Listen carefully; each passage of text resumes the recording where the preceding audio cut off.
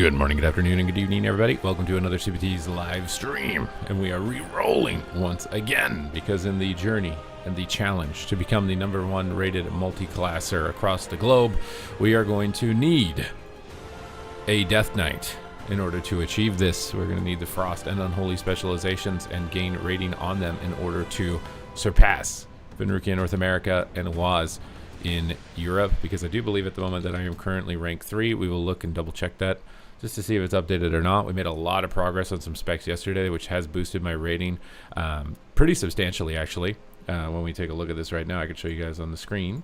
So we're looking at pvpq.net, we're looking at the multi-classer tab, and we're looking at US. So I'm on the heels of Venruki right now. I've got 1 spec in rank 1 range on Elemental. I'll probably bounce my Boomkin up there into range as well in the near future. But we got up to 9,800 rating, just under 9,800 rating. Waz, he still sits, I think, almost 1,000 rating above us. So we're absolutely going to need the Death Knight leveled up and geared and playing at this decent level of a rating in order to get past these guys. We're going to need it. It's going to be absolutely necessary. So we're going to have to level it because right now it is not max level. So we're starting from the very bottom. We're starting from the bottom of the barrel. Fortunately, we do have time walking on our side. And as a Death Knight, you can queue as a tank. So you can just pop up into time walking and spam it and just get a ton of XP really fast, be really OP. And that is what we're going to do. We're going to get this guy underway. We will be hanging out on the leveling journey and getting into the mix. Getting into the mix of it, you know? Get rid of all this stuff in my bag that I don't need anymore as well. With some flickering anima. It's not letting me do it apparently though. I don't know what any of this stuff is. Alright. It'll be fine. Someone in my live stream wants to report me for leveling. Jake, you want to report me for quite literally everything, okay? If you didn't want to report me, I would be more concerned than if you typed that you want to report me. I also don't know how good my mic quality is because I shifted my mic volume around for my saxophone and I think it's messed it up for the stream, so maybe it's fine. I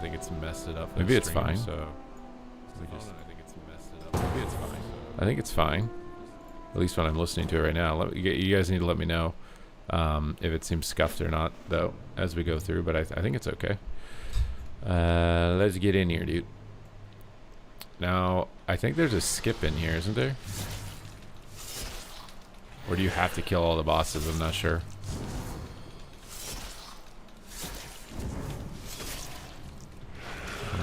Jump skip.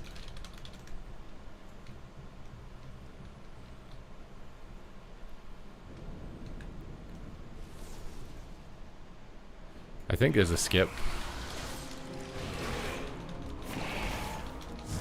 I don't remember which way to go now, though.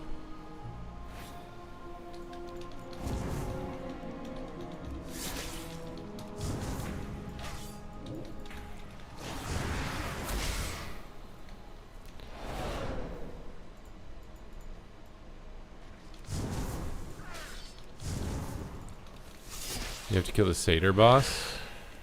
I think you just backtrack. That's still faster than killing everything on the top, I think. Pretty sure.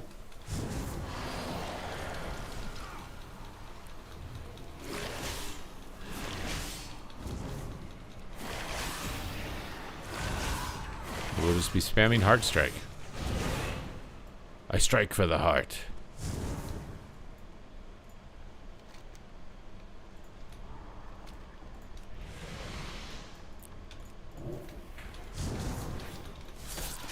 You ready for the consumption?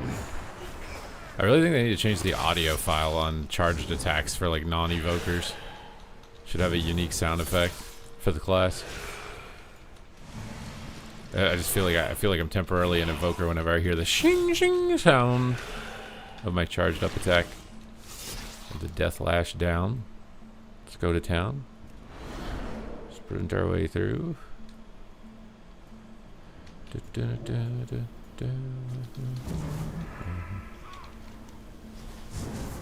Where is the satyr boss? I don't remember where he is.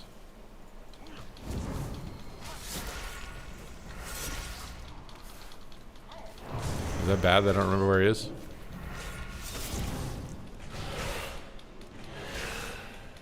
He's up top. Do we need this guy too, or could we skip the Hydro spawn?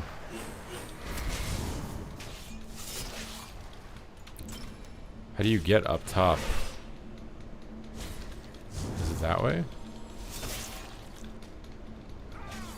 Could have skipped the Hydro. Okay, it's not that way. This way?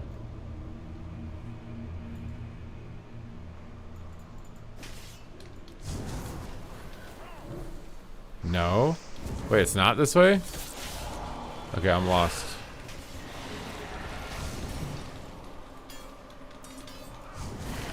Hopefully we can figure this out. Wait, why are all the mobs coming down? What is going on? What just happened? It's okay, we're big and strong. Bro, there's more coming. What? Where did this come from? They don't want you skipping, bro. They're like, nah, you can't skip. We're coming for you, dude.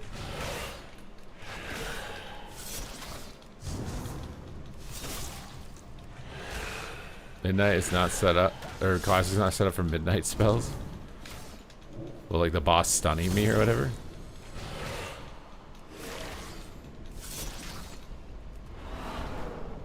Okay,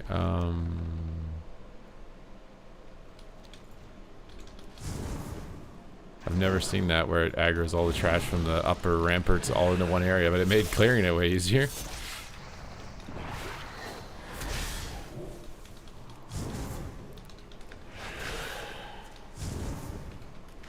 I'll just pull this just in case.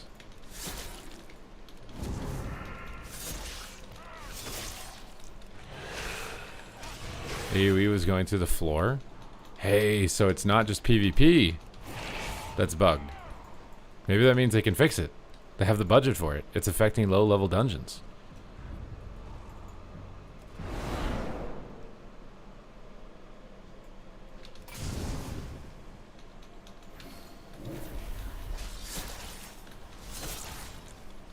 The Heart Strike. 20 years in, they'll fix it now.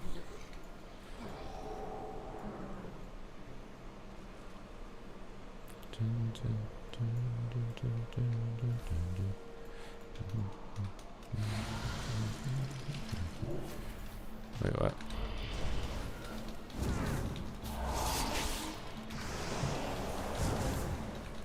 The biggest consumption in town. Intense pain. Trigger doesn't work on it, dude.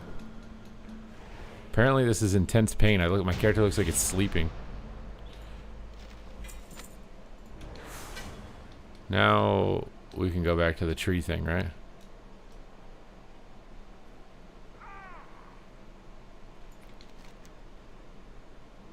I think. I don't even know. What quarter is this? We go to the tree guy now, right?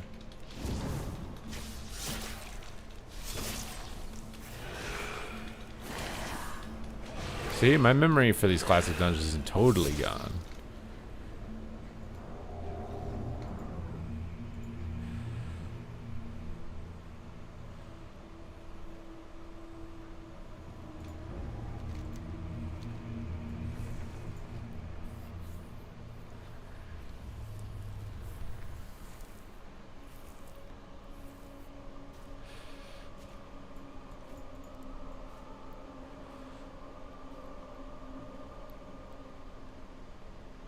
I still think this should be like a summon for Boomkin. You could summon one of these big tree boy, like an A-bomb.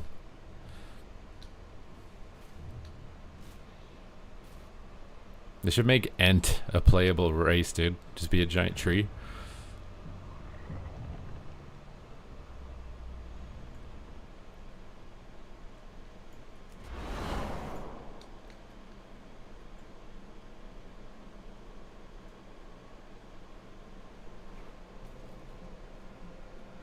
You know the biggest issue with MMORPGs in the current year, and honestly for like the past decade or so, is like public test realms. It's literally just that the game is solved before it even comes out. Before, like in Classic, you discovered these dungeons as you were going through them. You didn't know what they had in them. You didn't know what their loot table was. You didn't know anything. You didn't know what direction to go. Everybody was discovering the game together.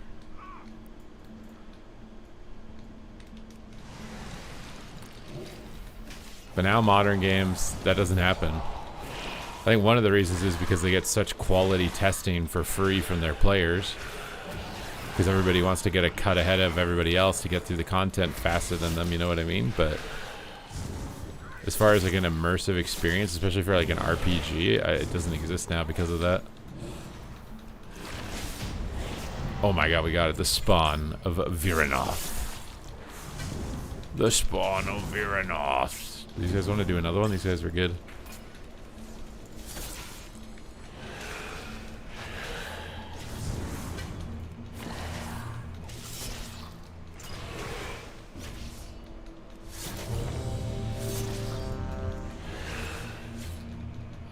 What did I get? Oh, I got a cloak that's not an upgrade. Feels bad, dude.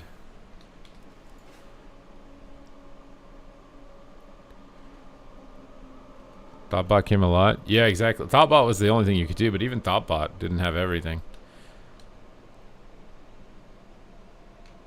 World first achievements.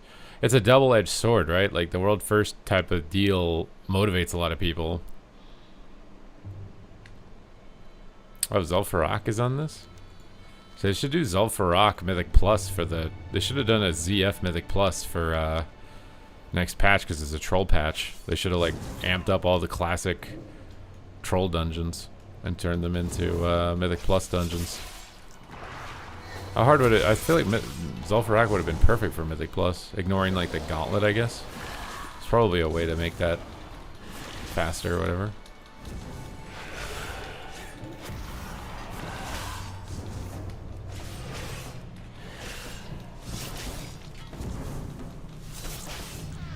Alright, we dinged. We're already one step there, dude. One step closer to rank 1 multi-classer.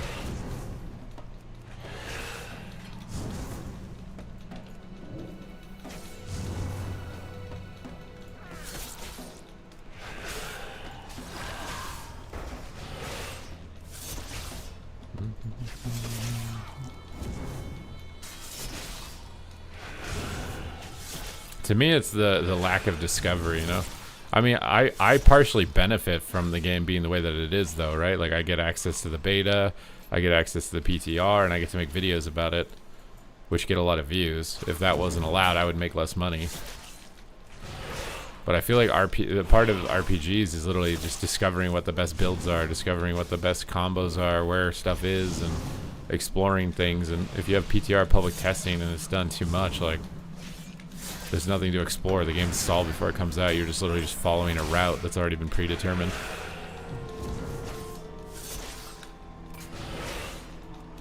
Mythic Plus time walking. It probably requires more work on their part, right? I assume building this into a Mythic Plus dungeon, calculating like percents of it or whatever, and mechanics, and would be more work than just scaling a bunch of numbers. But I do think if they want to bait nostalgia, like getting classic dungeons into the Mythic Plus rotation is probably the best way to do it.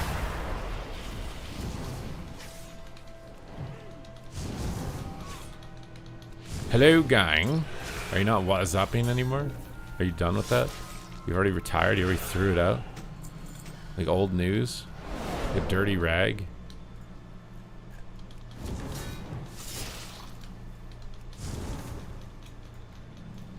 Emo because you have to leave soon.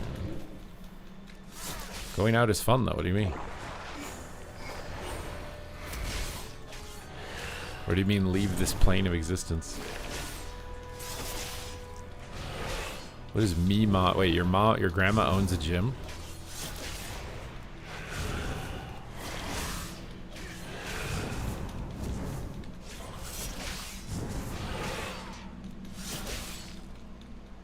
Walk, bro. Why are you stopping for 3 mobs? Because these mobs cast, man. You don't know me. I don't know which parts of this dungeon you have to do or don't have to do. Did we get the rare spawn? I think there's a rare spawn here that drops like some cool stuff.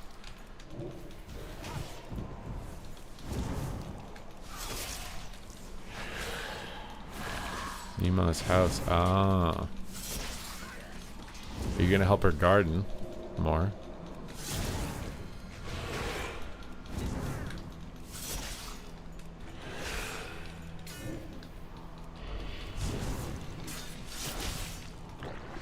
Someone I know recently got into a car accident. They were driving really late at night and they fell asleep at the wheel and they bounced into like a concrete barrier on the side of the highway and then went off the curb onto the other side of the highway, and they had literally just gotten this car.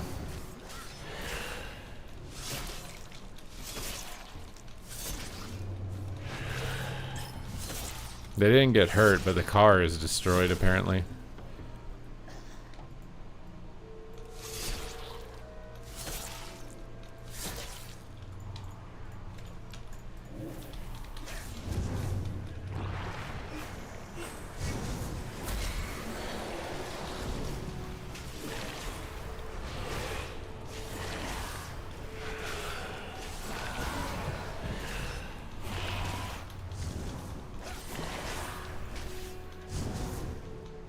Do you have to do the boss on the side here?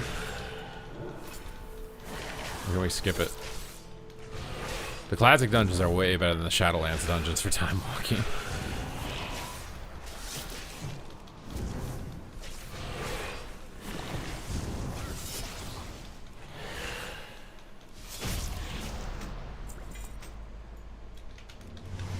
I don't know if you have to kill the things on the side.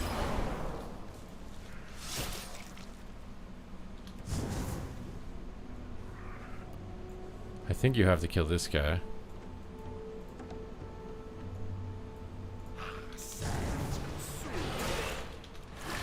Can you pull him like out of here, or is that not a thing?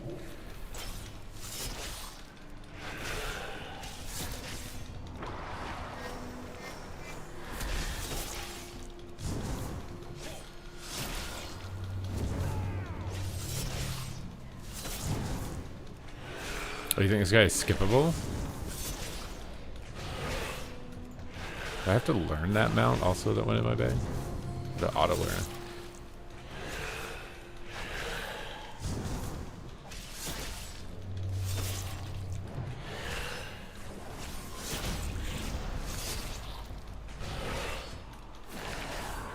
He won't reset.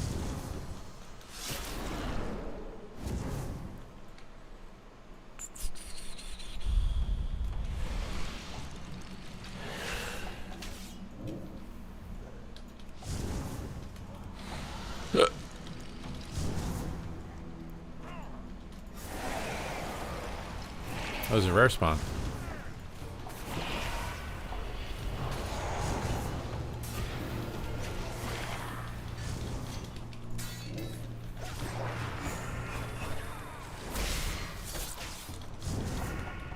The event mount auto learns? Okay, good.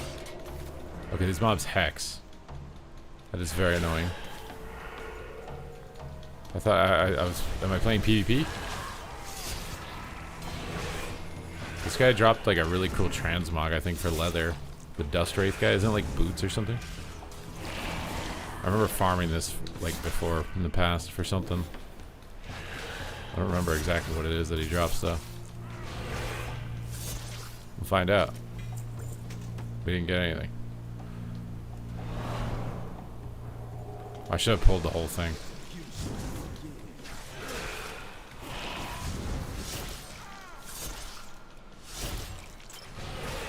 I'm relearning these dungeons, okay? We're rediscovering them. That hunter has a skunk pet.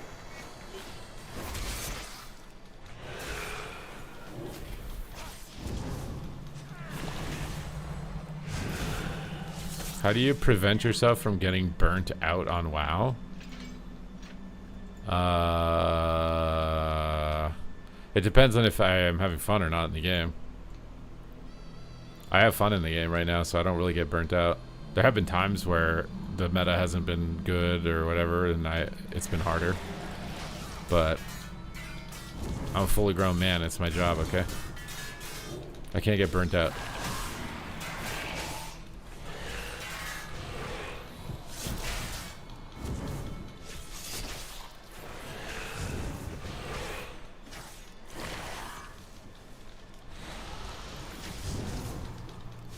Why rerolling DK? We're gonna need it to be rank 1 world multiclasser. We need more specs. We need Unholy and Frost.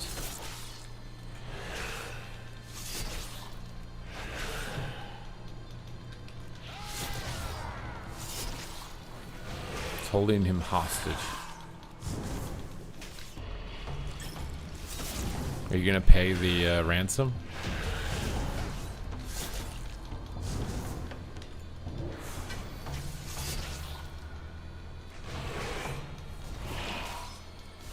Yeah, I don't have a Death Knight at max level yet, so I'm trying to get a Death Knight. I still thought this boss encounter was so cool in vanilla, just like getting these NPC like 5-man group to help you and then they turn against you at the end. I think Zul'Farrak is like one of my favorite dungeons of all time.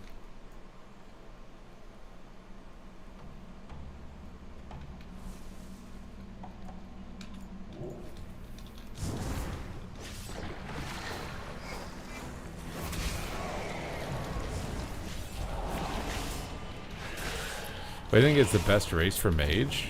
Probably Night Elf or Void Elf.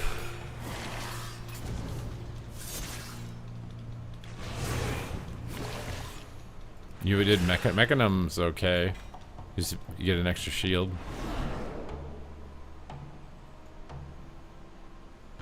Oh, they have bonus objectives listed here. They should make the bonus objectives give you like huge XP or something, because I feel like you should just skip them, no? This is definitely the week to level your alts in time walking, though. These are really easy compared to Shadowlands.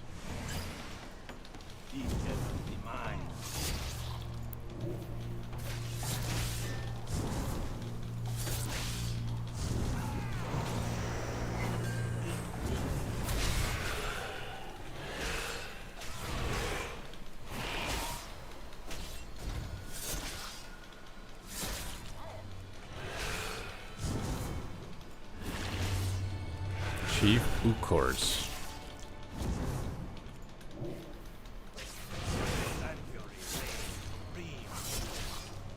You need a GM to assist with these Zelamon packs. Yeah, can I get an instant death touch? This is taking too long.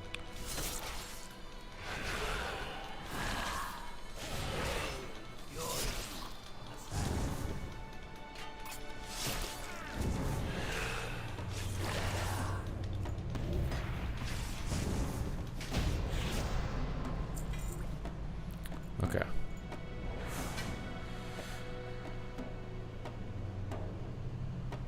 Not sure the racial will work. What racial? Mechanum? No, it does. Yeah, the little shield at low health, it does. Can be good if you're a mage who doesn't block. It gives you an extra little bit of time to react. I don't think it's too bad. I don't think it's too bad.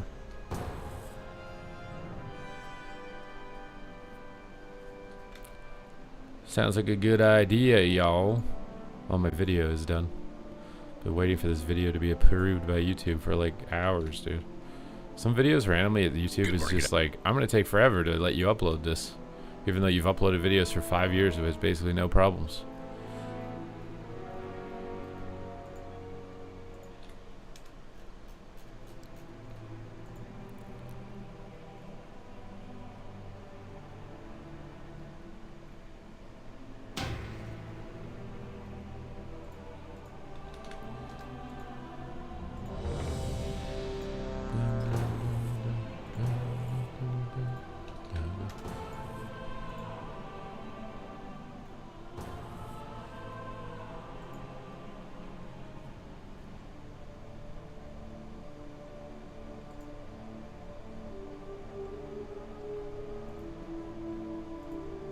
Alright. Dead Mines. Bro, these are fun. I like this little nostalgia. Oh, this is the new Dead Mines. Wait a minute.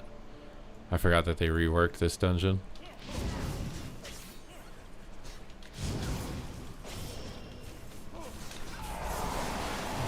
Why are these mobs actually hurting me?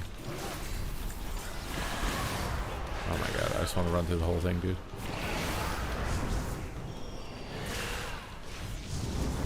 Was it Cataclysm where they brought back Deadmines? I think it was.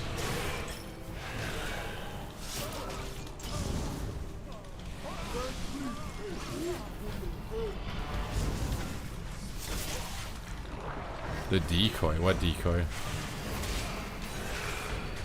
Cheaters in PvP. It's literally just whatever gets publicity, man. Like, if people cheat, we need to just turn them into YouTube content and then farm a bunch of views on it, and then Blizzard will ban them. I swear it's so sad that this is what it's come to now. It's literally just get a lot of social media attention and they'll change something. At least that's what it looks like is happening.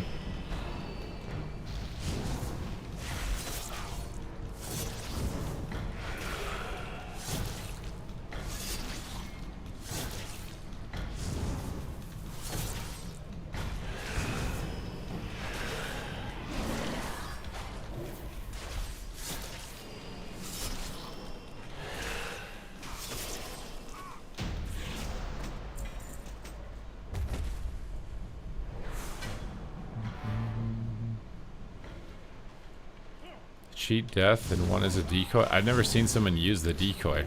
I didn't know that was a thing. What is the decoy? Everybody just uses the shield proc. I didn't even know you can like customize your gnome. You can pimp your gnome to be decoy or whatever. This guy's an evoker, bro. Evokers existed before Dragonflight. Look at Defias Evoker.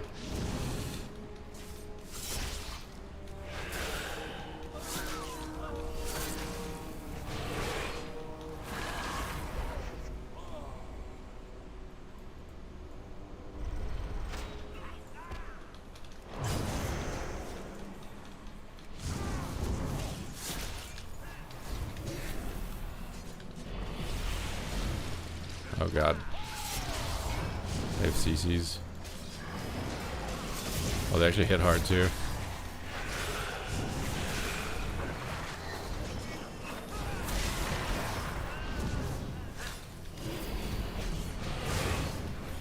What do people cheat gain? It's just ego. It's literally just they get to flex the mount or achievement or whatever in the game.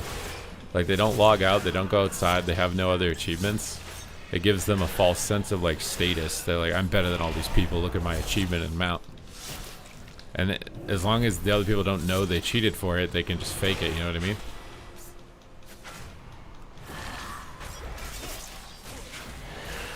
These guys just came through the door.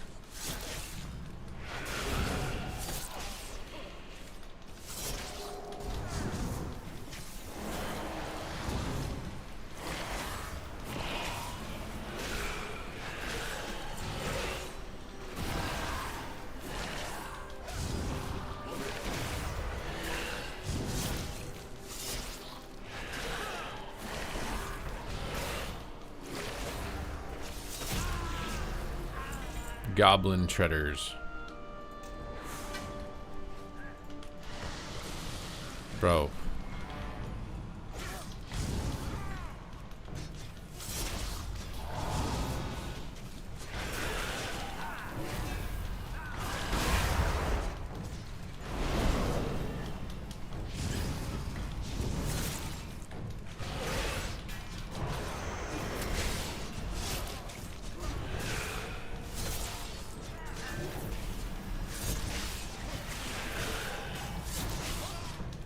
Isn't that what the new rate?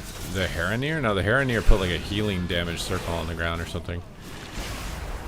They just have like crit damage modifiers and stuff. The thing is, the Shadow Meld is just so good, even in Mythic Plus. Like, it completely removes mechanics. I was watching like a guide for one of the dungeons the next patch, and there's like a mechanic, if you Shadow Meld a specific timing, you ignore the entire mechanic. You can just do the boss like it's a training dummy. Yeah, they cheat for mounts and cheat. The same way that people cheat in life, they're just cheating for status. They're trying to skip the work and get all of the validation and get all of the status that's attached to it. It's a better question to ask, why doesn't everybody cheat? The people that don't cheat, the only people is like, they don't want to get found out for cheating, because it's not going to give them the same dopamine and validation if it's found out that they cheated for it. Oh my god, what is this?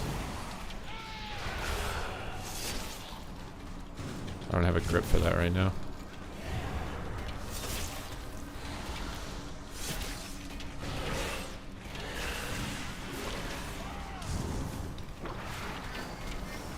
I feel like I'm squishy all of a sudden, dude. Do people interrupt hacks that auto juke? I mean, I'm sure there are programs to do that, yeah. People have been kickbotting forever. I don't know if it's most people, but...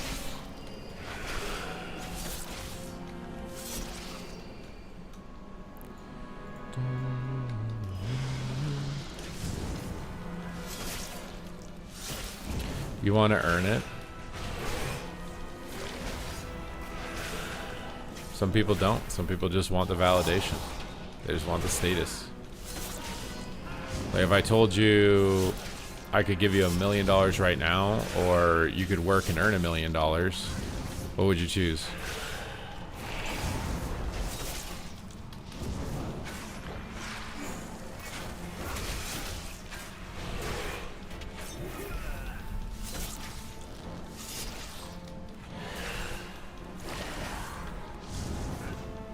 What's up, Wapo?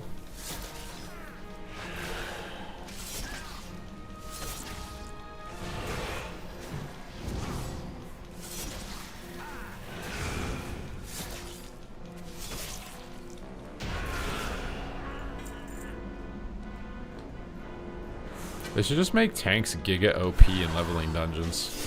Because like if I'm Giga OP and I can just carry the whole group by myself, I'm going to be way more likely to spam it as a tank, right? Like, just make tank the most efficient and OP option. And then everybody will want to be a tank because it just does the most damage, right? That's all you have to do. You just make tanks do the most damage. And then everybody will want to be a tank because it's what carries the group. People just want to play the role that carries the group. So the role that's mandatory should just be the one that carries. You'd be so embarrassed. Yeah, but the thing is they're not embarrassed because as long as no one exposes them, they don't know. The thing is if you cheat, like the next time you try and do it, you're gonna look like a clown. That's the only thing. It's a short-lived experience. That's what they don't realize. They have to do it once to realize that it's a short-lived experience to cheat.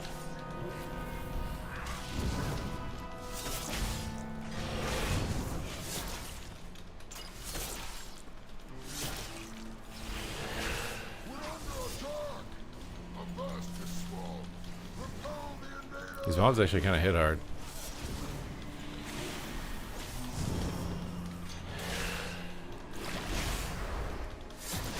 Oh my god, and they root.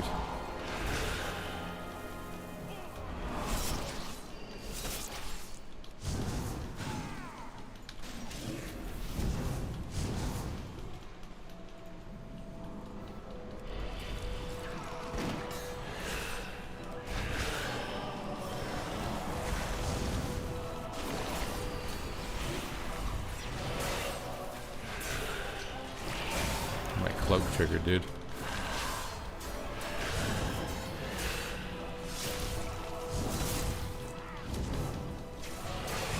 The Stormwind music is giving me so much nostalgia right now.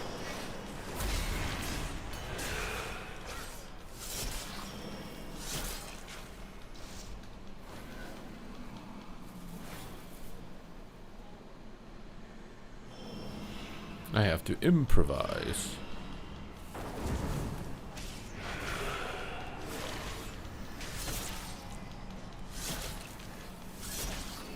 I think Dead Mines and Zul'Farrak are probably my favorite classic dungeons.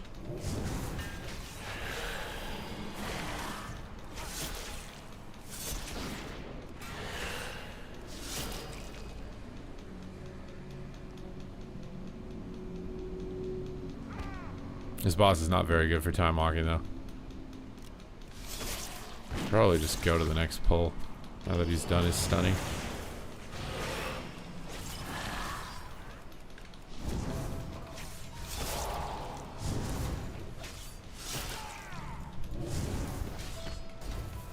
Okay, he's not done all of his stunning apparently.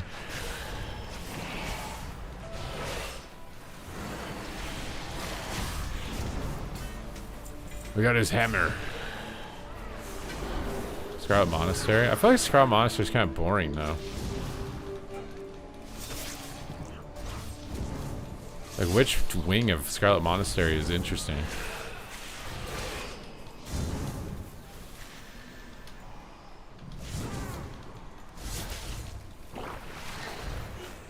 Are you just saying that because you could wear the armor, the Herod armor?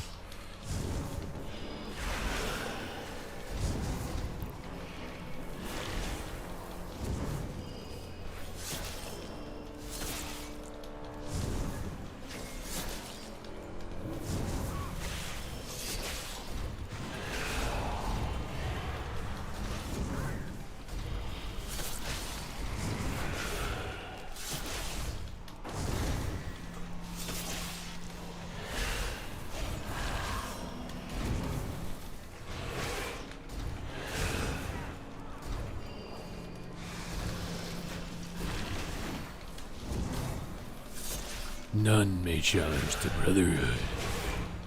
Wait, is this the actual classic version of this, or is this the Cataclysm? I thought it was Vanessa up at the top.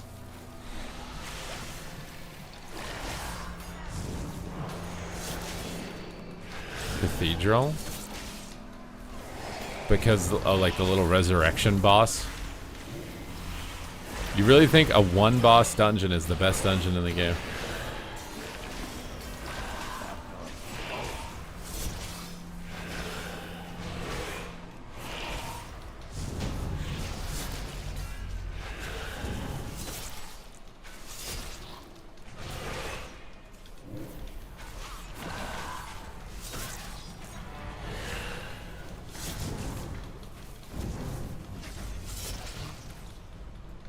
Cookie is below.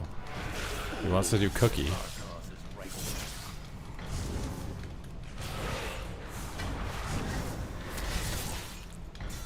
We're looting the boss.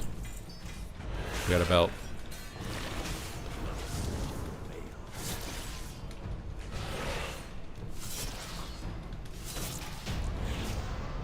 The only thing annoying about DK is that when you get loot, you have to like go re-enchant it at the guy. Or when you get a weapon or whatever.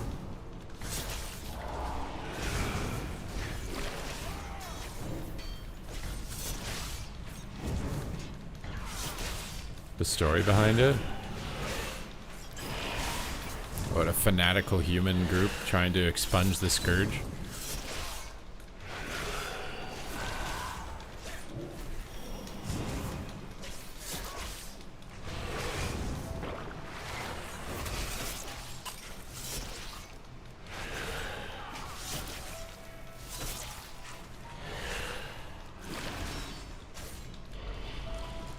God damn, bro. Cookie, what are you doing?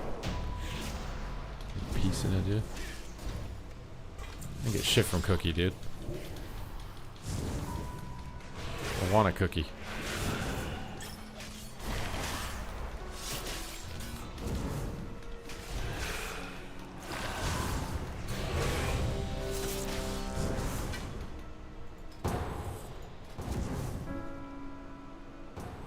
Ugh. Oh, Strathholm was pretty good too, though.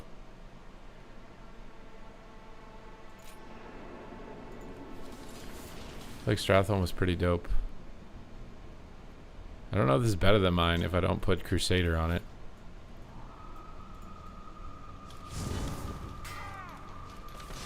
This is Blood DK rank 1 leveling? Yes.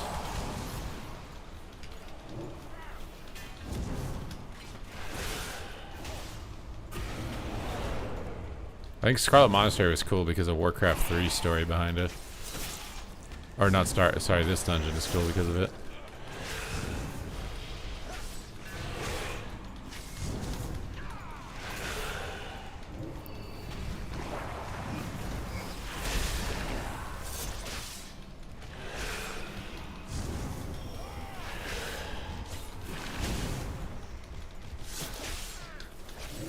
Oh my god. Is DK a good option for solo PvP? Like Shuffle and Battleground Blitz? I think so, yeah.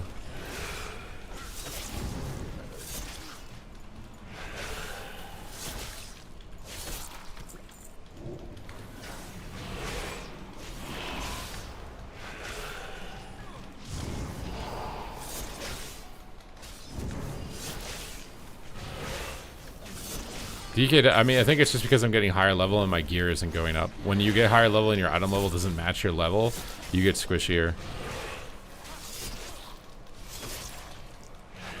Now I'm level 85. All my epics from like last expansion are getting incrementally weaker right now.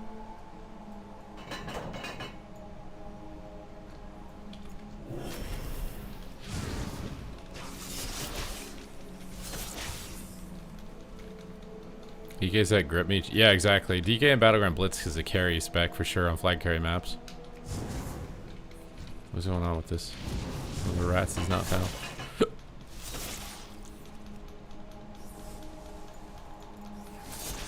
All that matters is Balnazar is defeated, so we can just run through literally everything, I think.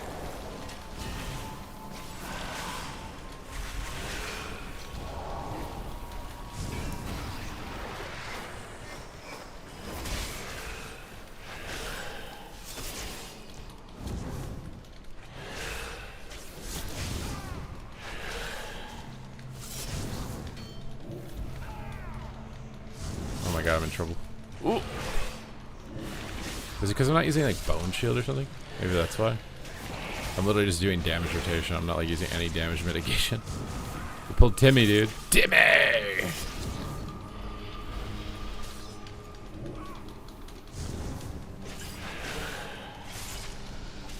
Maybe I should use Bone Shield to get some armor.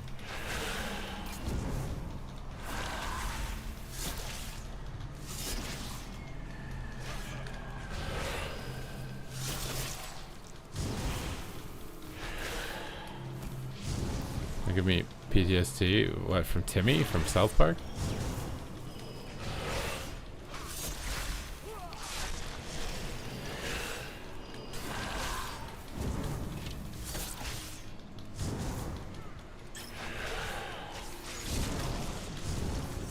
Oh my god, they disarm.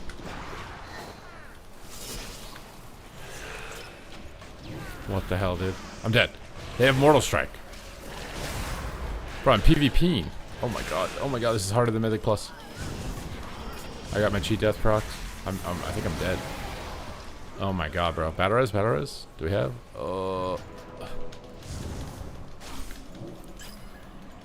Okay, you can't pull big here. I see why the druid was saying he hates this place.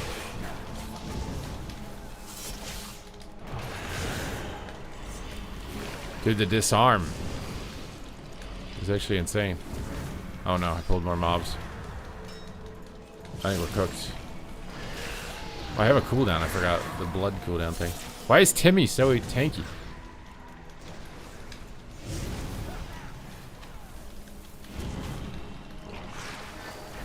Dude. Why is Timmy so tanky?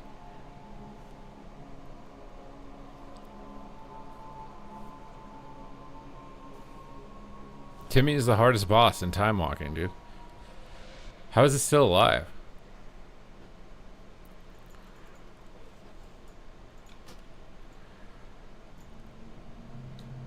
This is harder than the AWC. That was harder than any Mythic Plus pull I saw in the MDI, dude. This could be a Mythic Plus dungeon. Bro, why isn't this a Mythic Plus dungeon? Mythic Plus Stratholme. This would be sick, no?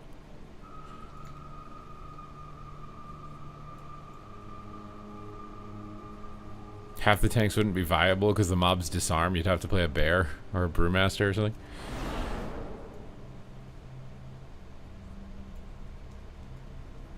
I really can't believe they didn't do classic Mythic Plus dungeons just to bait all the nostalgia from everybody. Let's just skip Timmy, bro. Fuck Timmy. Skip Timmy. He's a bait. Fucking skip him. That guy has too much HP, bro.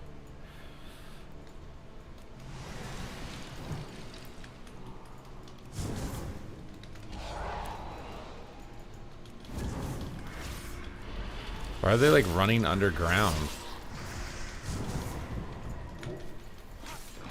Showback would love classic Mythic Plus. Yeah, exactly. I just don't like.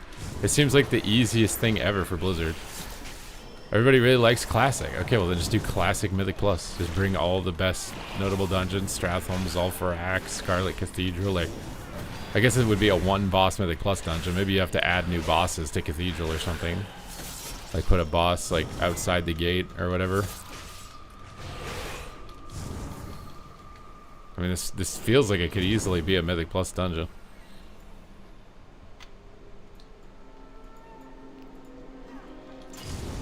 The disarms would be... You probably have to nerf the disarms, though. There's too many.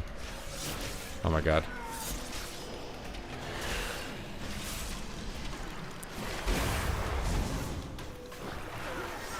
Dude.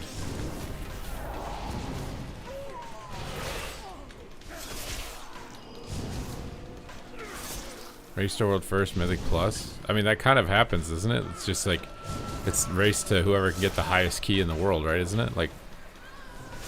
Isn't that what people do at Mythic Plus? Whoever gets like the highest key by the end of the season is like the Race to World First winner. I think the problem is that the race doesn't happen when there's the most hype for the expansion in Mythic Plus. Like, the raid is right at the beginning, so that's when most people are playing. People are actually doing like seriously hard content. Mythic Plus is at the end of the season when everyone has quit. Like, if you look at the number of Mythic Plus keystones completed, it was 5 million on the first week, and it's like less than 1 million now on this week. Literally, it's lost all of its players. Even with everything they've done, even with all the new rewards, even with the 1% title, even with the, literally, it's lost all of its players.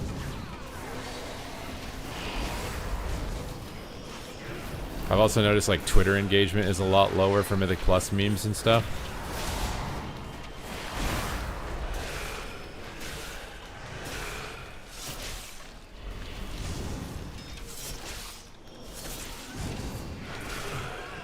Note to self in Stratholme, skip Timmy. Timmy is too strong. So we mocked Timmy, but we should have been more wary.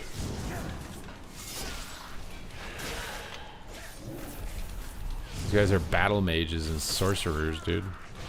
New Classic Plus classes? Gallants.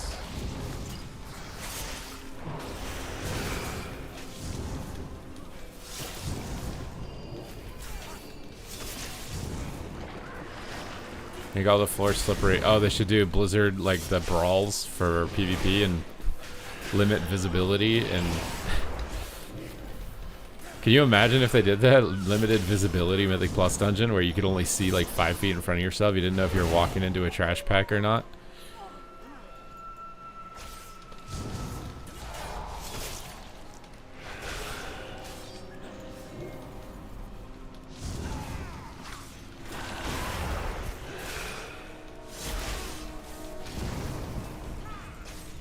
I don't even know if I can pull the boss. Randomly, like, uber squishy. Oh my god, the boss pulled. Does he reset if he's in the door?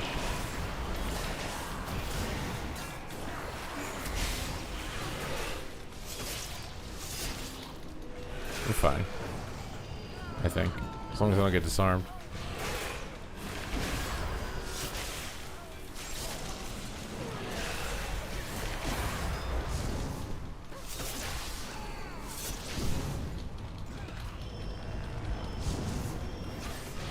Oh, he sleeps people. Oh my god. Oh my god. Oh, I made a paper?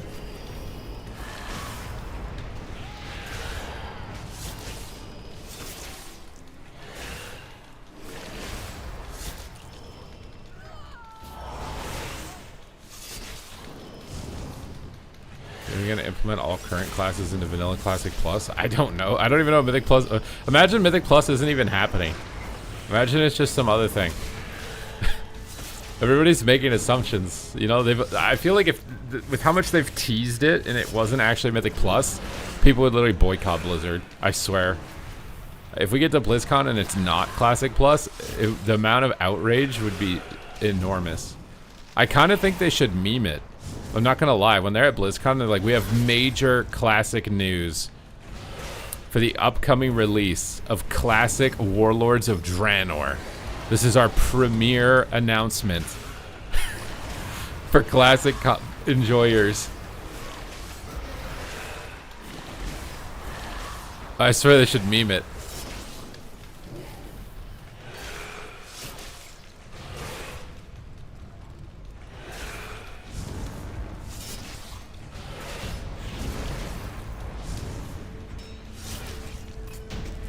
We know you all can't wait to get into whatever it's called. I gotta leave because I gotta put a weapon enchant on my weapon. There's no way I'm not equipping a 165 weapon. Warcraft Immortal. Based on the success of Diablo Immortal, we've decided to take World of Warcraft down the same path.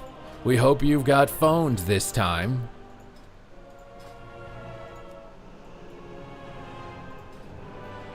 Enjoy our massive microtransaction system where you can pay to win yourself to the best gear. To flex on all of the brokies while you sit on the toilet playing Warcraft Immortal on your phone. The one-button assistant has been applied.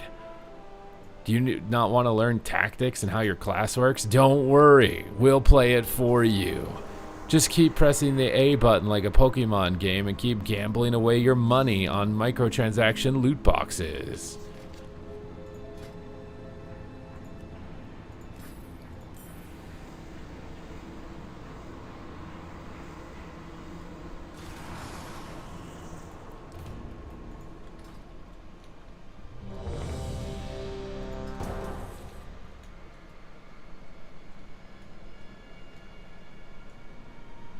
Artifact weapons from the cash shop. Buy your Azerite power instead of farm it.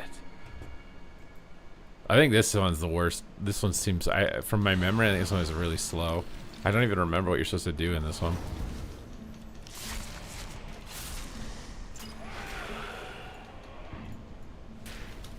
I think it's just because there's a lot of big mobs, not a lot of little ones.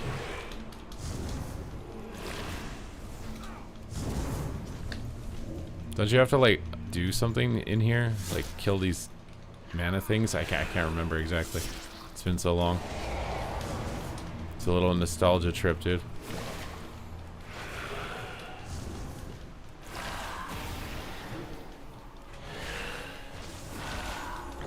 It takes 3 minutes. But I don't have to kill any of this stuff? I could just skip right through? I thought you had to, like, unlock the boss. By killing the mana remnant things.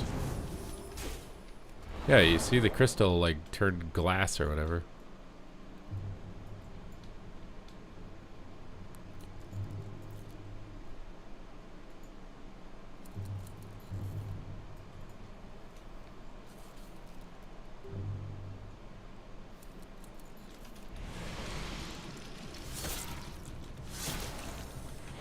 Why do they make these dungeons so efficient and not change the Shadowlands ones, dude? The Shadowlands ones have so much RP and the last bosses one-shot you. And have annoying mechanics that you have to repeat infinitely if someone picks it up and doesn't know what they're doing. Oh, it'll aggro all the trees to you if you don't pull the trees, I see. Oh, you guys are baiting me and now all the trees are coming. You guys baited me. Is this it? You're like, oh, just pull the first boss, it'll be fine. Yeah, okay. This was, you guys baited me. My chat has baited me. It's just trees. Yeah, they knock you around, okay? I don't know if you've been knocked around by giant trees before, but it's not exactly comfortable, okay?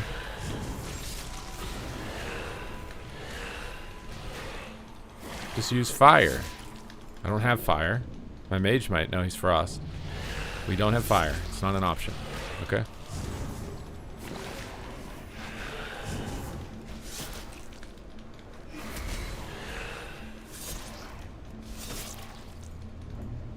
You guys didn't even warn me. You guys are just like, pull the boss.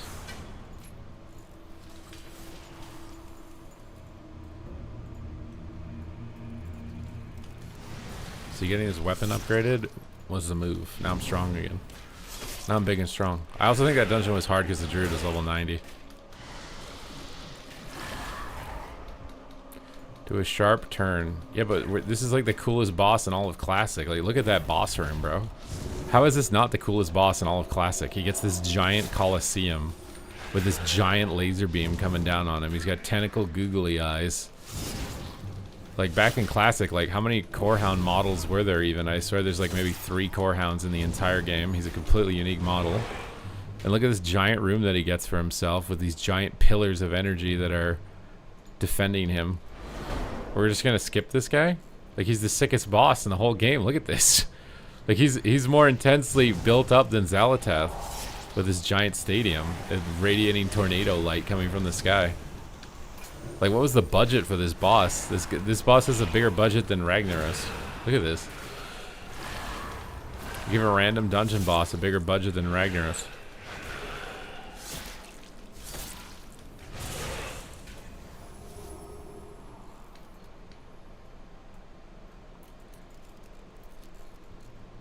And you just jump down here, right, I think? Shendra Lord.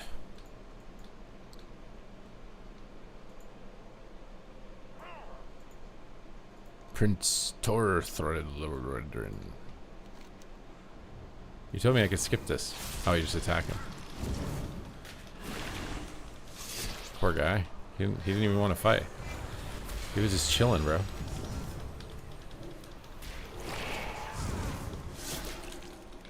Wasn't even high enough to have a lot of memory. Wait, you did this and you don't have any memories of it? I feel like I don't have memories because of TikTok. I think TikTok, like, has completely ruined my brain. I think it's like given me depression and like lowered my ability for memory. Especially like long-term memory. I want to go again. You think it's just age? Is this just what happens when you get older? You just don't remember stuff from so long ago? Is that it? Vivica, thank you for the raid. Oh no, everybody's leaving me. Ugh. But I know Vivica wouldn't leave me. Even if I was stranded on a train, I would not be abandoned. We get the Joe raid as well. The Seagull Warrior. They should have put a glyph in the game for Joe Fernandez. When you like pop die by the sword, it spawns a bunch of seagulls around your character. I gave you 6-7 viewers. And I gave you the emote, okay? Or even now. You can't hold this over my head.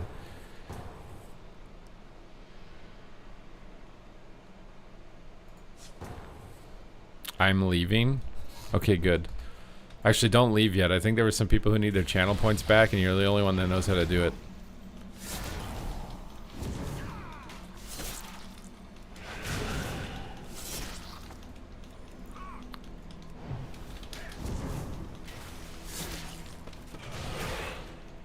Who? I can't even remember. If they're here, they'll let you know.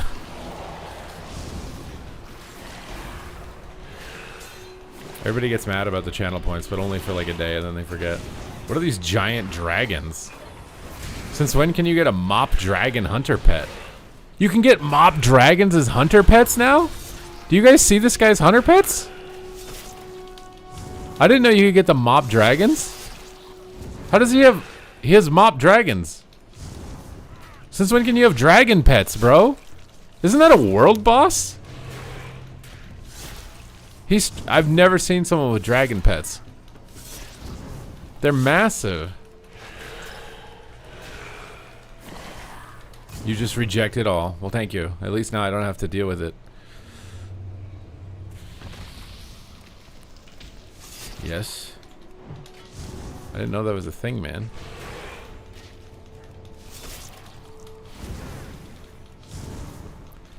The thing I don't like about DK is you like run out of stuff to keep aggro on mobs. The lesser dragons? Those don't look like lesser dragons. What do you mean? That's insulting to those dragons, by the way. Lesser dragons. You see how big those dragons are?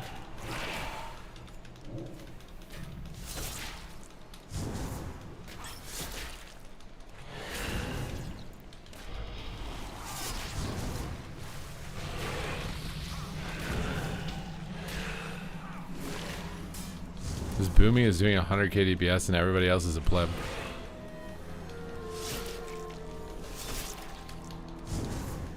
You got the Skelly Dragon from Mop? There's a skeleton dragon? I need to figure out where this is. I didn't know you could get dragon pets.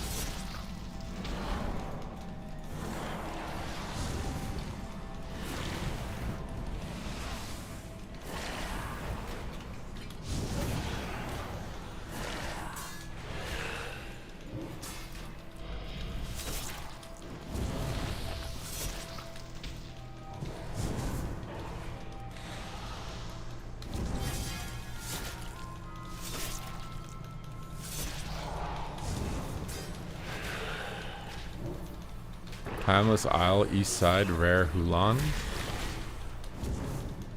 Does it have Mortal Strike? Surely it doesn't have Mortal Strike, right?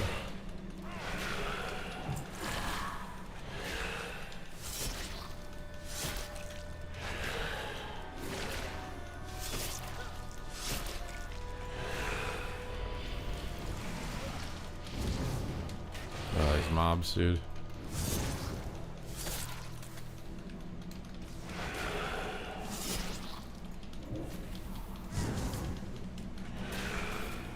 Hex me 3 times, bro. We were attempting to get world first, or not world first, but number 1 multi-classer. The highest rated, combined rating solo shuffle player. So I need a Death Knight to be able to pass Venruki. I gotta get my the Death Knight specs higher rated than Venruki's Death Knight specs. So we're leveling a Death Knight. Classic Time Walking is OP, although this dungeon isn't as OP.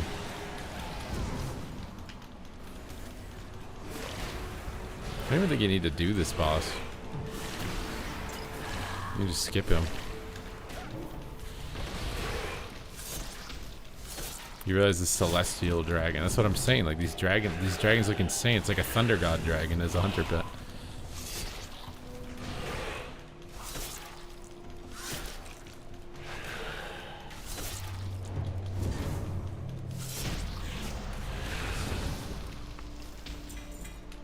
I got a ring-a-ding.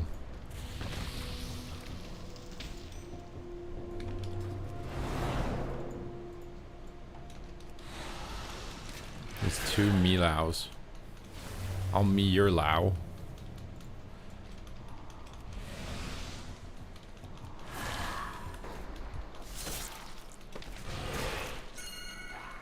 Nah, bro.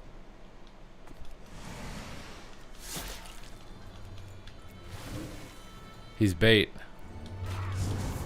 That boss is bait.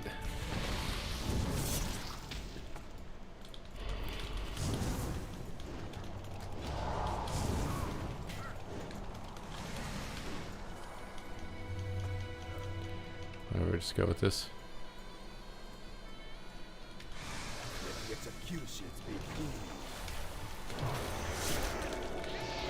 Frog immunity with the Lich one. Pull up to the top.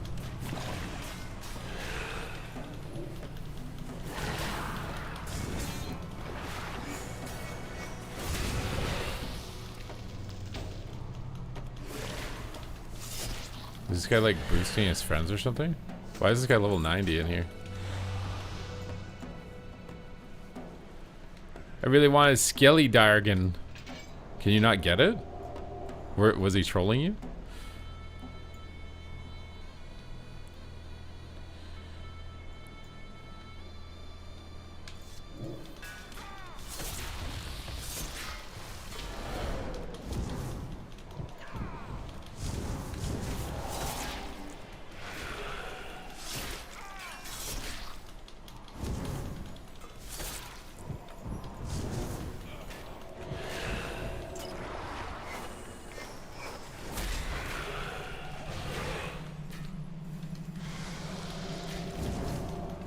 What's up, Haste? How you doing, my guy? How's your Glad games going? Are you making progress?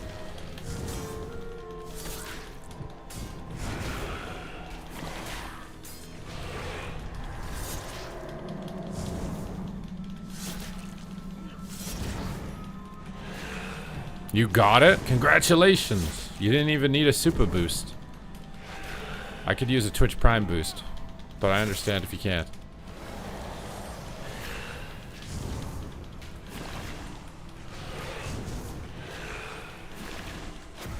Why is that guy just running around, dude? Why are you just running around, bro?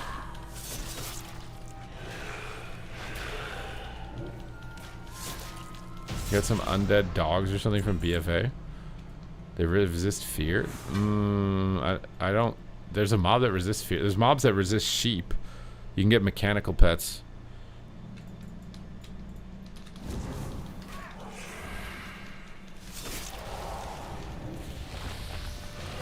You know, like being a support. I'm not gonna lie, how Ret Paladin is currently designed is how I think it should be designed. I actually think it should just be a utility kind of support healing based thing.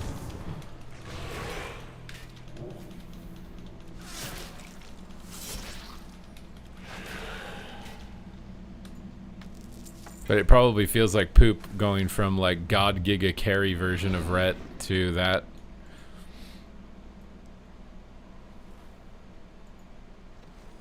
Oh my god, they stun. Are we kidding me right now?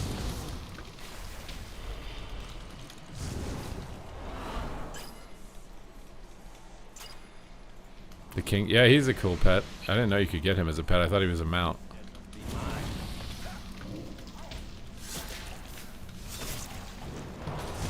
Are these stuns or fears? Oh, I liched. How am I getting frog? I'm supposed to be immune to that.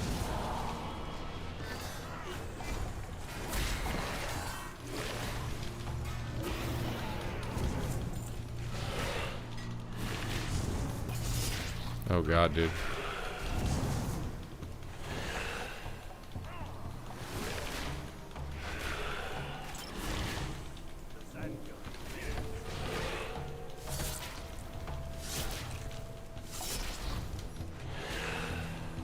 Rooslu. Shnoo Shnoo. And the Chief of the Sands. You want to go again?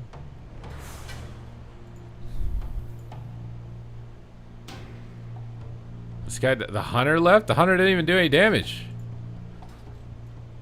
What? Did he ding 90 or something? The guy who did bottom damage getting boosted is the one who declined? I mean, I guess maybe we'll RNG a Giga carry Chad instead. I don't know, that's weird to me. 2 boomies now? That link shows you different types and how to get them. Well, all like the pets? The hunter pets?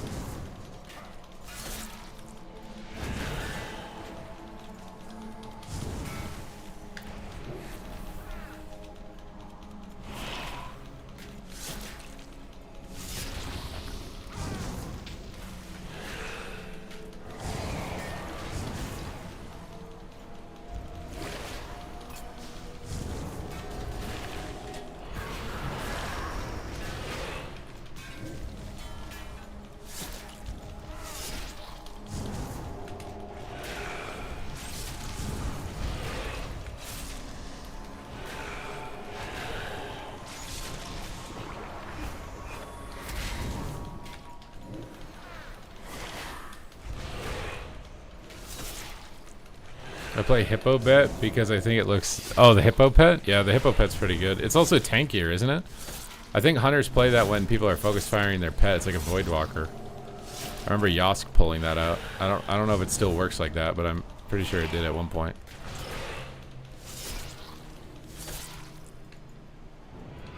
How close are we, dude? Oh my god, almost got through the other side of the gate.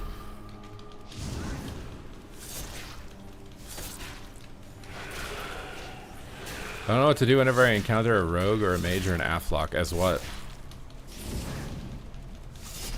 You're playing like you're trying to get glad, or are you playing shuffle?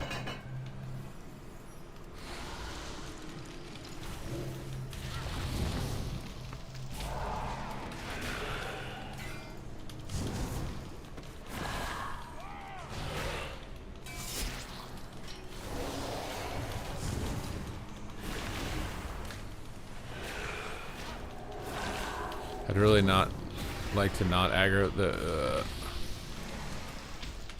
This guy is a pain. Bro, you ding so fast, Rob. I'm literally gonna get... Like, how long has this stream been? I'm almost level 90.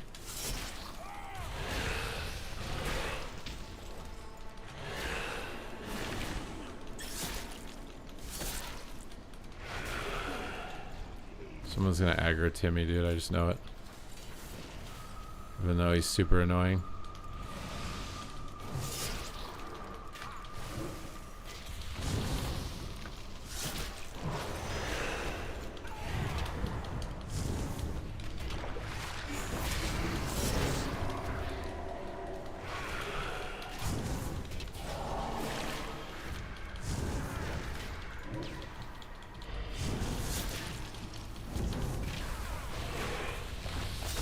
Does this feel easier than when we did this last time? I just jinxed it, didn't I?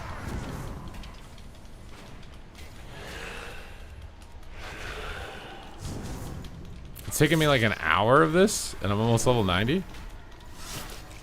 Bro, I should level more, dude. Blood DK leveling OP.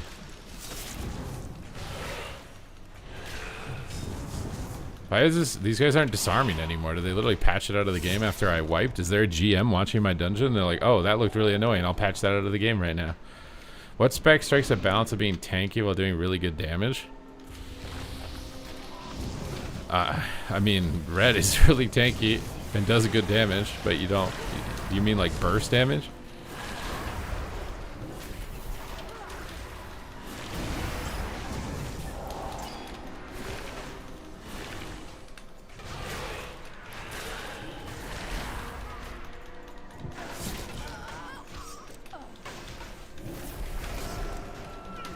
You know, I just got double disarmed, brother.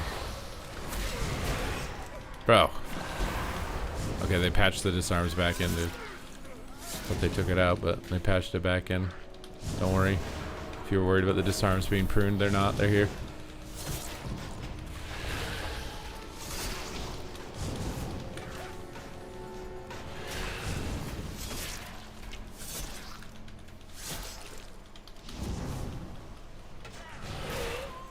Why do these mobs take so long to move?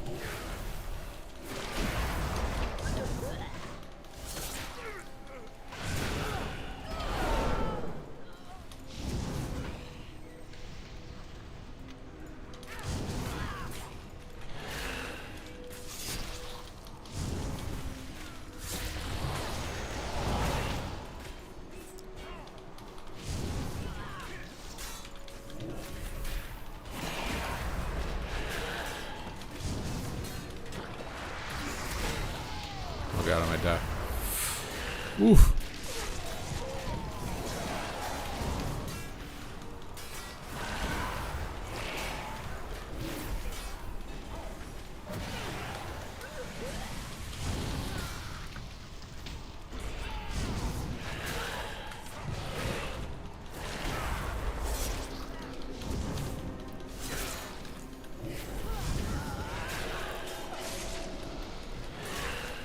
Right, as a common killer because it's not tanky. I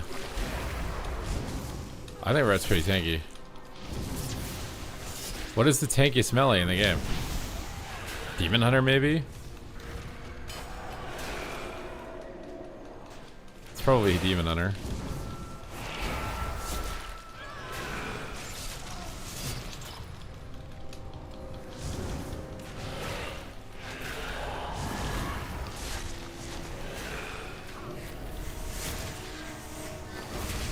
No, he mind controller or carry, dude. This is the only problem if you have one guy in the group that does all the damage.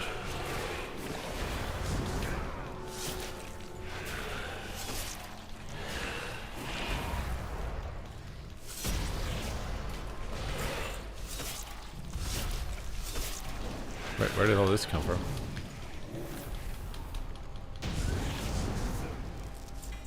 Alright.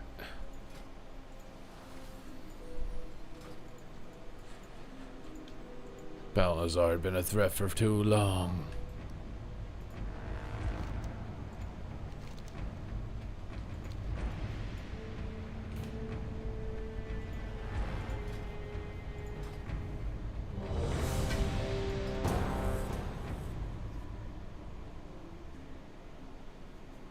If you focus on just using Eternal Flame, Rhett is incredibly tanky.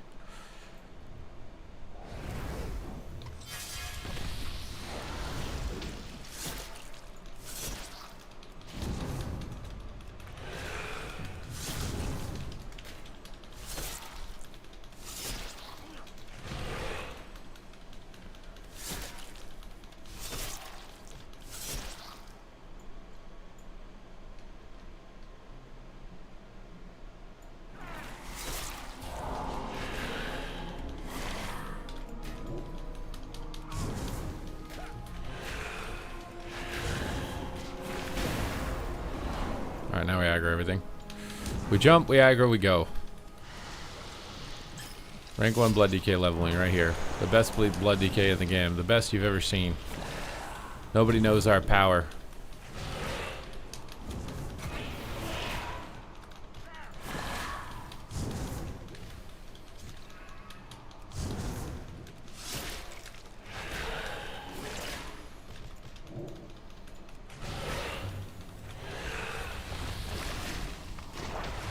I mean, like, let's just list the specs. So, Acid Rogue is definitely squishier than Ret.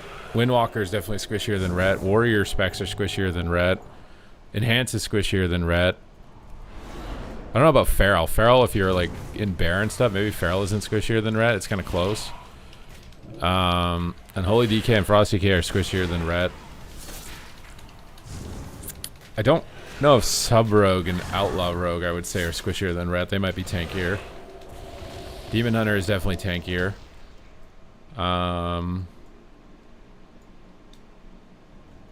What else is tankier?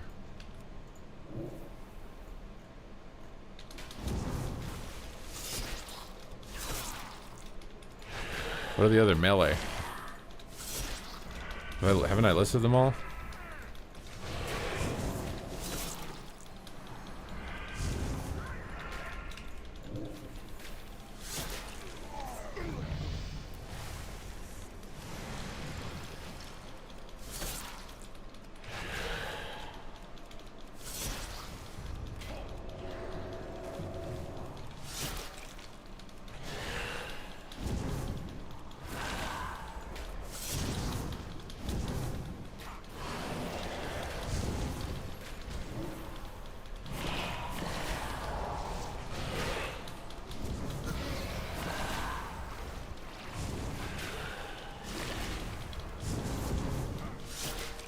Hunter, Survival Hunter? I think Survival Hunter is tankier than... Not tankier, actually, than Ret. Maybe close. It's close. What other melee?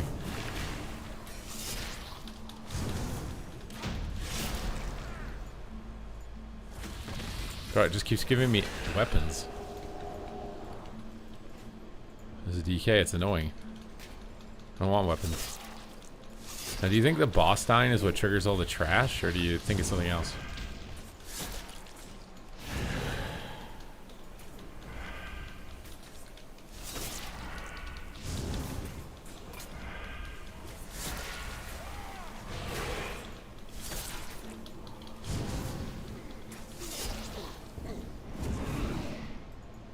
I'd put Ret on the higher level of survivability of melee. It would be in like the top 5 for sure.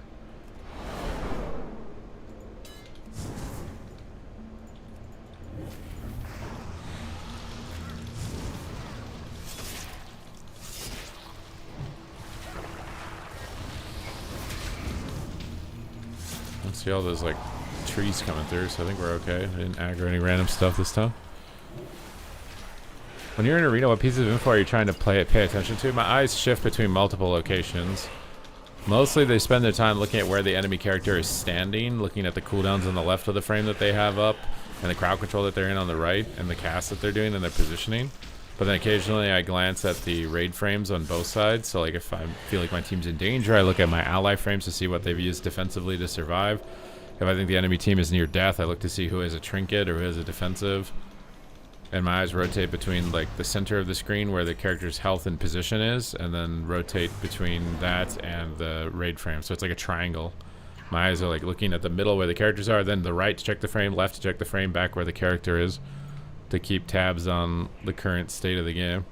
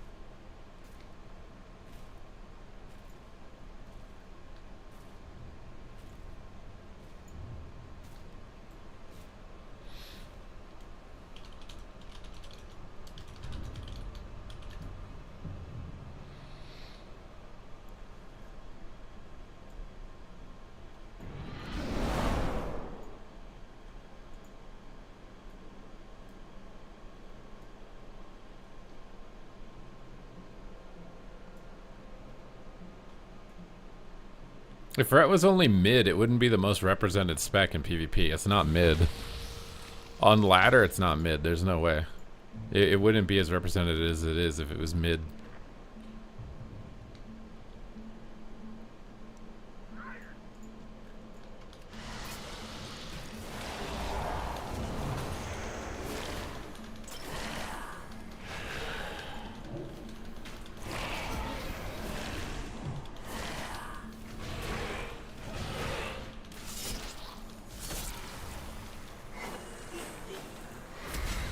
Did we aggro something?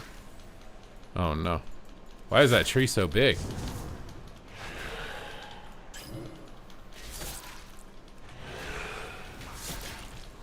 Uh-oh.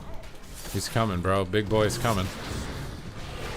We ready for this? I used my... Oh, fuck. Oh my god, bro. Now it's a Mythic Plus dungeon.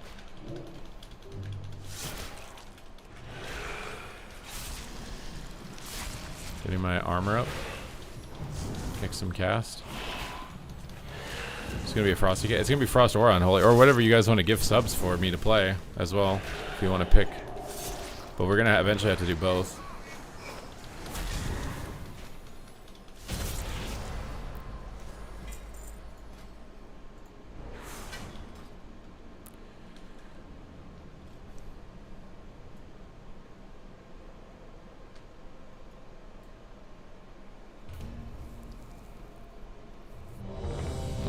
There, dude. We're almost there. This is speed running, bro. This is so fast. We keep getting the crit ones, though, dude. Oh, wait. This is a different one. Oh, this one's kind of a crit one, isn't it? You have to do all the towers, don't you? I imagine. Aggro this guy before he gets away.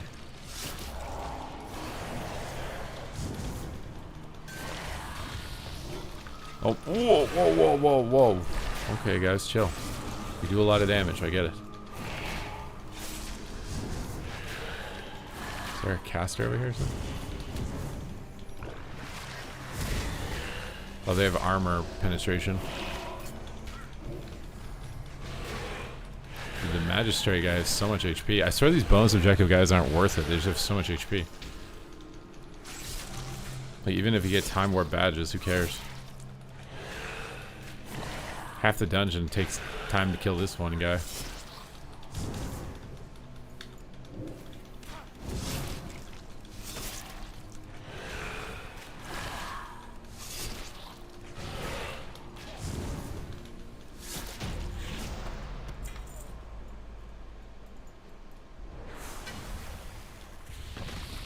You crafted your way to 80 in Dornagal? How long does that take? Yeah, you have to... This is the worst one, I would assume, for time walking, because you have to disable all the ziggurats. Although, I'm not going to lie, ziggurats are such a cool construct. I don't know why they didn't do more with ziggurats. Like, they should do more with the structures from Warcraft 3, like create dungeons based off the models of the buildings in Warcraft 3. Mind you, people probably haven't played Warcraft 3 in so long they don't even remember what it is.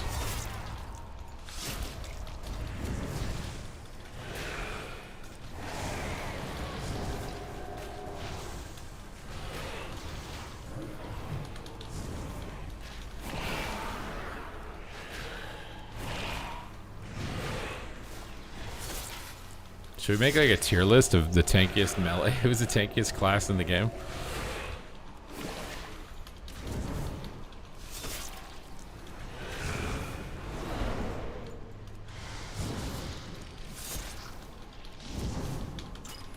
Apparently I should have pulled all the way to the ziggurat itself. Be cool to get a battleground with like an undead theme. Like War of the Plague Lands, you know what I mean?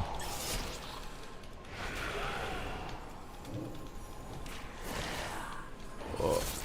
Even if it doesn't thematically make sense with the expansion.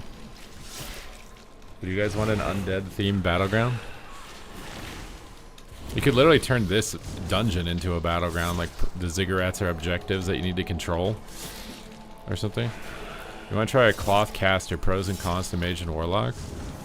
Mage is a lot easier to get effective damage at than warlock right now.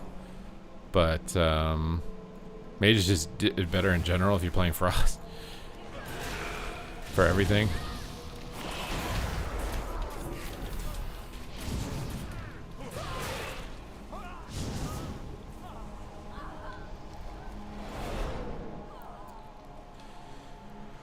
A crystal has fallen.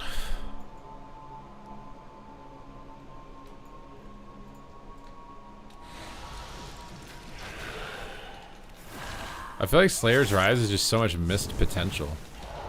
Like, they have all these cool effects in the zone for world PvP, like catapulting you, and you're like turned into a cannonball and you knock everybody away, and they have these like anti-gravity lasers and stuff in the world PvP zone. Why is that stuff not in the dungeon, or not in the BG? What? Hey, we made a bunch of like really cool fun stuff in the world PvP zone. Let's not put any of that in the battleground. Let's just make it a giant vacuum where 40 players just attack each other. With no fun stuff.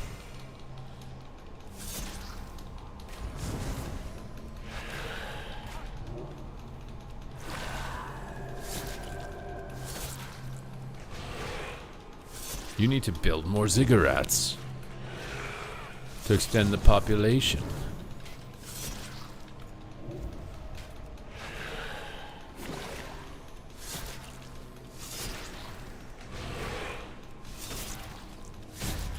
My opinion is they should have just gone crazy with all the little special effects that they did in the World PvP zone and just shoved all that into the battleground and made it really crazy. And add like cliffs and like void portals that you get knocked into and you die, and just add a bunch of random shit. Don't try and make a serious epic BG. Just make it fun. Okay, this one is by far the worst one for time walking, though. I will confirm. There's just so much RP, awkward positioning, weird mobs, a lot of CC. Definitely lower on the tier list for time walking efficiency, for sure.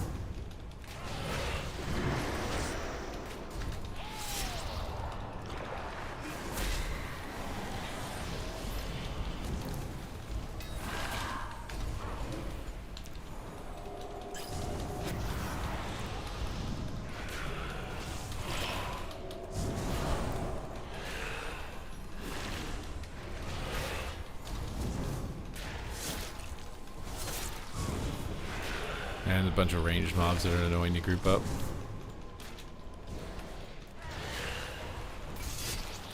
I probably should have just ran up on top or something.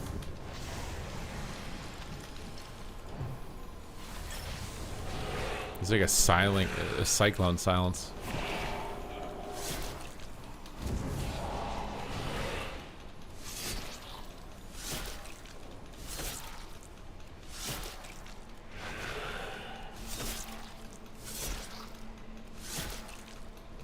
I feel like Slayer's Rise was kind of doomed at the beginning when they announced it as like 40 people running into each other. It's like the game is too laggy to support that.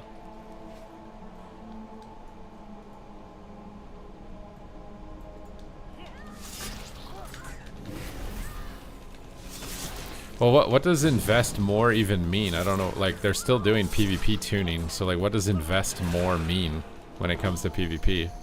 That's what I don't understand. What does that mean? Like, we're still getting the same stuff. So what does that mean? Like, are they trying to say that's why they didn't address MMR as fast as people would have preferred? Is that it? Like, it's not going to be as urgent to fix issues or something? Is that it? Or what does that mean?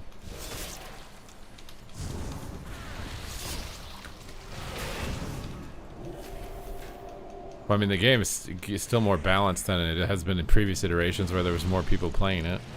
I think it's just because the devs working on it have a better understanding than the older ones.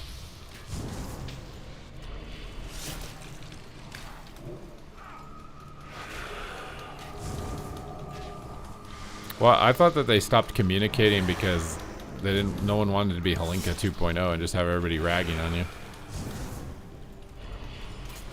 That's what I thought.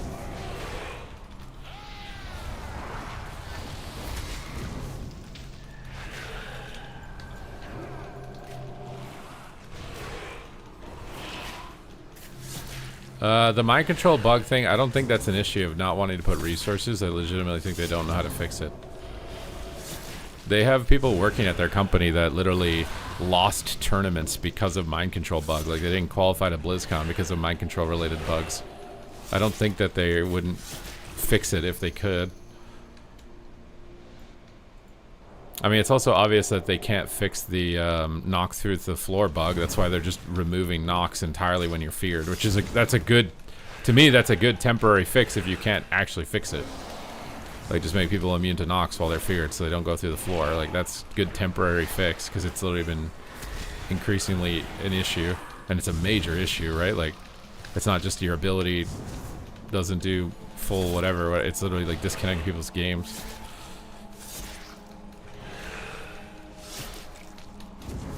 Oh, that was the pre-patch, yeah, the pre-patch jump bug. The pre-patch was just not really fun, though, for PvP in general. Was that a midnight bug? Maybe it was. I think it probably has to do with something with player housing, the same way that the Siege of Orgrimmar elevator that he talked about in an interview, where he was like, the Siege of Orgrimmar elevator bugged player housing or something like that, I think. It's probably all related. But it's a matter of figuring out where the relation is. Which I would imagine is not that straightforward or simple. But I do think it's a little unfair, though, because it's like, if they made the rewards in PvP more attainable for people, more people would play it. I think for a lot of people, it's like the rewards have been very hard to get because MMR is very squished, and you play it and you lose a couple times and you just give up. So this isn't, because the thing is the entire game is driven by FOMO. So everybody has a checklist of the rewards they're trying to get before the patch finishes. And PvP rewards, for like most people, they just write them off because they're so hard to get. They take too much time. And there's like emotional things with PvP compared to PvE as well, but I think it's mostly time. Just make the PvP rewards more attainable. I think also the vicious mounts, like the saddles you get, haven't been that good. Like, that mount should be like the main reason that gets like a new player to try PvP. And the vicious mounts have just not looked cool, right? Like, if you can't use player power to motivate people, all you have is cosmetics. So if the cosmetics sucks, you have nothing to motivate somebody to play it.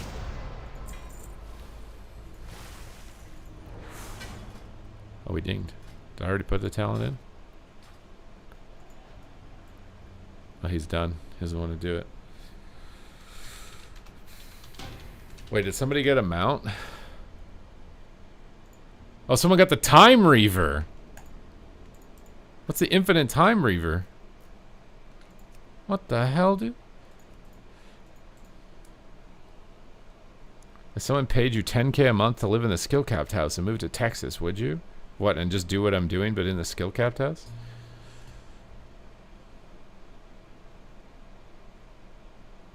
I don't understand why they're putting retail stuff in Classic. Why are they doing that? Like, people like the Classic UI. They don't care if it's janky or not as optimal as they might consider the retail UI. They don't care. They want to just look at the Classic UI. They want the Classic menus because they know where all the settings are. Why are they changing that stuff? I don't understand why they're changing that stuff for Classic. Like, just leave it alone. No, they don't want you touching that stuff. I've not seen a single, like, Classic WoW streamer happy about them doing it. They're all mad. Was that was the... I think the intent for the knockback change was to prevent people from disconnecting, yeah. Because that's how you disconnect.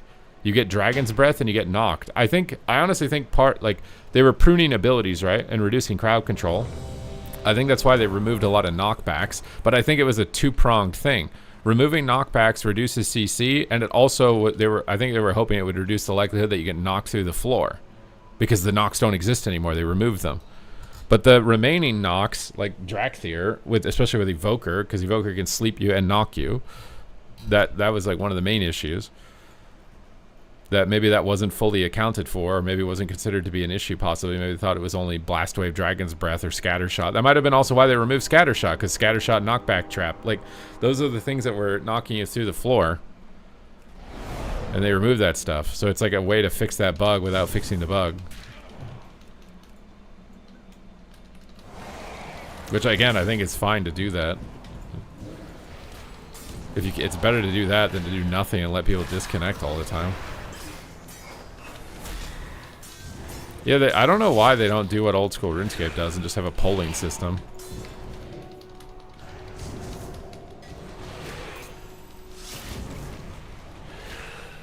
With classic WoW, because I swear so many people are mad that they did that with the UI. Like, they like the old menus and they like that. It just, they want it to look like it did when they were a kid. They know where everything is. They don't want that changed for the quote-unquote optimalness or whatever you want to call it.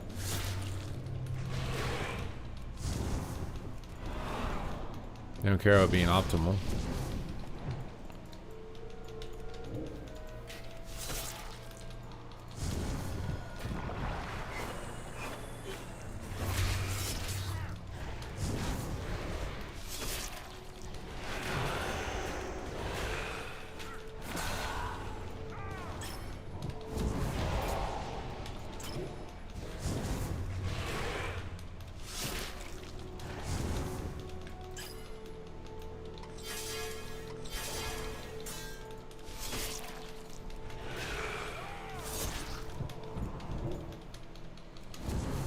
Oh, they were taking parts from SOD? What do you mean parts from SOD?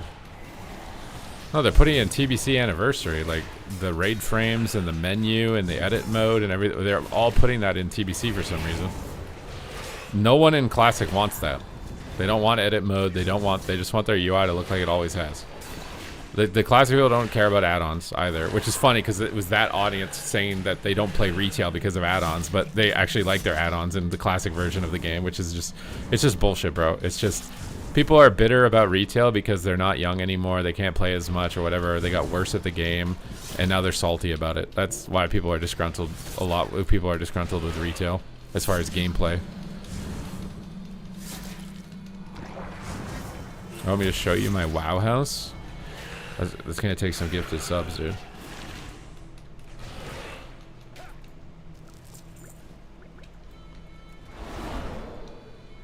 Because I swear Blizzard has tried to like bend over backwards to iterate based on feedback from Classic players to try to get them to play retail, and it never works.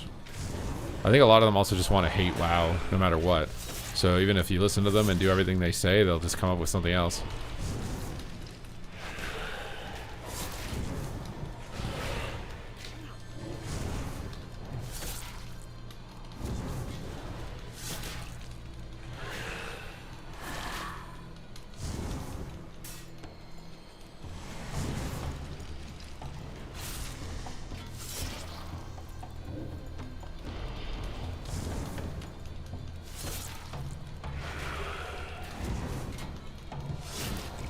We got another rare spawn. Oh, is this guy always up now?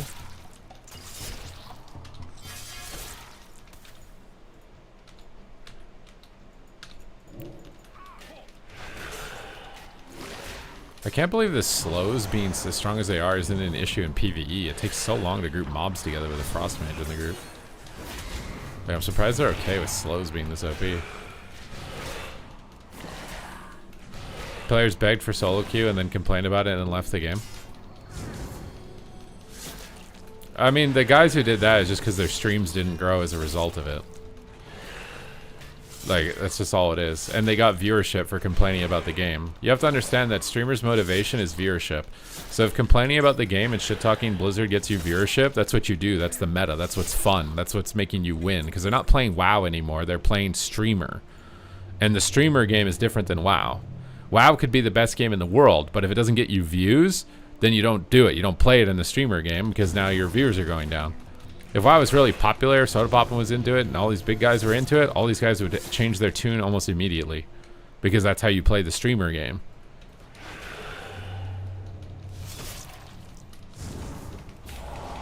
That's all it is. Like, there's a lot of WoW PvP streamers that are salty that they never blew up, like as big as Wreckful or whatever, playing WoW PvP. And then by shit-talking the game, they all got to blow up in popularity, so now that's their shtick. Right? And a lot of them came back and actually liked Midnight, and then ended up not playing it. But at least I think they're not just randomly shit-talking it all the time now, because it actually is fun. Unlike before. But that's all it is. It's literally just The game didn't make me big. I'm mad about it. So trash on it, and trashing on it is getting me views. So I'm just gonna keep doing that. That's what they do.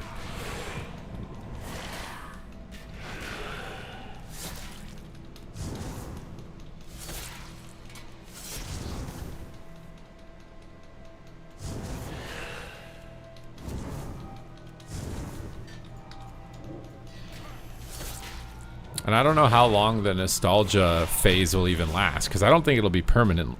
I don't think this whole, like, yeah, we're playing the old version of the game is going to last forever. I don't think it's going to. And it'll be interesting to see what the meta is for streamers after that. Maybe you can infinitely bait nostalgia by switching to other games. Maybe you can, but I feel like eventually you're going to run out of old games. And the viewership will eventually decay on whatever game you switch to. So what happens when you run out of games to switch to, right? You can play Age of Empires, you can play Warcraft 3, you can play all these other games. But what happens when you run out? Well, that's what I'm saying. I don't understand why he said we don't have the resources for PvP when we're getting like hot fixes regularly. So I don't know what resources is he talking. Like, what was the question related to with that? The only thing is, like, bugs have been, I think, a bigger issue, but I swear they've been a bigger issue across the whole game. It's not just PvP, although maybe in PvE they're fixed faster. I don't know.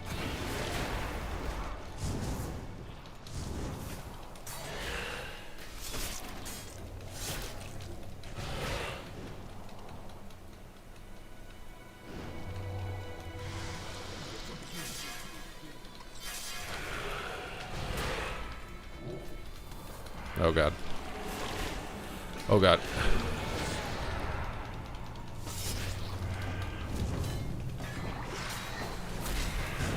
The frogs, dude.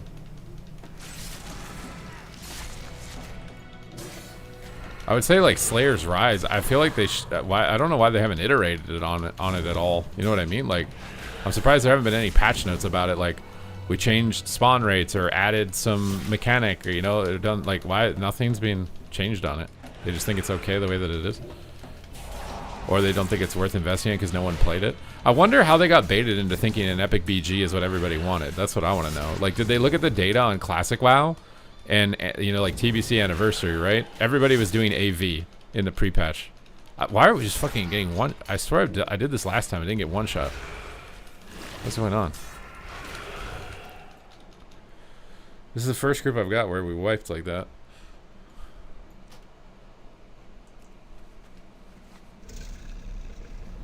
Maybe it's a final warning if it doesn't get bigger. Oh, maybe. I mean, we can just try to make BlizzCon as big as possible, I guess, right? Why do I feel like BlizzCon might randomly be sabotaged? I guess we'll see. We will see.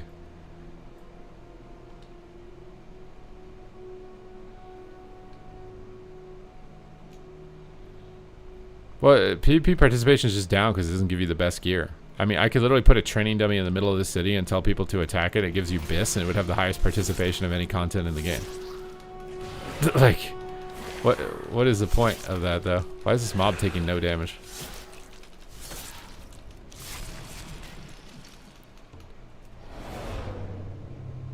I think they'll spoil the 2.12.2 and release the Last Titan. I feel like they have to do something with the Last Titan at BlizzCon. They wouldn't do a BlizzCon unless they have something big. That's why I don't think they've done a BlizzCon up to now. It's because they knew they wouldn't have anything big, so they just announced all their expansions then. And like, I feel like they have to have something big. The new StarCraft IP thing, the classic stuff, I feel like they have to have something related to Midnight as well. Like this, like they wouldn't do a BlizzCon if they didn't have big shit.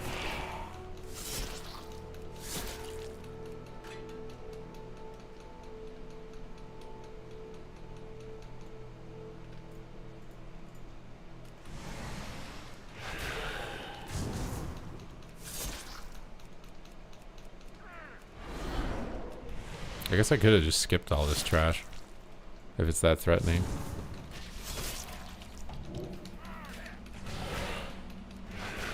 I think Mystery or Ardra has more kill potential. Like for swapping? I think they're both healer. Both those healers are kind of easy to kill relative to like other ones. Honestly, healers in general are like kind of underrated as far as being a target.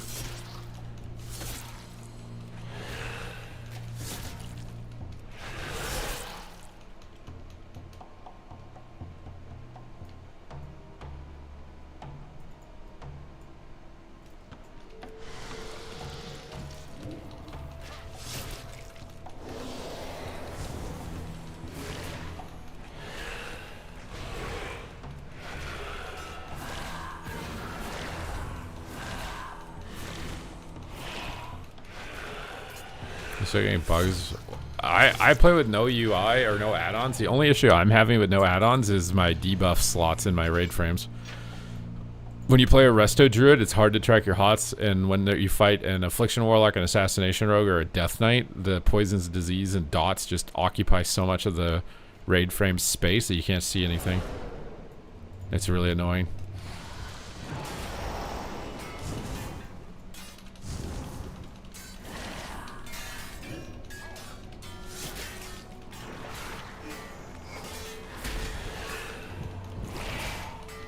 Yeah, the training grounds is basically just comp stomp. Like, there's no formal introduction like attack the flag or whatever. You know what I mean? Like, it doesn't. Like, when you look at Tutorial Island, right, for a level 1 character, it teaches you like, this is your action bar. This, you press this button, drag this button here. You know what I mean? Like, it gives you step-by-step process. The training grounds needed that too. Otherwise, you're just fighting bots. It's not like teaching you things like take a base by clicking it and make sure to defend it until it's fully captured. You know what I mean? People might not know that. They go in, they click a flag, and then they leave it thinking that they have it, and then they lose it because they didn't know. But the thing is like other games try to do this shit too, and it doesn't work. All that matters is hype. If your game is hype, it's good. You have to have hype. You got to get everybody hyped about it, right? How do you get people hyped about it? You either sell them on really cool gameplay and rewards. That's it. They just look at it and like, wow, it looks so fun. It's sick, and oh my god, I get this cool mount. And right now, the Vicious mount is not that cool looking. And the gameplay at the start of the season, the healer balance is really off. And if healer balance is off, like, you're screwed.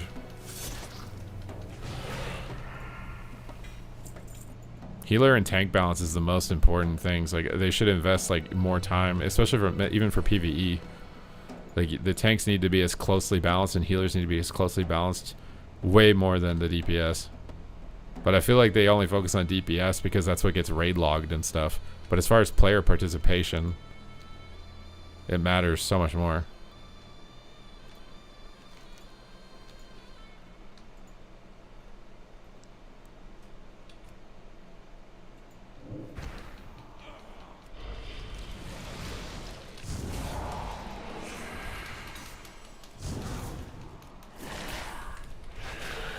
A training area where you can just equip random stuff to test it out? Yeah, that'd be nice.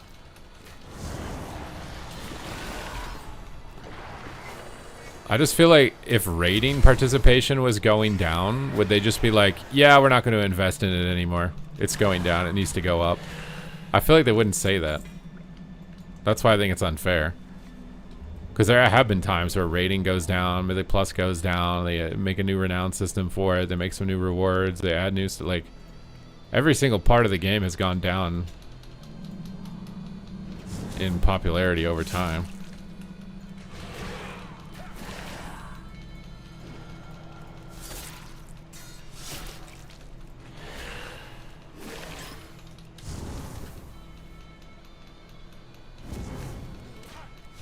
Because I'm pretty sure like raid participation is lower this season. Mythic Plus is the only thing doing better. And even Mythic Plus now, like at the end of the season here, like it's lost like 90% of its players.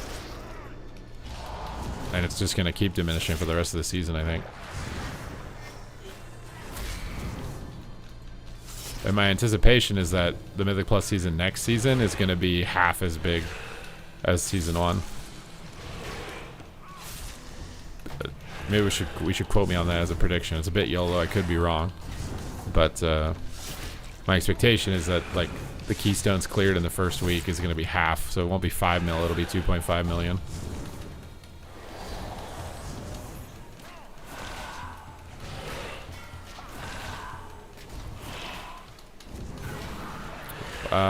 What win traders and cheaters are you experiencing, my guy? If you think someone's win trading because they just didn't block one round with you and you're 1400, it's probably not win trading. They just didn't block, they just made a mistake. And that's frustrating, but it's not cheating.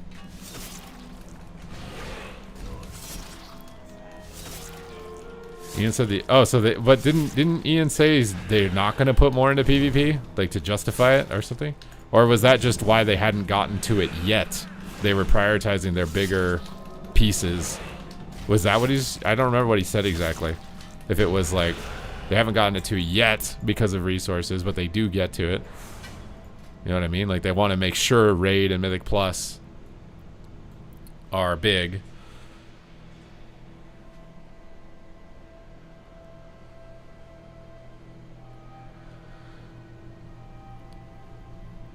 Okay, you guys are taking too long to accept.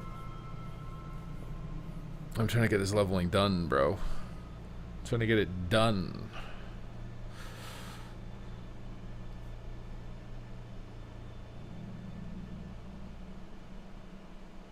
The raid format hasn't gotten an update. I mean, I think what they're realizing in PvE is that it's very challenging for average players to maintain a 20-player group for Mythic raids. I think that's why they're testing out the Rotmire being like a flex Mythic raid where you can bring it as whatever size. Because average players just don't have time to maintain that skill level across 20 players and make sure everyone shows up and whatever else. Like, it's literally a job. That's why for like Race to World First players, it's cool because they can make money doing it, but for average players, it just doesn't work. I honestly think Mythic Raid should be cosmetic only, like challenge modes, where you can go in right when the patch opens, and it's tuned for you to be able to clear it right away, and it's just there as like the equivalent of the Delve boss, where you can just go in. And the heroic raid should be the highest item level, and that should be what like people are playing to gear their characters and to get stronger and to farm stuff. That's my opinion. That's what Final Fantasy does. Maybe it's not the right choice, but I feel like that would be. Maybe it's bad because with it being gear related, you can eventually out-gear the content. Like it's like a scaling knob that they have that enables players who are maybe not the highest caliber to eventually be able to clear the raid, right? Without them having to manually nerf it. Because you just eventually get gear that's strong that you kill everything. It's no longer hard. I don't know if I'm strong enough to be able to pull big like this at level 89. Focus on growing the community first. I think, well then, the focus to get new people to play, like they said, is making the rewards more visible and making sure they're not lame. Like, I don't think the Vicious Mount should look like a random recolor of some, like, rep reward piss thing that no one cares about. Like the Hippo and BFA, for example, that was a sick mount. It was a unique mount, and it got a bunch of people to try PvP and BFA. I know so many people who never PvP'd before because of the Hippo mount, and they wanted to get it. That's your entry point for motivating new people to play PvP is the Vicious Mount. The Vicious Mount can't be lame. And even in Shadowlands, a lot of the Vicious Mounts are really cool, like the Spider. Like the Vicious Mount has to be crazy good. Might be a hot take. I think the Vicious Mount literally needs to be cooler than the Glad Mount as far as appearance if you want to get new people in. Because that's the mount everybody can actually get. Doesn't matter, you eventually just get it.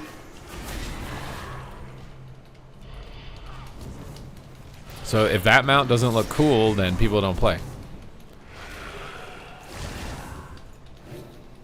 I think also like transitioning PvEers into PvP needs to be better.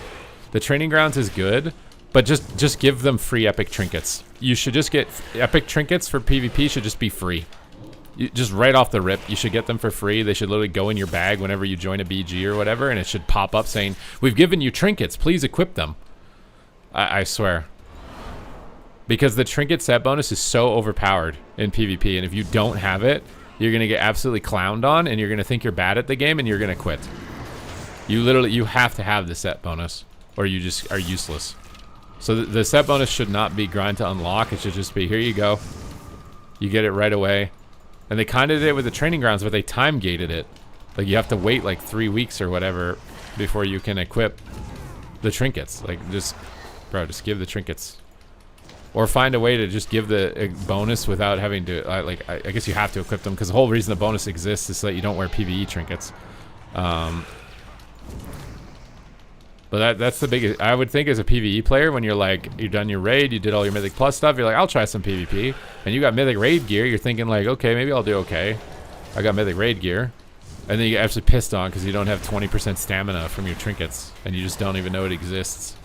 And you join up and then you get farmed. I think giving them a better way to transition in. Because like, I don't want to gatekeep PvEers from playing PvP. I just don't want the stupid healing and raid trinkets making everyone invincible. So, figuring out a way to transition players from content. Because right now I'm seeing a lot of PvE players trying PvP for the first time. And it's because they've done all the dungeons, all the raids, they got all their mounts, they got their IO. So it's like, oh, I may as well try to get this. And I think changing rating at lower ratings so that maybe you don't lose rating below 2K or something. I'm worried a bit about people like griefing and like leaving games or something like that, but like PvEers are accustomed to just their score going up, you know? So if they're, give them an entry experience that's the same, and then if they decide they like it and they want to keep going, okay, it gets a little harder. Your rating can go down now. And if they don't, then they leave, it's whatever. At least you got a new player to try it, right? Because not everybody's going to like everything, but at least they tried it, and they tried it in a manner that's they're going to be more accustomed to. But that's another thing too, is changing the game from being cooldown oriented, which is, these are all things they are trying to do next season. Because the reason the game, like the game's hard to respond to, because it isn't just, oh, he frostbolted me, let me heal it. It's like he combined this cooldown plus this cooldown plus this cooldown and it one-shot me. And I didn't recognize that combination fast enough, and now I lose. As opposed to the older versions of the game was just, oh, he Mortal Strike me, I lost 20% of my health, now I better heal it, and then you heal it. You know what I mean? Like, it's just more straightforward. It's just, I got attacked, heal. As opposed to, I'm at full HP, I'm at full HP, I'm at full HP. Oh, he pressed his 50 one-shot combo. I'm dead in 2 milliseconds because I didn't see it coming and didn't preemptively react to it 5 seconds in advance. Like, it's just, it requires way more understanding to respond to that. I don't know about turn-based. I mean, it kind of is turn-based right now. You take your turn pressing your cooldown, they take their turn pressing their cooldown. It actually kind of is turn-based. But, like, they're doing a lot of this stuff, or at least they're going to be attempting to do a lot of this stuff. And it aligns in PvE as well, because in PvE, your character's just fucking useless without cooldowns. So you can't, like, pull normally. You have to, like, literally schedule the entire dungeon around the CD timers, or you're not strong enough to do a lot of stuff. So I think what they're doing is good not just for PvP, but it's also good for Mythic Plus. At the same time, though, I do think some PvEers, like, they press their cooldowns and they become Giga God, you know what I mean? Like, I do think that there could be something lost there, because some people do like that. Some people like it in PvP probably too, where you press your cooldown and you go boom, boom, boom, or whatever, right? You are making an exchange. You are losing something to gain something else. And whether or not what you're losing is less popular than what you're gaining, that's going to be yet to be seen, I guess, right? That's what experimenting with it and trying to move it around is going to show or prove.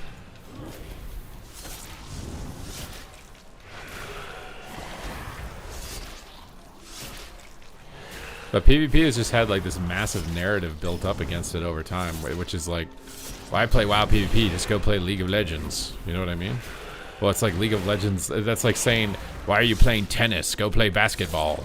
It's more popular. You'll make more money if you become a pro basketball player than a... What the... Dude, where did my character go? Am I in the map?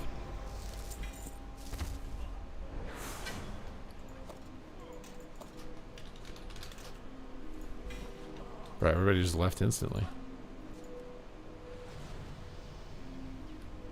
Well, exactly. That, like, trying to make the gear more crossover based, because like I'd like to Mythic Plus right now, but all my characters are useless, and the amount that you have to do to get it ready to go is too much for me. It'd be cool to go running and try playing some other tanks or whatever, but it's just it takes too much to get in the, like, I feel like their late season content transition could be worked on.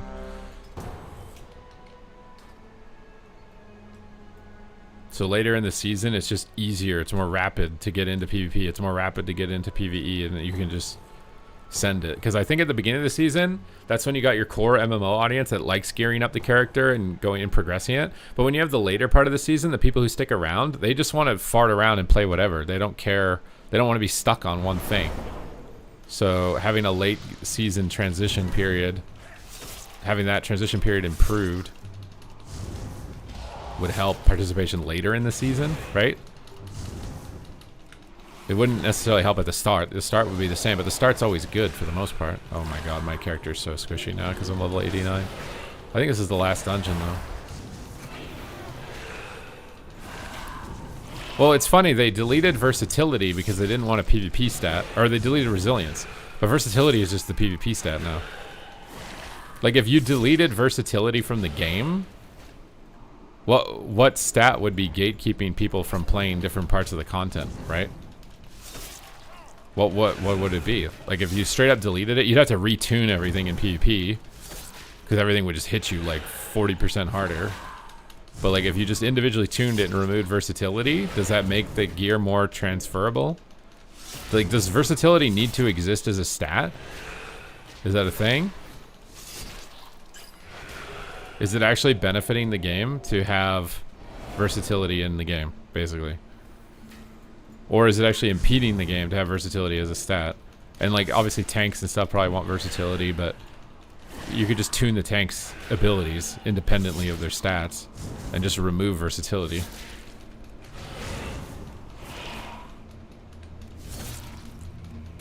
I think maybe that's a very big undertaking though. You find Mythic Plus to be more intimidating? I think if you're a tank or a healer, yeah. If you're a DPS, I don't find it that intimidating. If you're a tank, everything, all the responsibilities on you. You need to know the routes. You need to know like when to use your cooldowns to not get one shot. You need to keep maintaining threat on everything. Like, and then the healer has to respond to like instant one shots and all the time and other things. And a lot of it isn't even in control of the tank or the healer. Like if a DPS just stands in fire or ag butt pulls something or whatever.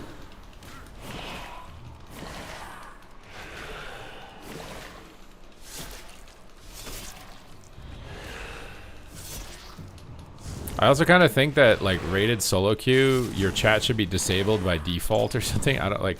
They should formulate a way of communicating without needing to type unique messages, like in chess or Hearthstone. There's no reason. Like at low rating, when you're just playing, nobody has any idea what they're doing. So like taking advice from them is pointless. Like anybody who's doing that is just ego tripping and mad and doesn't actually know and wants to feel like they're smarter than they are, for the most part.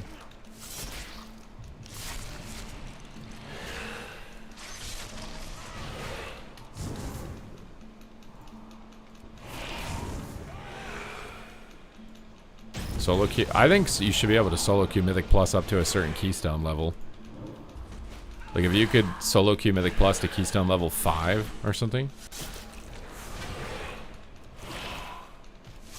You can 0-6 solo show without playing bad.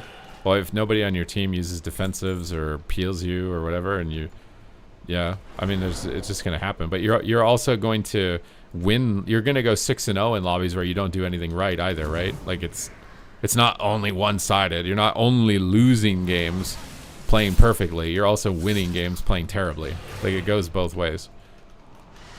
But everybody forgets about those. They only notice the losses. But there's been lots of games I've played where I don't do anything right. I missed every single kick and I've won. That's just the element of it being a team game. Like the entire result of the game isn't dependent on only you. It's an advantage and a disadvantage. You're gonna win sometimes because of it. You're gonna lose sometimes because of it.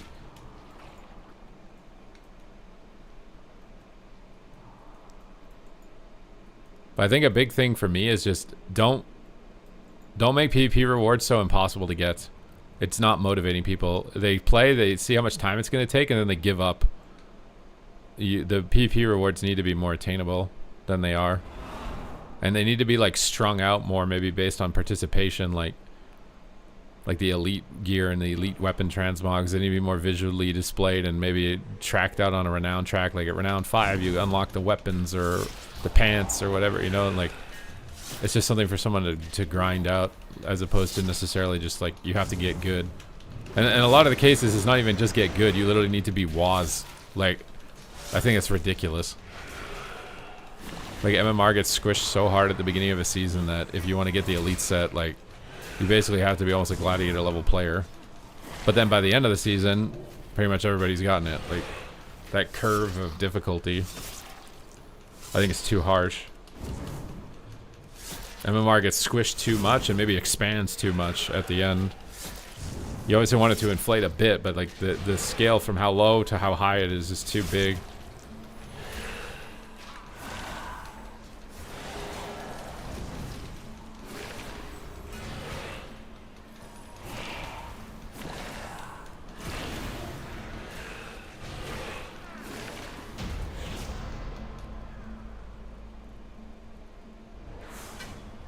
I mean, that's literally what intellect does, though, my guy. What are you talking about?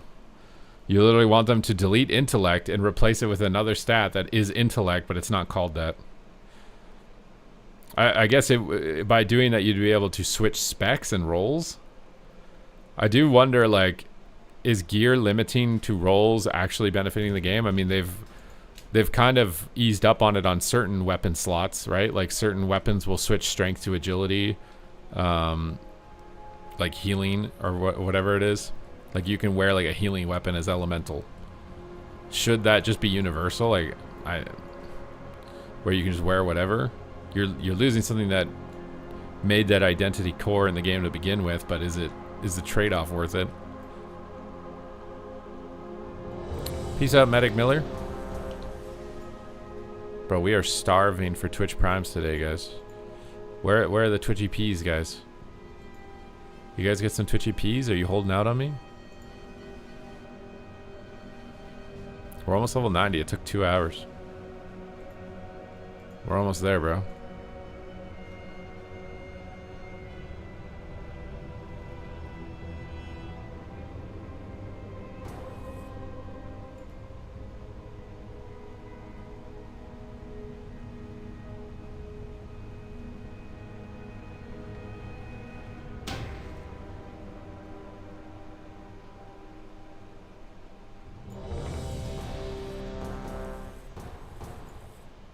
Yeah, the best time with PP and Legion gear didn't matter much then. Yeah, no, I liked Legion too, but there are still, the thing is that there's two groups of players. There's a group of players that likes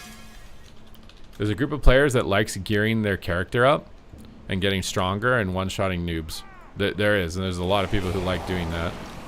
And that group directly conflicts with the group who just wants to queue up arena and play on a competitive playing field, right? Like, those two groups are the antithesis of each other as far as their desires.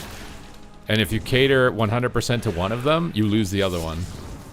If you make the game incredibly gear grindy, and then once you get full gear, you one-shot everybody, that's like classic, you're going to alienate the people who like a competitive playing field, right? An even playing field. And they're not going to play it. That's why the retail people don't really play the classic expansions. It's too much grinding, power, disadvantage, and... But other people who like getting the legendary daggers or legendary warglaives and going around and killing everybody who doesn't have them, like, those people would hate templates. Because now they're not winning because they're just equipped the warglaive, right?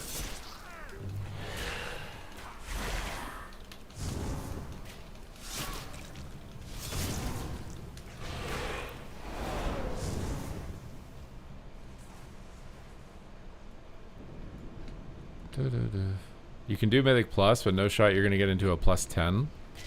Yeah, I mean, you could get into, like, what, like a plus 3 to 5 maybe with PvP gear. I think the transition from PvE to PvP is worse, though. If you were a Mythic Raid into PvP with no trinkets, you're going to get farmed. There's no shot, especially if it doesn't have versatility. If it doesn't have versatility and you don't have the trinket bonus from your PvE gear, you're just out of luck. You're not going to win. And I feel like that's too harsh. Like, the trinket bonus isn't meant to gatekeep PvEers from playing PvP. It's just meant to prevent tank and healing trinkets from providing undesirable interactions in PvP. That's all it's meant for. It shouldn't be meant to gatekeep you from transitioning into the game. Why is this guy just running through mobs, dude?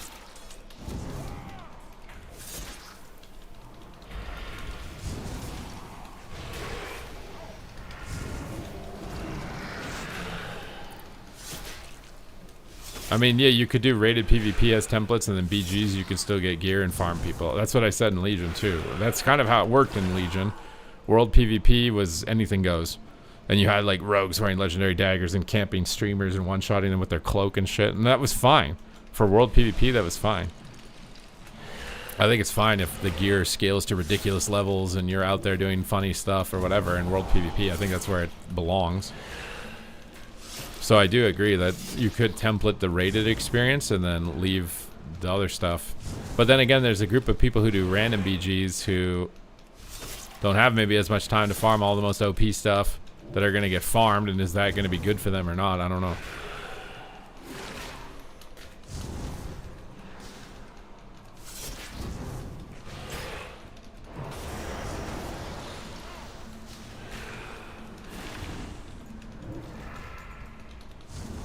But it's mostly just all about hype, right? Like, you got to see somebody playing it and just be like, oh my god, I want to play that. I have to play that, right? Like, it's just hype. And the thing is it doesn't last forever. No game lasts forever nowadays. It's like your game lasts 3 months and then you lose 80 to 90% of your players. Even Mythic Plus, which everybody is saying this is like one of the all-time peaks of Mythic Plus. Less than 1 million dungeons are being cleared now, as opposed to 5 million on the first week. So even the most popular state of the most popular version of WoW has lost 90% of its players in 3 months. This is just the inevitability. There's too much competition. You know, it's not like WoW is the only game you can play now, right? Like, WoW in its peak was the only game of this quality. It had complete control over the market. There wasn't anything better. And it dominated that for so long. What's up, Islit? Oh my god, I was just talking about how we've got no Twitch Primes. And the king of Twitch Primes has arrived.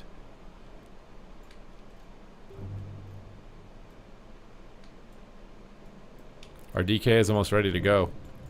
If you wanted to give specs to pick a spec after this dungeon. I gotta mail some gear over to it, but... Comes down to trinket. Well, I mean, yeah, in PvE at the highest level, right? But like as a PvPer, like if I'm full PvP geared, I'd love to be able to just get into 10s. So that I can just start spamming gear for Mythic Plus, right? Because the 10 is what gives you the max gear. I would love if I could just transition into 10s. Like if I'm a high-rated PvPer and I've played for a while, to me that's where I would like to be able to transition into. Is Lit, thank you for the 5 gifted subs. Not sure off the top of your head. That would be ideal, like as a PvP player, to try to get into Mythic Plus. If I could just immediately get into plus 10s. Everything below a plus 10 feels like a waste of fucking time to me. As a veteran player who plays PvP, it feels like I'm being like it's like being held like it's like being in high school and you're smarter than the current grade and you want to skip a grade, but they keep you there anyways. That's what it feels like. When you do Mythic Plus and they like force you to start in lower keys. This convo has convinced me that versatility needs to go. I also think versatility is the reason why one-shots happen in Mythic Plus, because they have to tune the monsters to account for versatility, right? Which is a player-dictated stat. The player can control how tanky their guy is going to be. Parlay Penguin, thank you for the 5 months. And because the player can determine how tanky they are, they can't account for that, right? There's going to be variance. Some players are going to be more tanky than others because they decided to pick that stat. How do you account for all of that variance? You can't. You have to tune around the character having maximum versatility, which often means that characters that aren't max versatility are going to get one shot. So, like, should the player be able to dictate that, and how much should they be able to dictate? But look at the man in the chair. He doesn't wear the clothes. The clothes wear him. I personally would rather play on a quote-unquote tournament realm where you can make whatever you want whenever you want and run whatever dungeon you want whenever you want and do whatever you want whenever you want. That would be ideal for me, but obviously that's not an MMO, right? But the thing is Guild Wars does that. Guild Wars, you do like a 5-minute quest and you go to a PvP island and you can do it right away. The hype train king. I would rather that. And I think if you were going to get new people to PvP, that's pretty much the only way you could do it. Because a lot of people want to come back and play WoW, but they don't have time to grind the gear like it is required. Even though it is easier than it's ever been, it's still too much. They have a kid, they have a job, and they don't want to do any of the farming. They just want to queue up and play the game. So I think if you want to get new players, like a significant amount of new players, that would be the only route that you could go as far as rated PvP participation. But then you could leave the live game, anything goes, raid trinkets, whatever, you know, and people who want to play like that and get really OP gear have that they can experience, right? You can completely separate them, so now both audiences are satisfied. Because in the current modern game, you can't satisfy both audiences simultaneously. It's not a thing.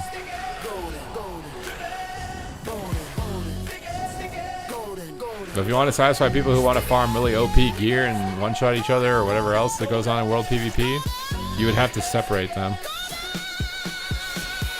Chat, your brand new track is ready. Well, yeah, a lot of people who don't care about farming would log out. To unlock it.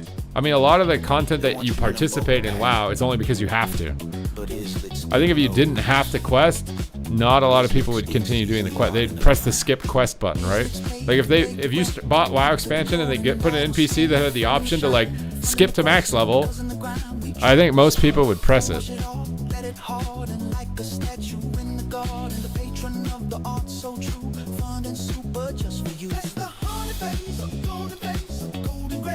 Time. Okay, I gotta get some gear now. 2 minutes.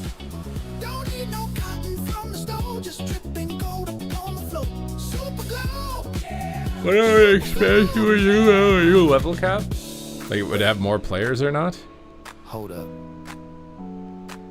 The light is flickering. The shine is fading. The honey is drying out. Ooh.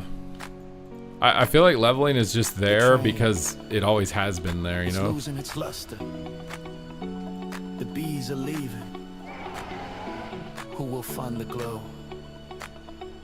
Who will pay for the moisture? I should say maybe not everyone, but like players who want to do endgame competitive play would press skip. Maybe that's not a lot of people. I could be wrong here. Maybe that isn't even close to a lot of people.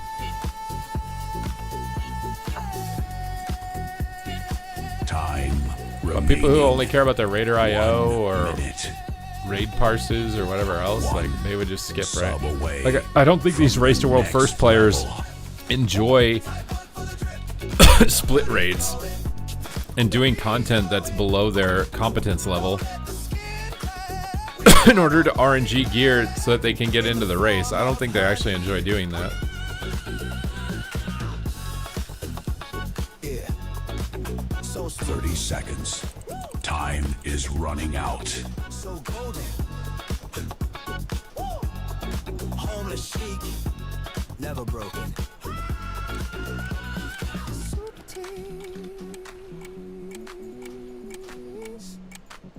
There is only 12 seconds left.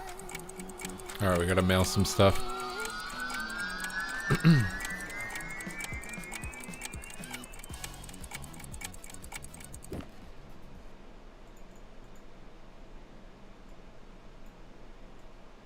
Okay, which character has the most conquest on my account? The hype train has successfully reached its destination. Probably my shaman, with how much I play it.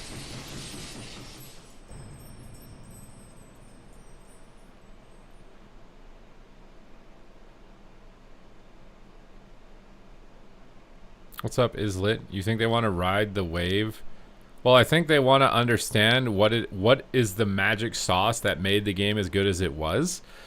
But you don't have the same environment that game had either. So certain elements that you think are the reason the old version succeeded may not succeed in the current times environment, if that makes sense.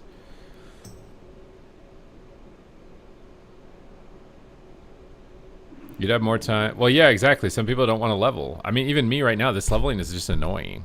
That wasn't fun to have to spend 4 hours running through those dungeons. That wasn't fun for me. If I had an option to just be level 90, I would have done it. On that death knight. The times change. Well, it's like when they thought that high respec costs was the reason that Vanilla WoW did well, and that's why they did BFA the way that they did it, right? And then everybody was freaking out about it because of Azerite armor and how much it cost to respec it, and they really thought that that was the element, right? Because that is a unique element to Classic. Maybe that is an element that made it more popular than the modern version of the game, but the times are different. The player's experience in the game is way higher also.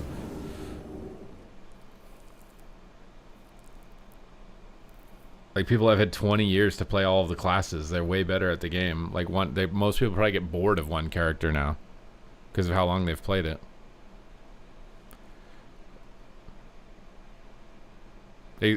No, I don't think, like, that's the thing. Like, people didn't want to spend money. I don't think people in Classic WoW would be mad if you took the respec cost out of the game either, even in vanilla servers. And maybe they would. Some purist would be, but I think being able to switch your talents so that you can do PvE and PvP. Wait, did I vendor something that's max level? I have like a bunch of like AQ40 gear in here.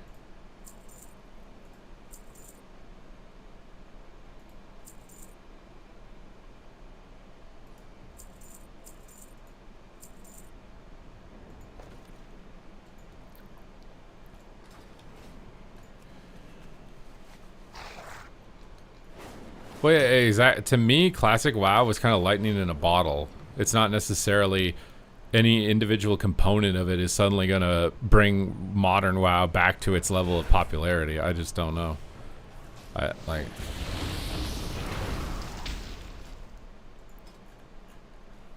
my god, I have way too much conquests. Can you like buy... I wish you could buy multiple stacks of these.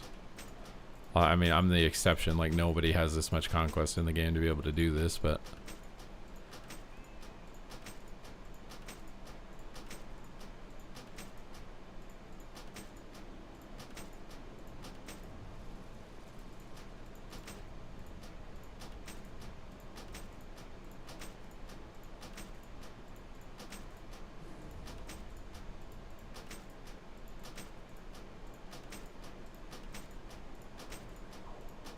But honestly, like, a game needs to have like a big influencer like Soda Pop. And I mean, how many people are even playing Classic or Hardcore compared to when they were operating only Fangs and making content all the time about it? Like, it's super fucking overpowered, I swear, to have just one popular random guy that is obsessed with it and makes stuff about it.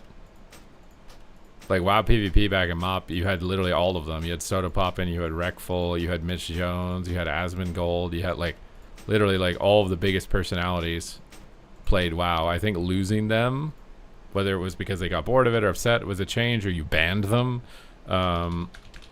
is a huge reason that it's declined over time. But now, even in modern times, I don't know if you'd even be able to keep them interested long enough. A lot of them now are like hyper super rich also, and they'll just flake out on something as soon as they're bored of it because they don't have to care anymore. They have so much money.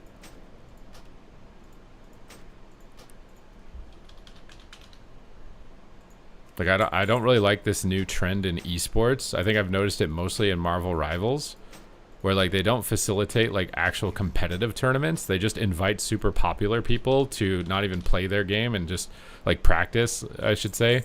They just show up and then they play mediocre or whatever and they get paid an appearance fee and shit. I hate that. I think that's so fucking uninteresting. To just invite a bunch of random people who actually don't care about your game pretending to like it. They put in zero fucking effort. They just show up and they're popular. I hate that so much. Maybe I'm just bitter because I'm not popular or something, but I swear it seems so much lamer than the American Idol style where some random person could have the chance to get to the top because they're actually good and they put in effort to get good at it.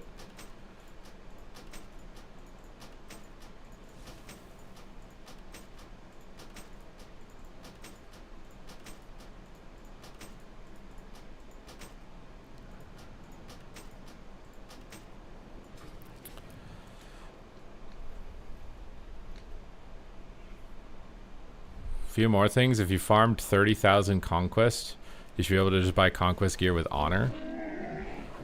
I mean, that would be a lot less tedious than this way of sending stuff to alts. It'll also give you something to spend honor on, but like, what, do you just stop earning conquest at that point?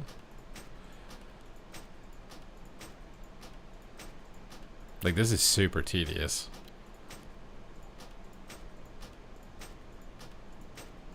I wish it was just if you earned 30,000 conquest, the vendor was free. You just buy as many. I guess like the pieces can sell for gold though. Do I know any GMs to push for rank 1? Well, Rekatron, aren't you in luck?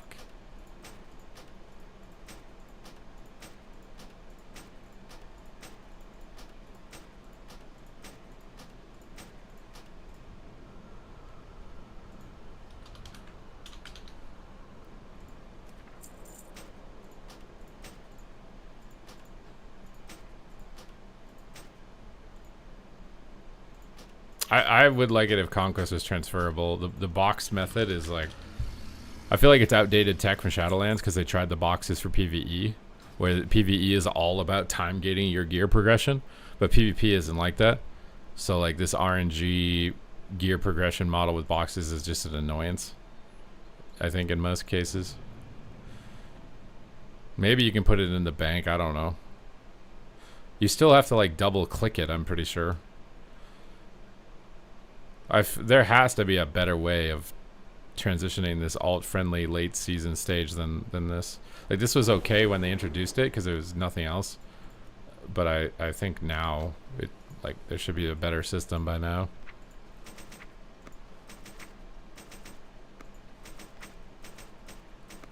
Well, yeah, exactly. You can just get all of the bad gear from these boxes, right? Like, look how many boxes I have. I literally have, like, I could get even more as well. Like, if I get nothing out of this, I would be so mad, which is possible.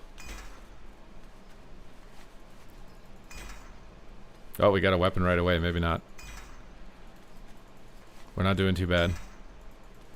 I think that's the crit neck, isn't it?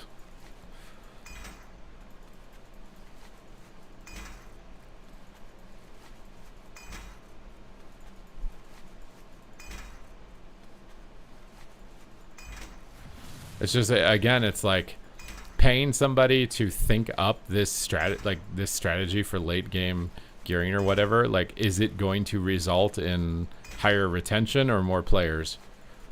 I can't guarantee that. It would be better for me, but I'm going to play anyways, right? Like, even if this is slightly annoying, but I'll play anyways. So, like, is making that change actually going to bring a new player or retain a player? I don't know. To come up with a new system than this box system.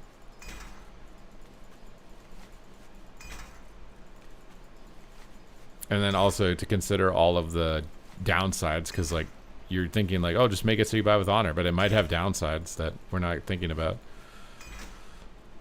Please tell me how many immunities Prez has. It doesn't have any immunity. Oh, actually, time stop, I guess, is an immunity, and it can immune crowd control with deep breath, but it doesn't really have anything else. Everything, like Emerald Communion is like a pseudo immunity, but you can die through it. It's just incredibly unlikely.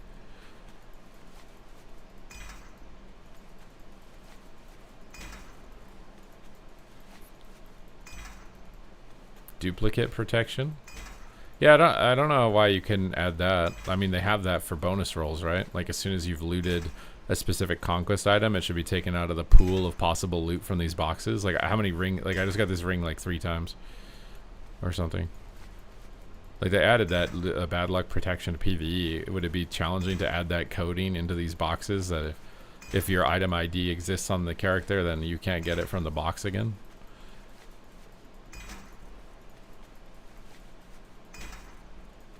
I'm pretty sure I have to have full gear from this. There's no way.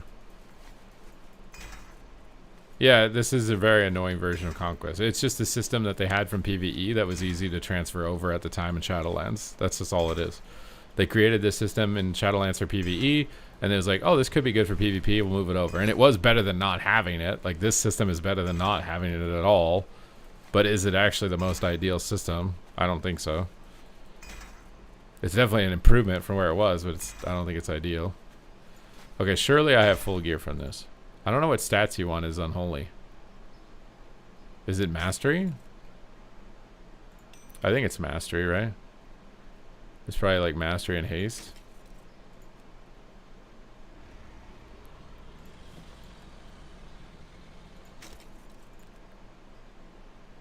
Yeah, I definitely did. I think I opened way too many of these. I don't think I needed to open all this. Out of all those boxes, I only got one weapon though. I like the RNG that I could have got something useless there was pretty high, I think.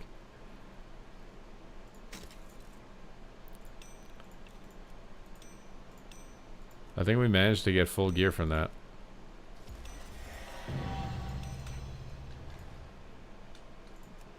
We actually pulled full gear in one try.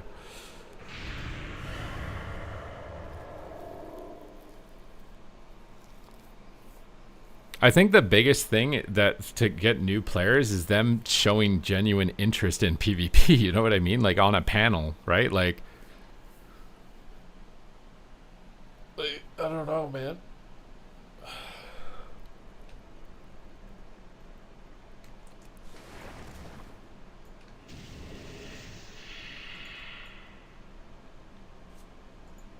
There's genuine like excitement for it. I think what's happened though is there's just the remaining PvE player base is so antagonizing to PvP that if you even make it look like you're giving any attention to PvP, they get mad.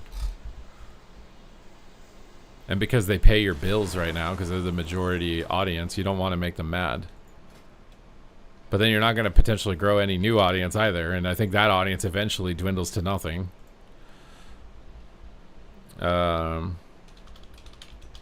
Oh, you want Rune of Apocalypse now.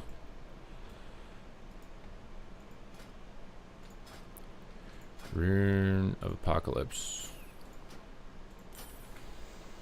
I'm trying to get a Murloc IO build here for Unholy DK. Literally everyone is Rider of Apocalypse, bro. What the hell?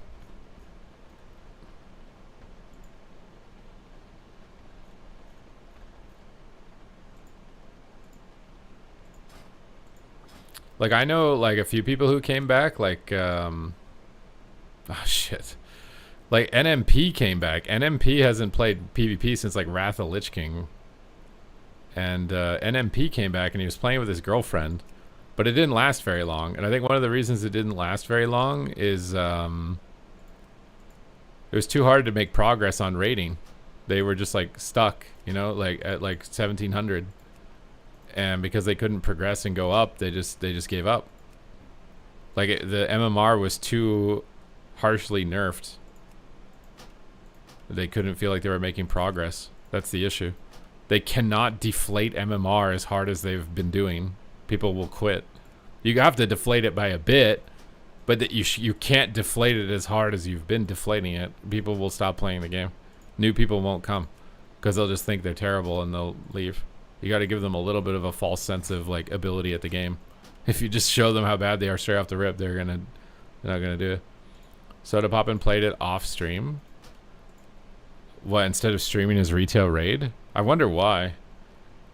Like, he streams everything. Maybe he knows that his audience fucking hates retail, and he doesn't want to show like any enjoyment towards it publicly or something. Why can't I, like, oh, there we go. I was like, why can't I get a build imported?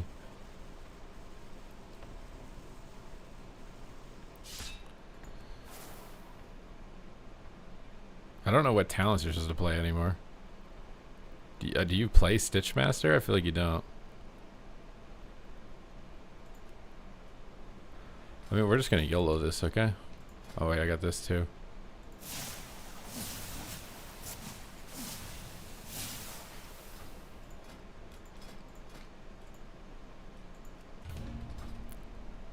Necro wounds? Do I not have that? I have that.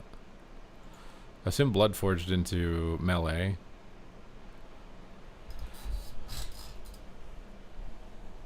Yeah, exactly. The classic players absolutely despise retail. It's multiple reasons. One is they think it's woke. Two is the game has gotten increasingly more challenging and they might not be able to play it as good as they used to. So they're bitter towards that. So it's a bit of bitterness. It's also a bit of nostalgia. They want to be able to like live and have the memories of the time when they maybe have had less responsibility in their life. And all these things are working in tandem to drive them to hate retail, right? It's the same crowd who like hates the sweats. Like anytime someone's good at something, they hate them. It's like a very bitter, envious, antagonistic individual, and it's not driven from anything positive.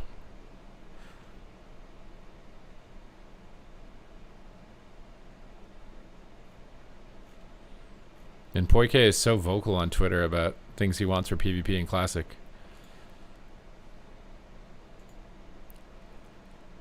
Wait, are there? Do I have drops in the title and there aren't drops? I can't remember.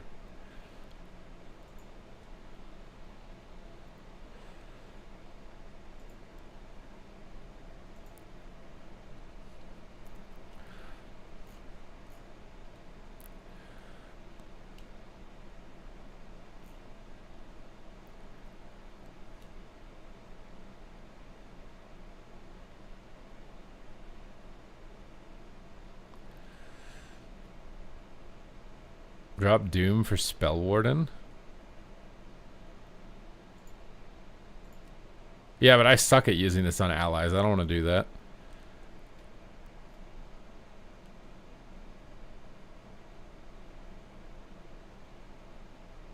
What are you taking Strang for? Probably instead of Bloodforged?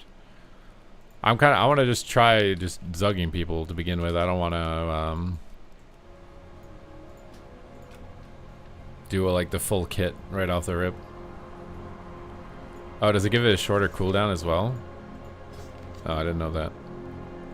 Wait, is it only if you use it on an ally? No, it's just baseline lower cooldown.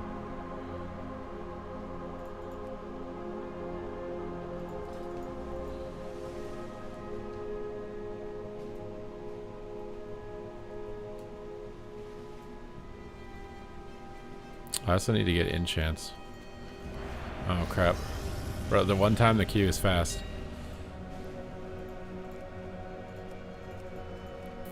But this happens in all competitive games. A new competitive game comes out, it's all-time high popularity.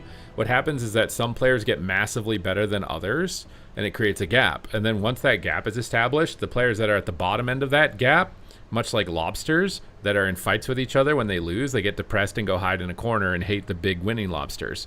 And so then the game eventually starts declining in popularity because the big strong lobsters take everything away from all the regular lobsters, and the regular lobsters say fuck this and they leave. That's what happens. That's why I think making the rewards more accessible is a good way to get new people.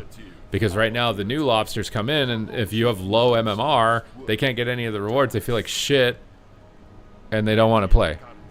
So you just make it easier to get the rewards so they don't feel like shit when they try to play it for the first time.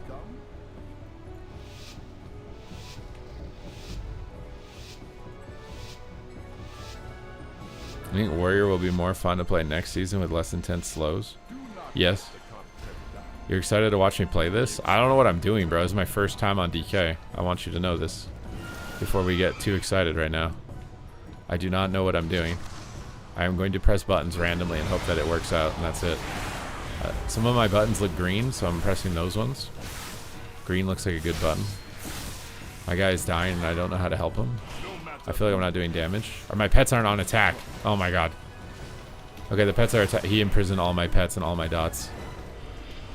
What do we do? I can grip this guy and blind everything? My guy is just getting melted, bro. He did no damage. This guy in greens? He's kind of in greens. This is what I mean, like, as a new player, like, the gap between Conquest gear and Honor gear is way too high. It doesn't even seem that high. It's like, what is that? 13 item levels? I swear it's like you've just dinged max level if you're wearing Honor gear into full Conquest, though. I don't know what my rotation... I think I'm supposed to use Putrefy more. He wants to attack Demon Hunter. Bro, you need to just attack anything more in this game. Yeah, the honor gear in... That's why I think the idea that like your gear just scales in rated PvP is actually the solution. Like you can gear up for world PvP and get higher item level, but your gear in rated PvP should just scale. Because you just get destroyed, bro. You feel useless and you get destroyed. Okay, my pets are actually on attack this time, so let's do it. Oh, I didn't Soul Reaper, I think was the issue last time. Alright, we go ham. I guess I could AMS him also. I'm just like pressing Death Coil because I think it does damage, but I don't know if it does. Okay, I'm gonna AMS him. Oh, my Festering Strike also transforms into something. I'm punching the Druid. Punched him in the D, bro. Knots are up. Okay, I didn't putrefy like at all. Let me press this. I don't think this Demon Hunter is going to be able to do much. At least he's living longer. He's not going to be totally demoralized when he loses. Trying to interrupt his broccoli, dude. Yeah, I think we're done. Unfortunately.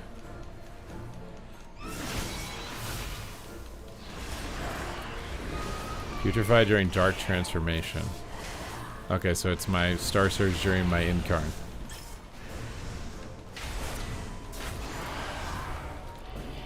Line everything. So to save my Putrefy, I can use Death Coil in between.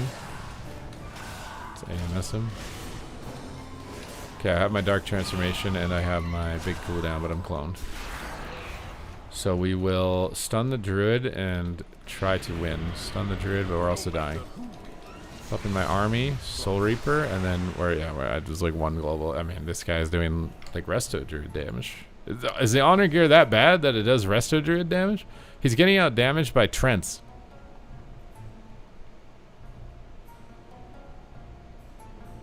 The Resto Druid's Trents are out damaging him.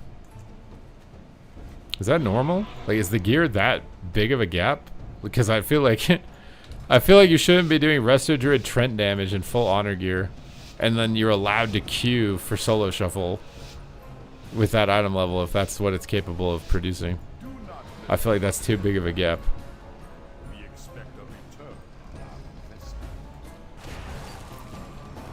Okay, so we just Dark Transformation, Army of the Dead, Soul Reaper, AMS we don't get CC'd, Lich, and then spam Putrefy.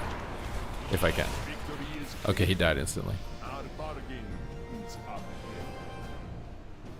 One button. You think he's doing one button in blues? That's the problem?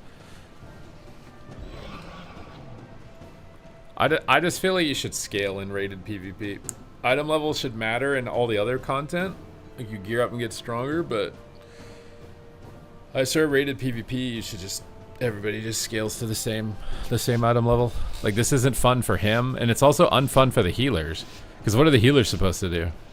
They can't win, so they're just gonna go 3-3. And that's maybe the most important thing is that you're gonna tilt healers and they're gonna stop playing. Because they feel like they can't win because he's just in no gear.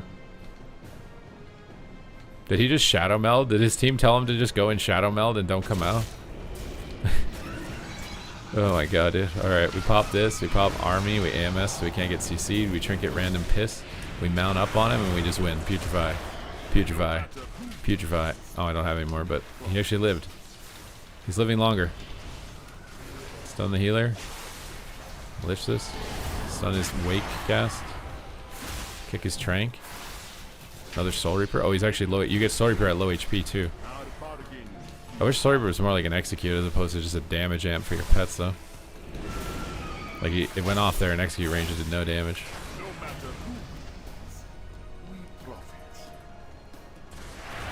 Prevent different item level. That's what I'm saying. That's why you should just scale the item level. Like this guy is obviously new. Like I'm not trying to make fun of him. But he's being put in a position where he's new and he's under geared. So like you're really screwed, bro. Like you've never played it before, you're already at a disadvantage. You're under geared, now you're at a super disadvantage. I mean, I don't think anyone in here is fully geared though. Like this guy's not fully geared either.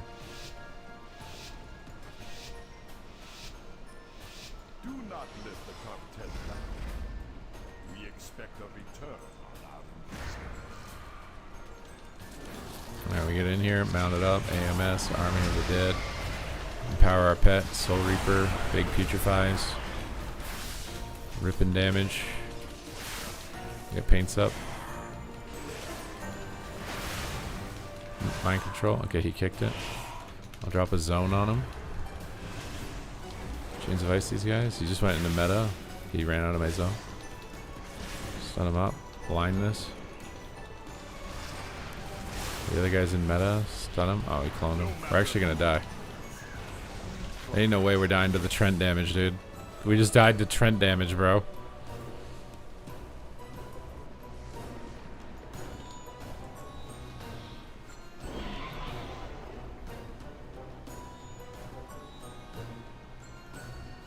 Soul Reaper only has the burst because it sends 1 to 2. Oh, Soul Reaper uses Putrefy. What's Trent damage? Trent damage is the Trents that Resto Druids summon, I think, was it when they Swiftmend? They just Moonfire people randomly. The Demon Hunter is doing as much damage as those Trents that Resto Druids randomly summon.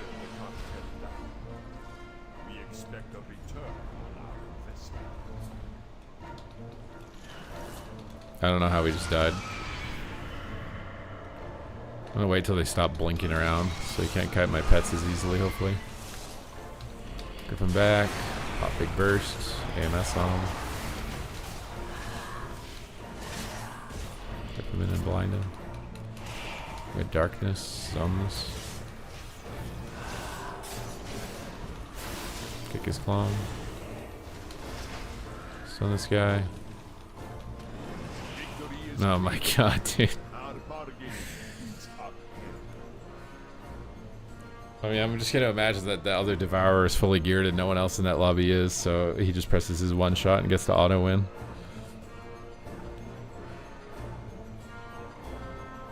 Spelled Treant? No, it's not. It's only pronounced Treant if you gift me subs right now to pronounce it as Treant. Otherwise, it is not.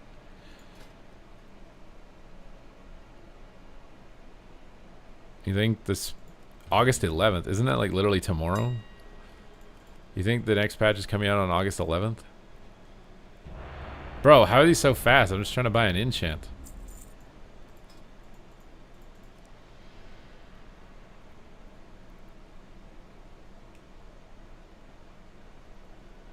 Is this the one?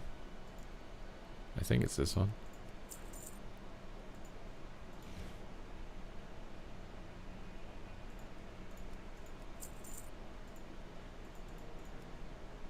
Oh, am I supposed to get my 4 set? Is that important for Unholy?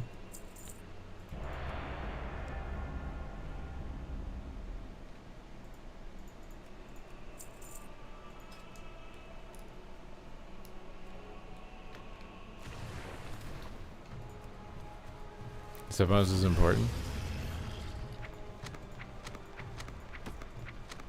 Can I put these on in game? No.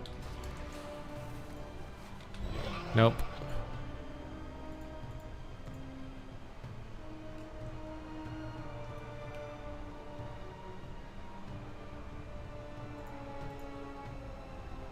Okay.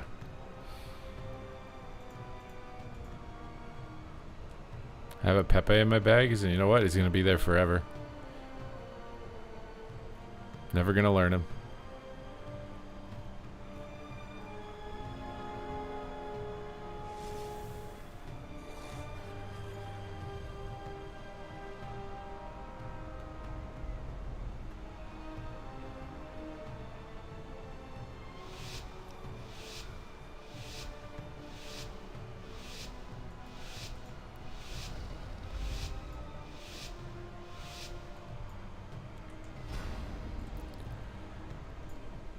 You guys are hiding behind the pillar, dude. What is this?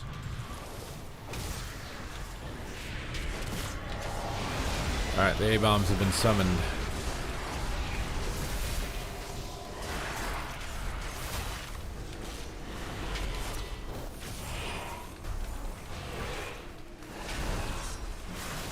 Do I know what I'm doing? Absolutely not.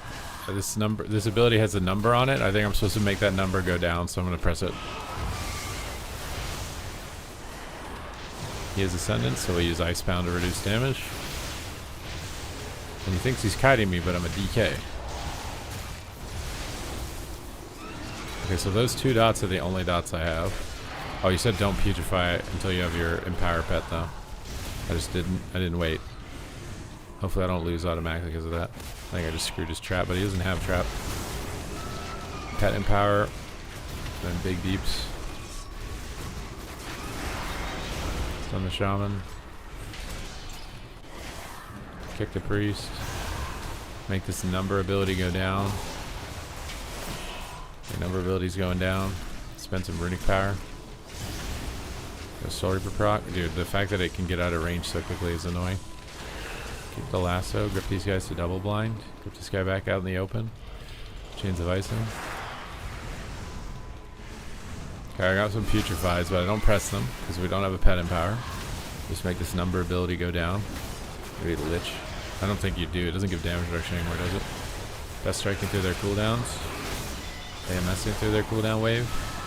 Then we'll empower the pet. Army of the Dead. Soul Reaper. Spend some putrefies. Oh, I see. That's why you build up the stacks. Because it explodes them all at once. My pet stun the warrior, maybe? My pet stun something? I don't know where my pet is. He's dead. Force that makes your putrefy do more damage. Oh, we're gonna go get that then. We're gonna go get that then. We don't have enchants. We don't know what we're doing. And we're just gonna do what we do. Okay? We're just gonna do what we do. This is the process of going from pleb to pro. Okay? And then when you go pro, you become a gambler and you sell out. And you just scam people and become super rich based on drama.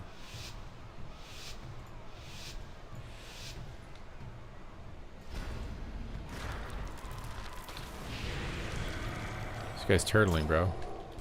Grip him out here. Chains of Ice, Pet Empower, Soul Reaper, Big Deeps. Looks like my diseases go up automatically from my pets or something. He already burrowed. Grip this guy off of him on his Bladestone. Well, okay, looks like he's popping something. No, he's not. We're okay. I'll save my stun for his Ascendance. I shouldn't have putrefied. I think it's okay to putrefy that. Maybe it's not. You should just bank them up for your Soul Reaper. He's just dead. Okay. Did Twitch take away the icons on chat, or did I somehow do that myself?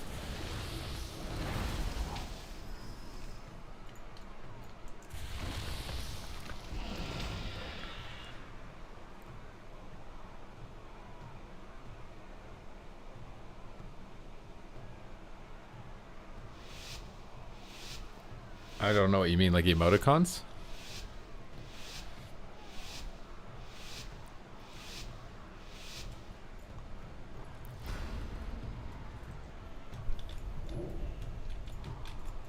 Okay, we didn't get the hunter out. Maybe we just go priest.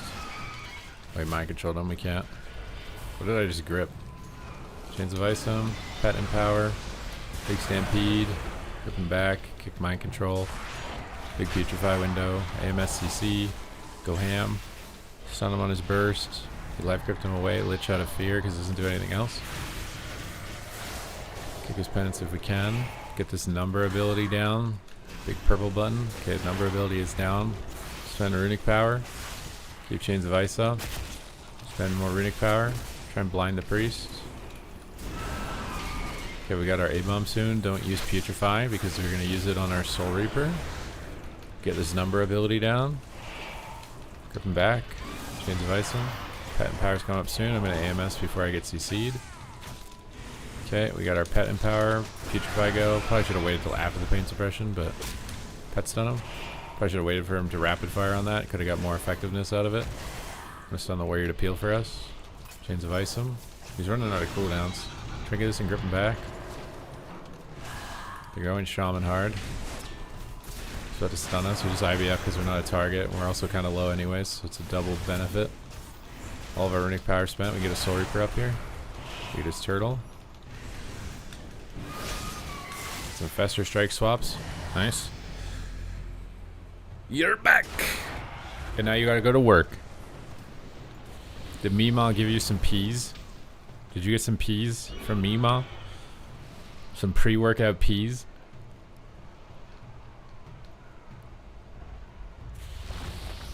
The hell is a taco soup?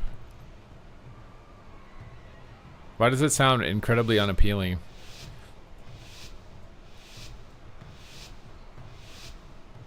Would you say Devastation Evoker is a good duelist? I'd have to play it in a 1v1 scenario more than I've played it to tell you 100%, but I don't think so.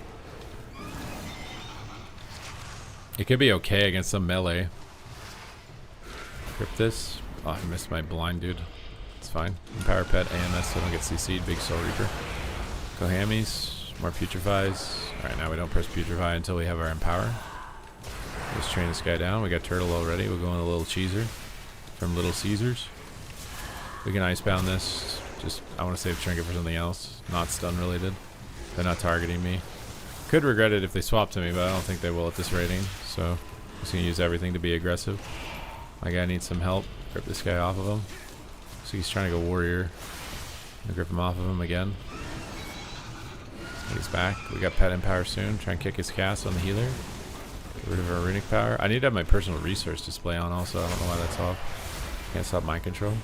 I got a double Putrefy here, so let's stun up the Hunter. Pet Empower, Soul Reaper, Putrefies, and go ham.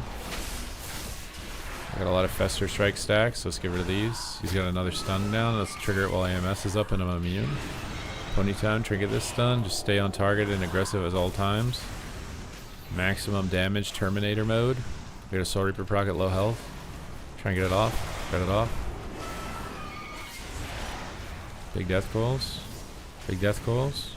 Big death coils. Okay, he's down. It's a Southwest soup with beef. Just watery cheese doesn't sound good, I think is what it is. Like the idea of like the crusts on a taco being soggy and this cheese being soggy doesn't sound good.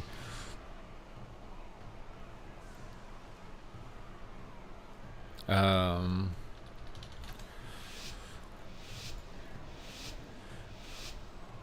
don't know why I tell you anything. Exactly, I just ruin it.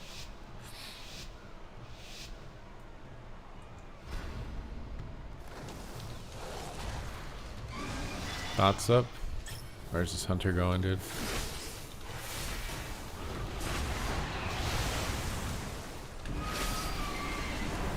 We're waiting for the Hunter right now. Might not be able to be as aggressive if they go me. Kick mind control. Pet Empower. Grip him back. Dots are up. Let's go. Empower my pets. Big Reaper. Big Putrefies. Okay, let's stun the healer. Stop him from recovering. We got Turtle. Doom Winds is up. Might just DR blind him. I'm just gonna blind the Shaman. Trigger this. Chains of Ice. When he's out of Turtle. Get my pets back on him. If he rapid fires, I can pet stun. There's the volley. He's gonna do it soon. Pet stun. We got Pet Power in 10. I can get a stun here on the priest. Stun the priest. Our guy is in trouble though. Might have to grip the Shaman off of him here. Chains of Ice him. He came back. Big Soul Reaper window again. Can't stop that one. Looks like they're also hitting me a bit. I can kick the healer here. Just play near the healer. Kick him. We can stun the healer after that. He's got this. I'll just IVF it. Again, they're not really targeting me. Let's get our Fester Strikes all gone. Have an interrupt in 3, 2. He charged the healer for some reason. Chains of Ice on him. He's mind control. Oh, we're not healing though. Grip him off on his Doom Winds. Blind him. Grip off the Hunter as well. Trying to give him time to get out of here. Keep Chains of Ice on them. AMS myself because they're going to swap. We have our big go in a second. Chains of Ice again.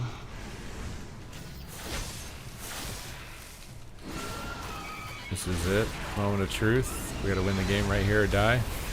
I don't have a grip, dude. I can't catch up to him. Oh my god. Big Soul Reaper hit. No, we're dead. I think a lot of these low-rated lobbies is just somebody's like significantly under-geared. And they're just like, he's literally in green. Like, someone is just significantly under-geared and dying every game. I feel like it's like you should just scale. Like, this is just silly, right? Like, this lobby is just silly for everyone. The only people who benefit are the 3 DPS who are geared because they just get to win for free, right? But the healers is not great. And for the guy who's under geared, this isn't great. I just feel like your gear should scale in rated PvP to the same. and then it shouldn't in other content. So if you want to get good gear for world PvP or random BGs and stuff, you can do that. Just attack the guy that's easier to hit maybe for the... I don't think it's the move. We got a paint stuff. I'm just going to swap off of it. Turn pets on him on his rapid fire here. Try to get out of this. Stun his Doom Winds. Hold up Fester Strikes. Keep him chains. Kick his mind control. Keep him chains. Break roots with Pony. Looks like he's kind of making progress on the Shaman though. Maybe I'll swap. Find the Priest. I missed this. Pet Empower, Soul Reaper. So we got all their cooldowns. The thing is the Hunter is free casting though. Just gonna hit him for a second while we're waiting for Wall to come down. To maximize my damage output into non-damage reduction. Also to bait a cooldown for the Priest possibly. Punch him into the corner. Stun the Priest. Got a Soul Reaper prop. Nice, okay. He got one in greens, dude. He got one in greens.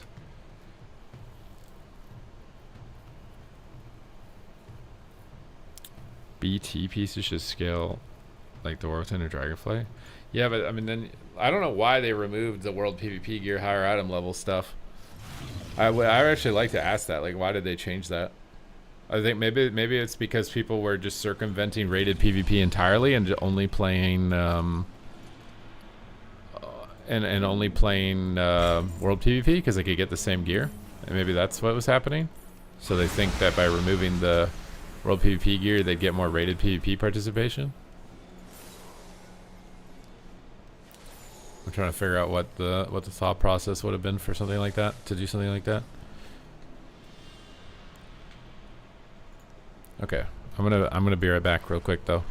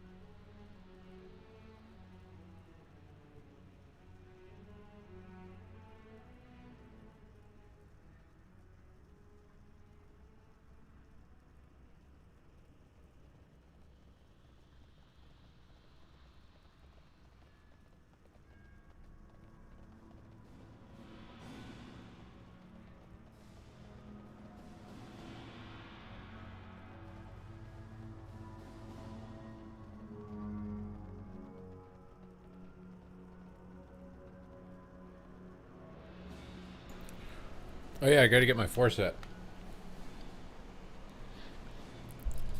Alright. Let's figure out how we're gonna get to where we need to go.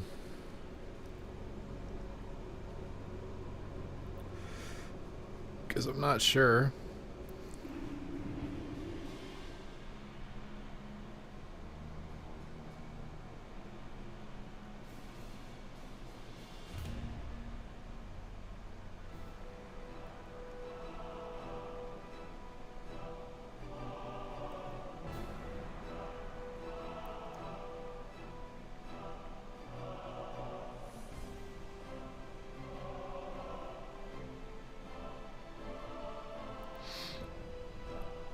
You got new skulls?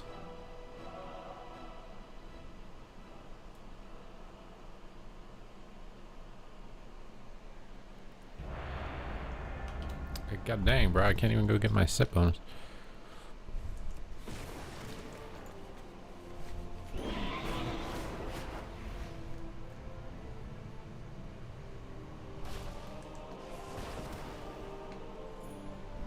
Came back just in time. You skipped all the boring leveling and now you just got the PvP. Oh my god, look at all this goop.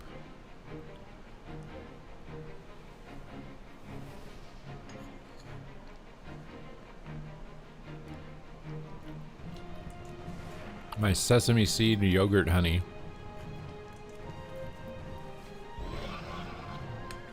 OP.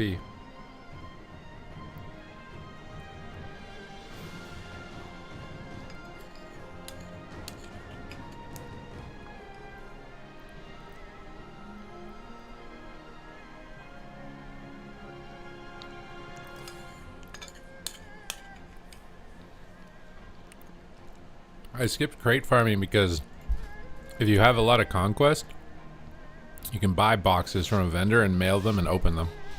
And then Holy DK, for the most part, can just wear full conquest gear. It doesn't need crafted gear necessarily. But I do need to make my set bonuses. So here they're all in stealth, so trying to AoE them out with Death and Decay.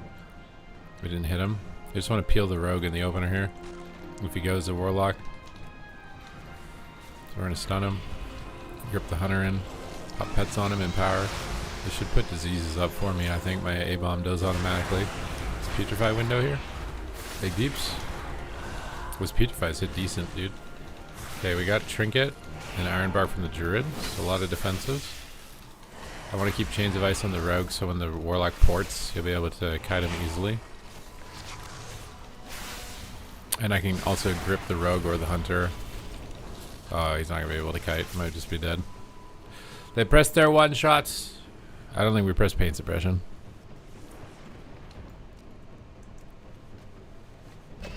You see why, like, this gameplay, like, you press your cooldown, and if you don't make the right interaction, the game is over. Whereas if cooldowns are less important, more time can build up on you, like, not making the correct choice and falling behind. But if the game is just strictly, you have to trade this cooldown for this one, or it's over, I feel like it's too much. There's too much emphasis on that window.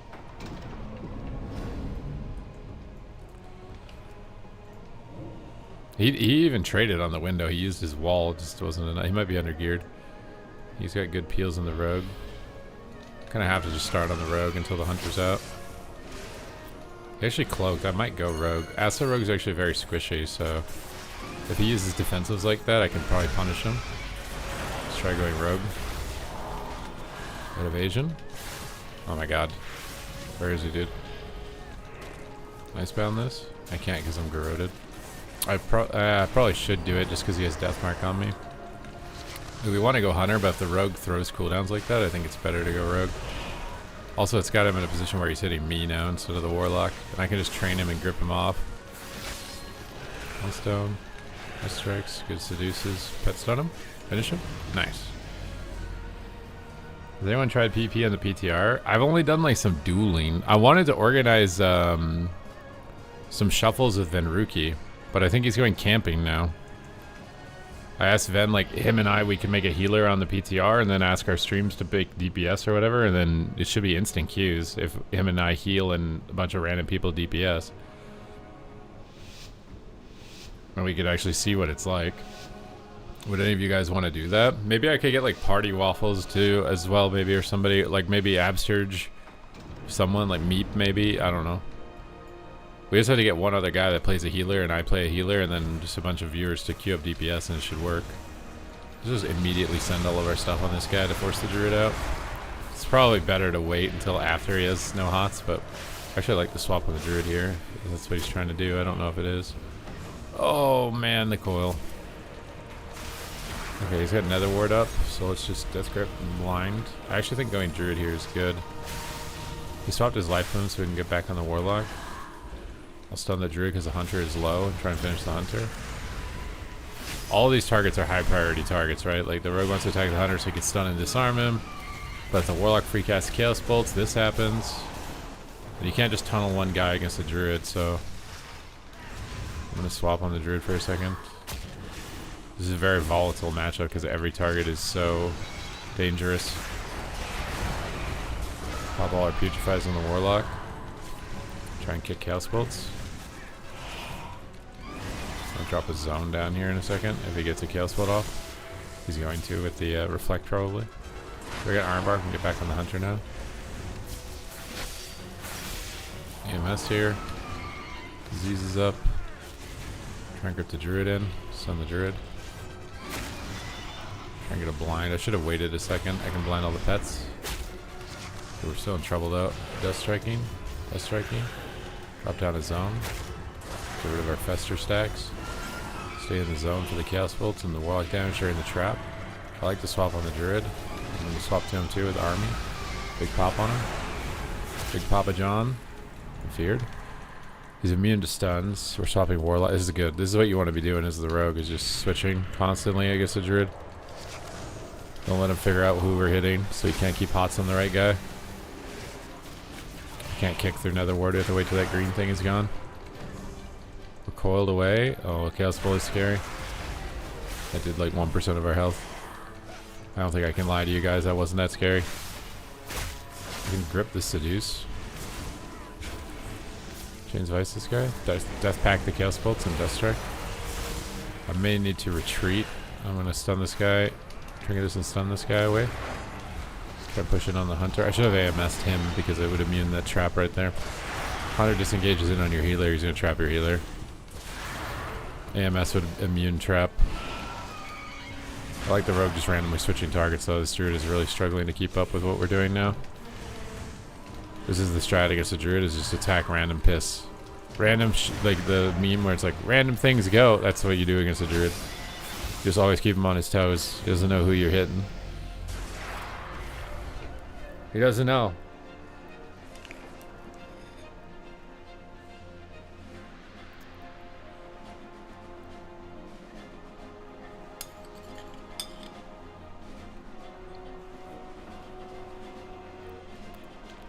You have a GM friend that can help?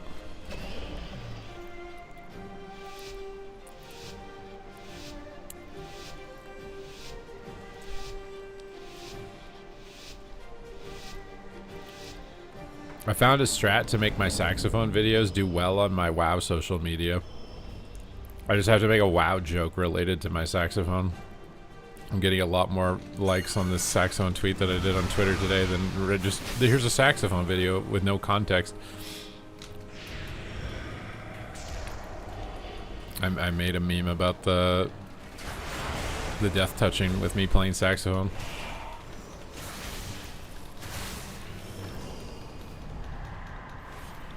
You're still doing that. See? This is why I ruined your soup taco, okay?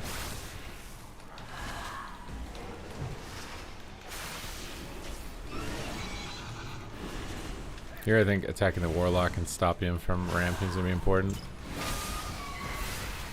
Man, he just gated out of the game. We probably don't need to chase him. AMS this.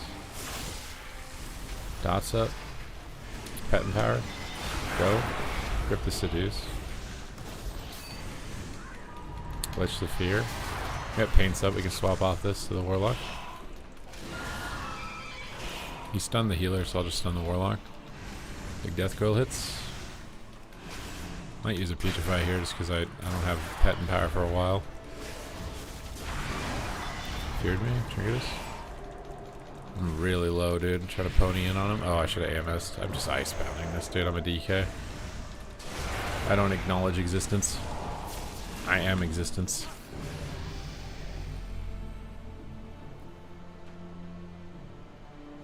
You have no idea what you're memeing about with this death touch? You're not keeping up with your most recent social media WoW drama? You don't have Twitter?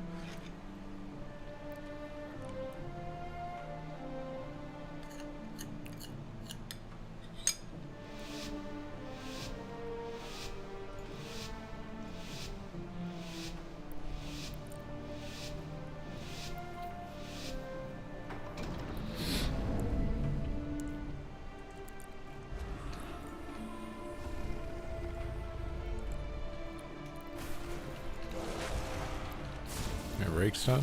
And trigger blindness. AMS. Pet and power. Oh, he just pieced it, dude. I'm gonna go on the druid. Big deeps. Trigger this. Pet stun DR. Hammer in the festering strikes. We got maximum runic power for coils. It's probably gonna start to recover because I've lost my momentum from my cooldowns. Hopefully my teammate is getting pressure on something else. Like I said, I think splitting against Druid is still good. But I don't think he's getting pressure, unfortunately, so I'll have to switch back. He's volleying on him. Might have to save AMS for the healer, or for the hunter here. I can grip his Seduce. So I'll kick for Chaos Bolt, or Feared. Might grip the Rogue off here. Pet Empower, Pet Stun. Big Deeps. Stun me. Okay, we got Iron Bar, we have to switch. Let's go on the road. Till that's over. This is Seduce, but he's also overlapped. Gripped him for a double blind and go back on the Warlock. Oh, he's in trouble. Oh, I couldn't AMS him in time. I couldn't do it in time.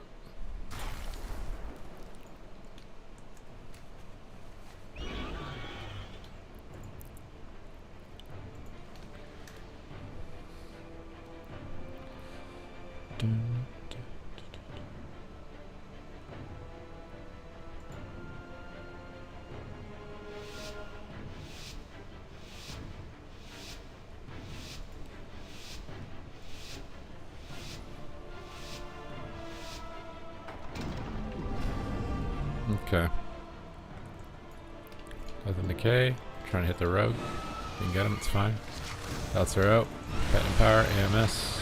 Big deeps. Gripping the priest, blind him. Putrefaction.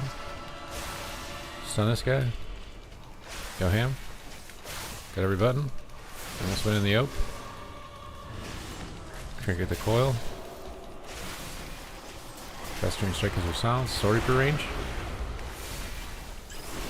Everybody's DR'd. Lich out of this. Nice. Okay.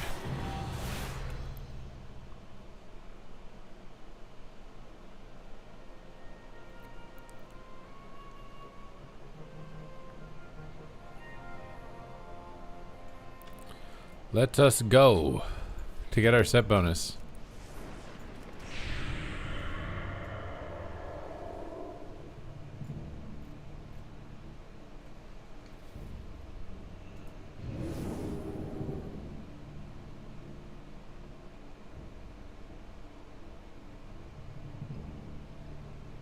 I don't even know if it was a boss. I think it was a random trash mob or something. I don't even know.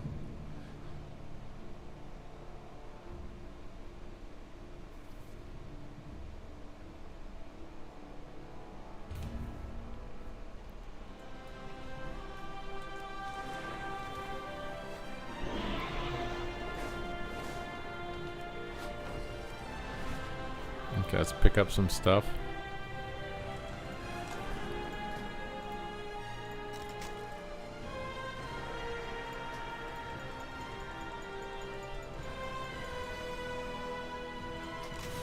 I do think there is like a weird relationship between game companies and streamers.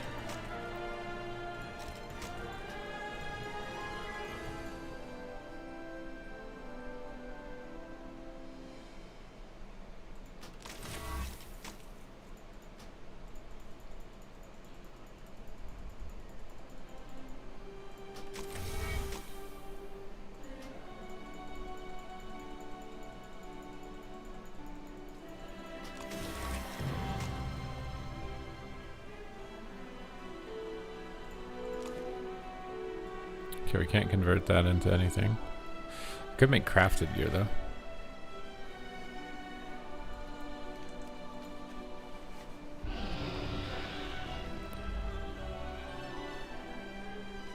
Well, I think part of the reason that they like streamers is because they know the streamers have a high probability of making what they're working on popular, which makes their, them more likely to have a job. You know what I'm saying?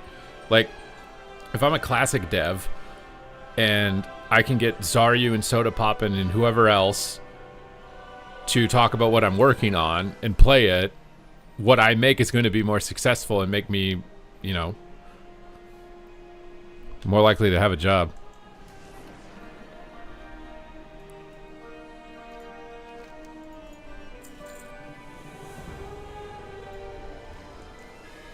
GM should pop up on streams more often. I'm not gonna lie, if in Classic Plus they showed up in the game occasionally on big streamers during a moment or something, that would go viral. To hang out, do they really care that much? I feel like they probably care more about getting paid or having a job.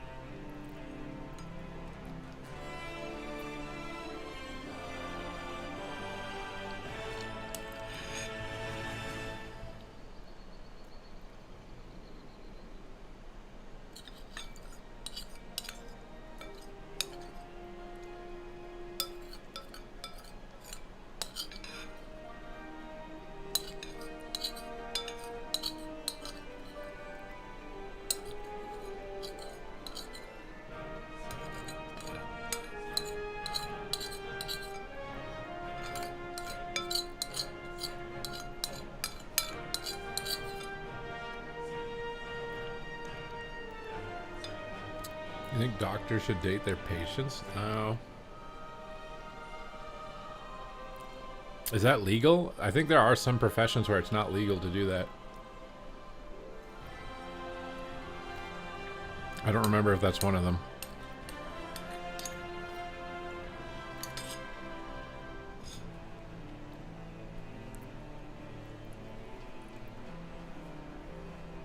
I think lawyer is one of them. Or maybe it's not legal, but it's like heavily frowned upon or something.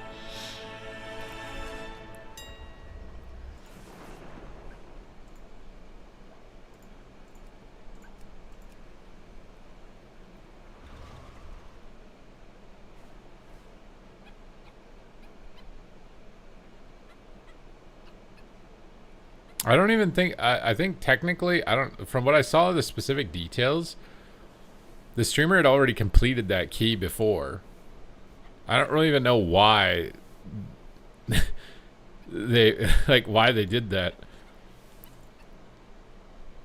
Because I'm pretty sure that that person had already timed that key on that difficulty. So why would you do that and risk your, what?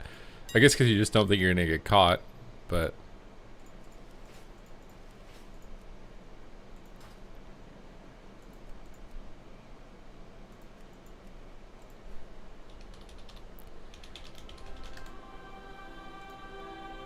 Luminant Flux. I need 4 of these.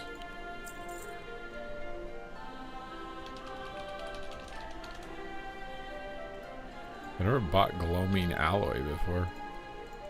And this is an item.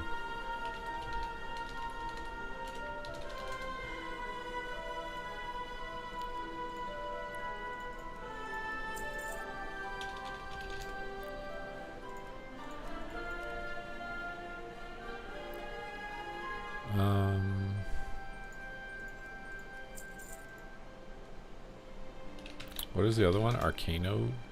Or is this, does this grant strength or is it only intellect?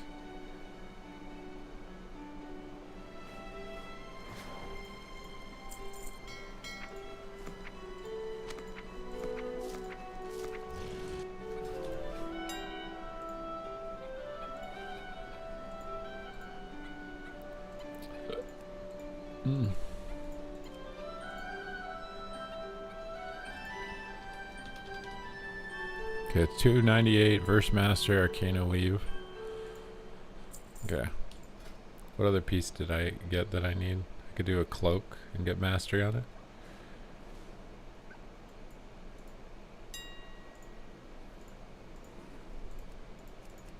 I wish current expansion was like default on.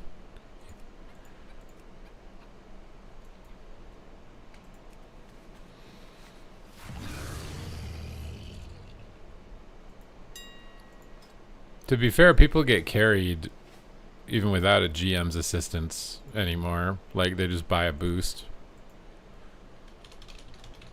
Obviously, this is like a unique, like, instance where it's like...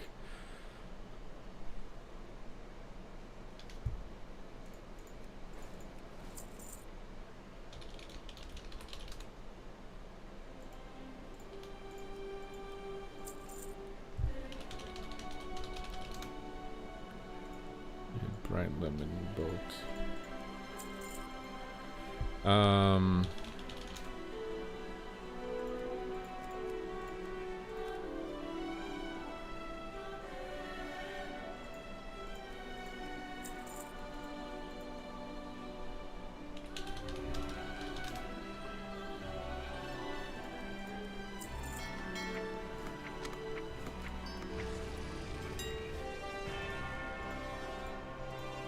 I got her cloak. I didn't get silverleaf thread? What did I get? Oh, I didn't. Wait, is it thread or... Did I buy the wrong thing? You remember when I was on this crafting table and I made the wrong armor type? I just bought the wrong thing.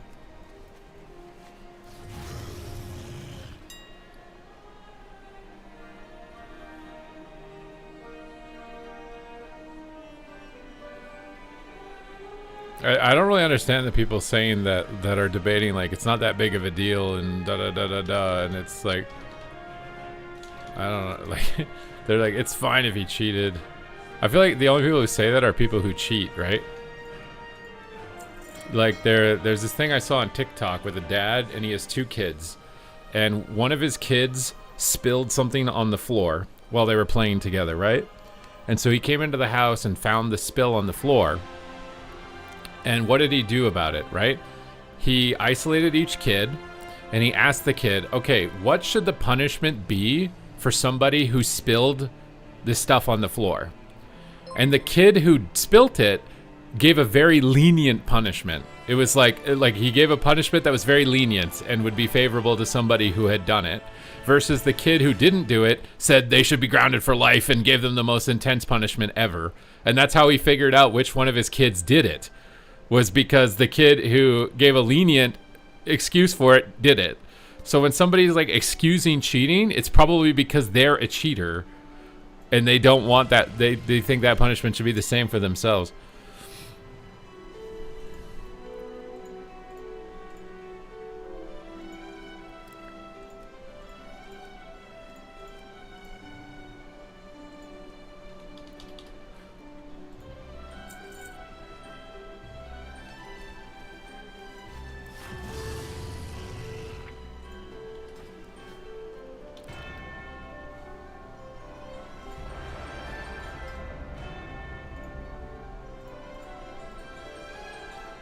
Well, I think when there's a ladder and like a competitive integrity you're trying to maintain, a GM's involvement is even worse, right? Like, if a GM just pops up into the world and does some crazy cool things and one-shots a bunch of monsters or something in the world, it's like a cool moment for everybody to engage with, and it's not like there's no competitive integrity on the line with that interaction. I think it could just be a funny moment. But when you have like an intended environment for competitive integrity, you're pushing beyond that.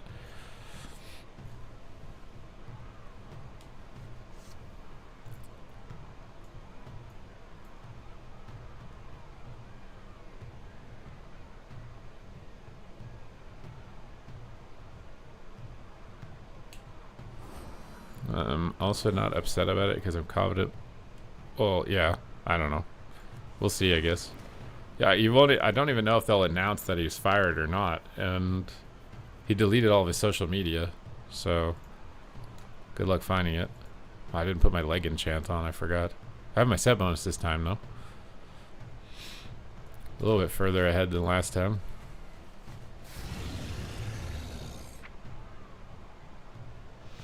Oh, and I got my boots.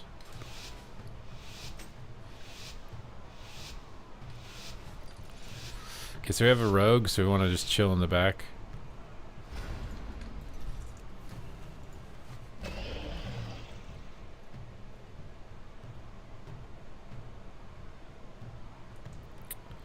Don't know if I want to open or not. Looks like he is. He's probably gonna stun the shaman. I should have played Strangulate here. I'm gonna IBF this. Pop all my butts here and go ham. Pulling out of this. AMS. Vacation. Try and get on the hunter. This is a hard lobby for a DK, I feel like. It's a lot of physical damage. I am going to get absolutely cracked. Lich this. I'm trying to hide in the smoke while I'm spam Death Strike, bro, when I'm just dead.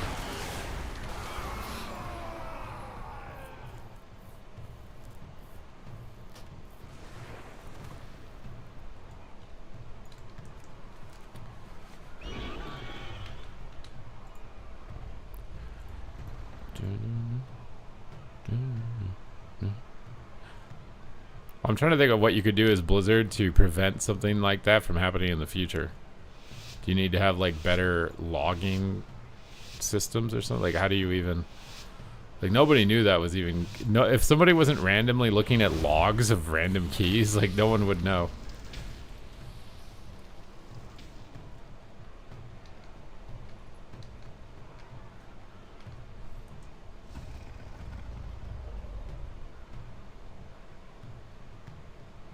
He saps. I might just stay on the pillar this game. I'm not going to use IBF right away like I did. I think I could just run out of this spear. I'm just going to line the hunter as opposed to run after him. I'll just Death Strike pets. Sit on a pillar. I just feel like I'm going to get ran down. I just want to wait till their first round of cooldowns are gone at least. But maybe this guy will get ran down too. Just going to hit the warrior and run. Him back here. Stuns me. Stun this guy. Okay, I think their first wave of cooldowns is gone. I'm gonna try and play now. Demolish. Oh, this guy is getting. He's getting polished.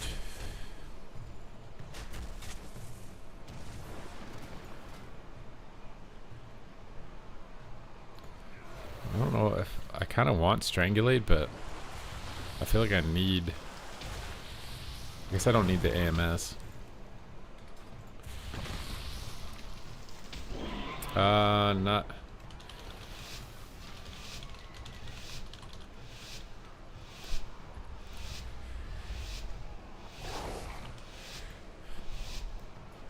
Like, normally you would want to attack Hunter here, but the rogue kind of flops. Trying to D&D the rogue out. You can get him with combat though. He's gonna open. Stuns me. Don't see any major cooldowns. Just gonna line the hunter. Strangulate the healer. Did he aura it? No, he didn't. Big deeps here. Pet stun him. Blast him.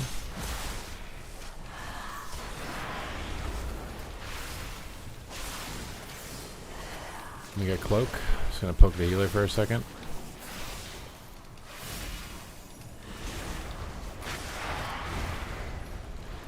The rogue's trying to run with freedom. Keep him in combat. He's read, trinket, and stun him. Oh my god. Okay, I have a blind out of that hex. Just keep hammering this guy. Try and grip the hunter in as well here, so I get both of them in a blind. Might be able to. Oh, I switched out of the AMS talent. I can't do that actually. Pet and power. Big strangulate. Out of this bomb. Strangulate him. Keep dots up. Beautification. Get evasion. It feels like it's been so long to get evasion. This is very bad for us. This hunter is just doing so much damage. Okay, evasion's over, but we're in trouble. I might be dead. The bleeds are ticking. The bleeds are ticking. Already getting 1v3'd by the hunter, bro.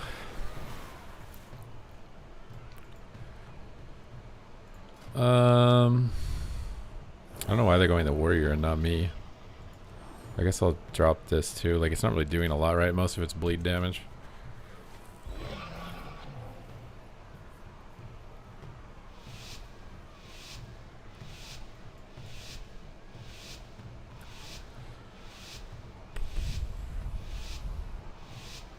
I'm trying to stop some traps. Combat. D&D. Hunter's out. Probably gonna try and go Hunter minus him. I thought Rogue might flop because it seemed like he was kind of just not doing anything, but I think the BM Hunter might just be carrying the game also. Let's strike a Dark Pax. Script the Shaman in on his cast and Strangulate.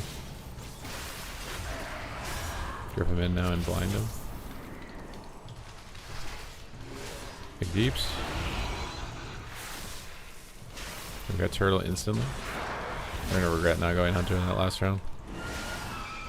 Trying to kill his grounding totem to kick Hex. Oh, he kicked it too. Good, disease up. I have a trap immunity here. He just put him on stun DR though.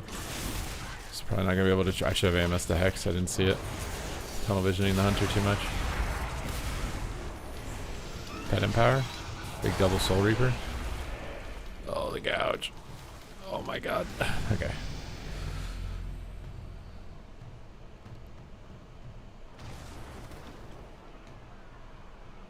Well, you can cast AMS on yourself with this. It's just you can use it on allies too. Now we don't need it. Now I need armor. Armor, armor, armor. Now we need some armor. See, this guy wants to go the rogue too, but I swear we should go warrior.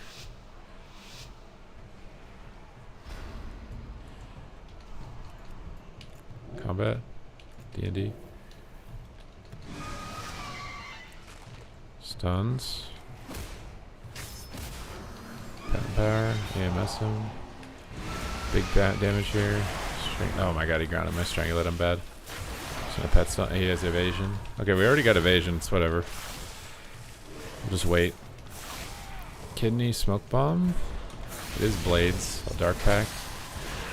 It was stun DR. I didn't really want to IBF. Diseases are up. Evasion is gone. Just hammer down on this rogue.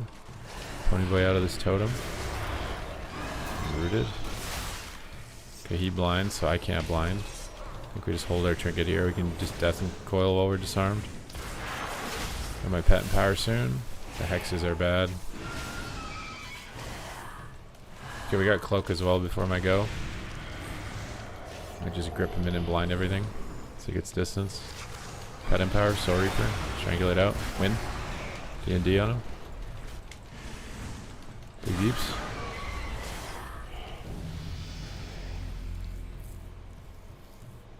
Well, yeah, rogues and mages are like that, right? The skill capped rogues and mages are really tough to kill, and then the new rogues and mages are very easy to kill.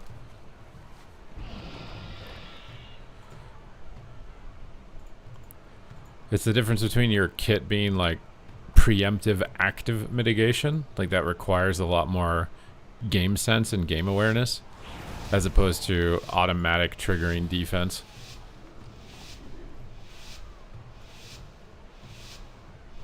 Why is the hunter telling the shaman to wake up?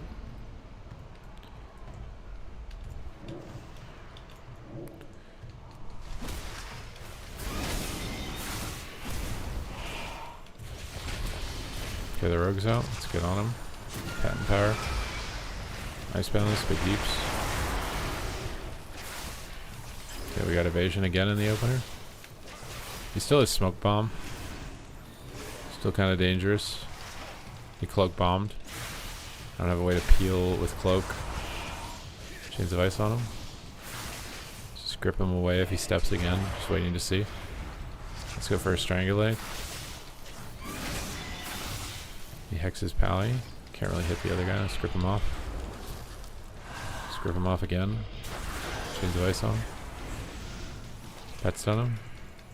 I have my go here in a second, so I want to blind the healer and then do it. So let's blind these two. And then Pet and Power Putrefy. Trigger this. And big damage. She doesn't have bombs, so we can trigger it more aggressively now. This game is not going to last to another bomb. Spend all of our Festering Strikes. He's just kiting with freedom on my pets. Chains of Ice.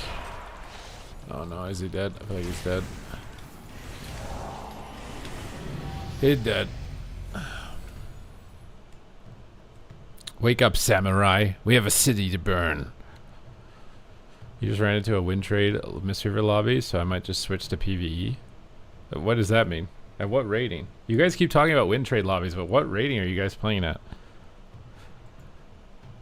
This is only like a serious thing at high rating. It's not. This is not a common thing at lower. You're just fighting people who are just making really big mistakes in between rounds.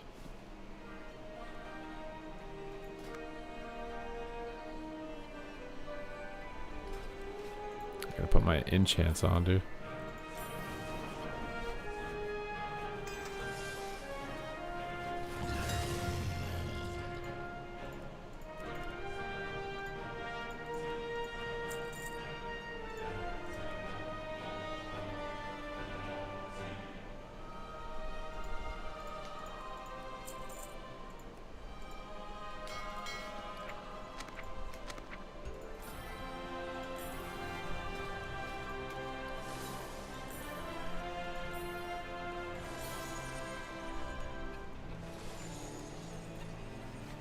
You like my Kaltiran? Is he thick? You like him thick?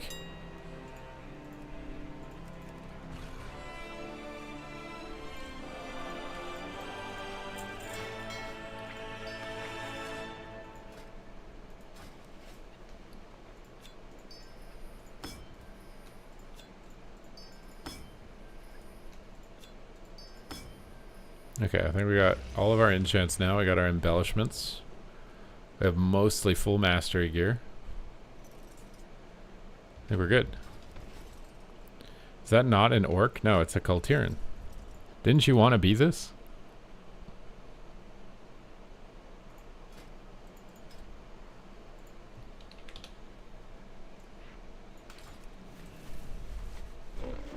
Or has the taco soup influenced your mind? Why is he in a dress? It's not a dress, it's a kilt. Okay. And I'm about to change his transmog because this isn't a transmog, it's just a random gear I have. Which one? This one? Dude, the Qs are too fast. I don't have time to make a mog.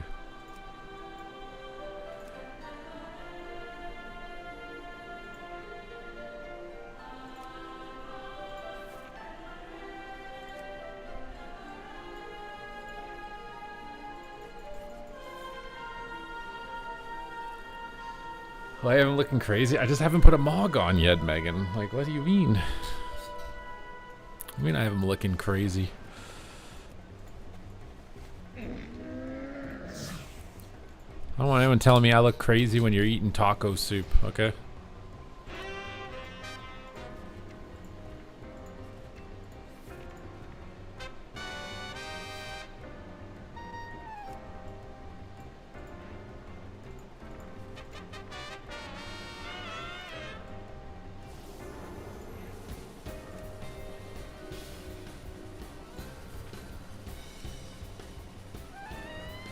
I'm sure they nerfed this enchant.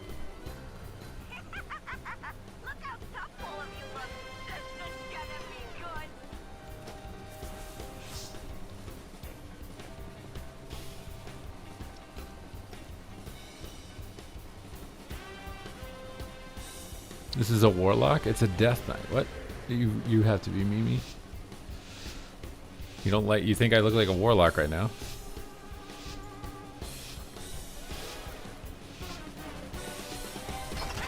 Oh my god, they didn't fix the bug where you dismount. D&D to try and get him out. Kind of expecting him to stay on the pillar there. And there's AMS first globe and go ham. You give him pre-cut, strangulate him. Because it goes through a lot of the defensives from an evoker. Put him in blind. Big putrefaction lasers. Swap on the healer for a second maybe and punch him. Punch him away. Building up our putrefies for the next big Empower Pet. Lich out of this. Pet stun him. Okay, he just exploded. He just exploded. How did I do so much damage? How do I do that every time? How do I just do that every time?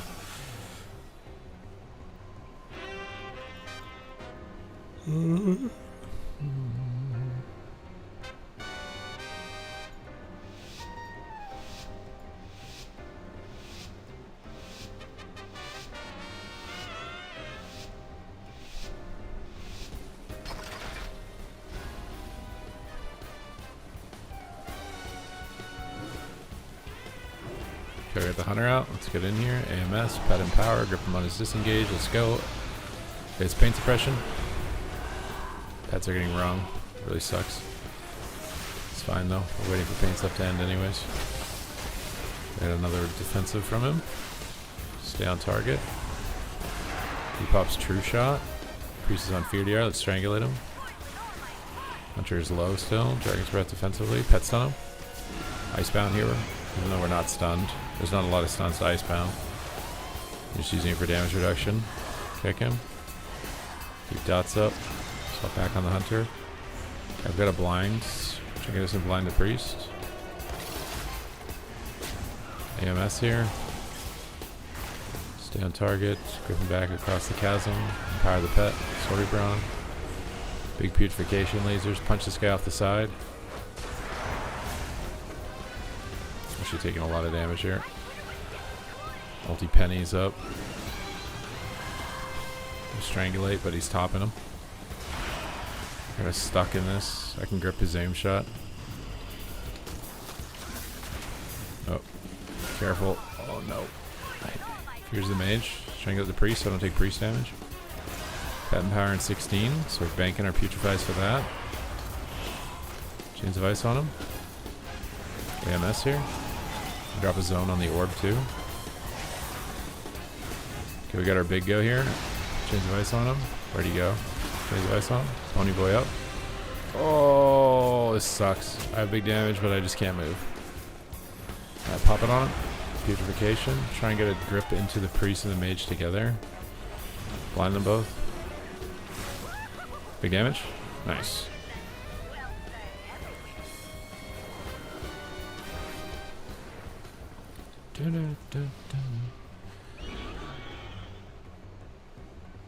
You just press random stuff on Holy and win. True.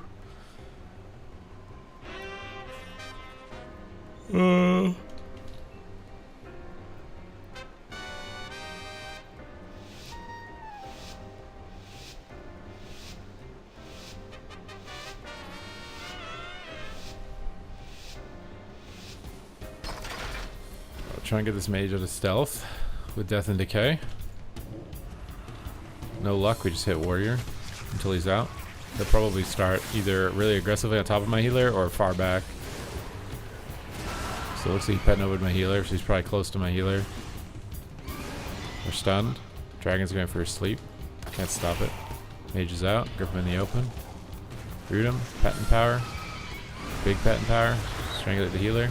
Trigger this to go ham on him. Big deeps on him. Kick him on ring so he can't ice block. All our cooldowns are up, and it saves my pets. Ring of Frost is the most important thing to kick is Unholy, any pet-based class. Might just icebound this because I don't think I'm the target. I don't think I'm... Oh, I'm not playing the AMS talent. We gotta block regardless. Warrior's hitting me a bit. Might go for a stun on Warrior, just punch him off the side. Oh, he moved. Punch him off the side. Get dots in the mage. Let's blind the healer off this. Chase the mage down. But now I'm still so slowed. Even on a horse. TBs me. It's before pet and power, but the ring is bad. We gotta stop that. Strangulate him and go ham. Pet stun him maybe? I think he's playing blink stun. He just blinked though. No kick. Drop an AMZ on him. Reduce magic damage during the polymorph. Keep kicking Ring of Frost. AMS to me in the mage stun. I think our guy's toast though.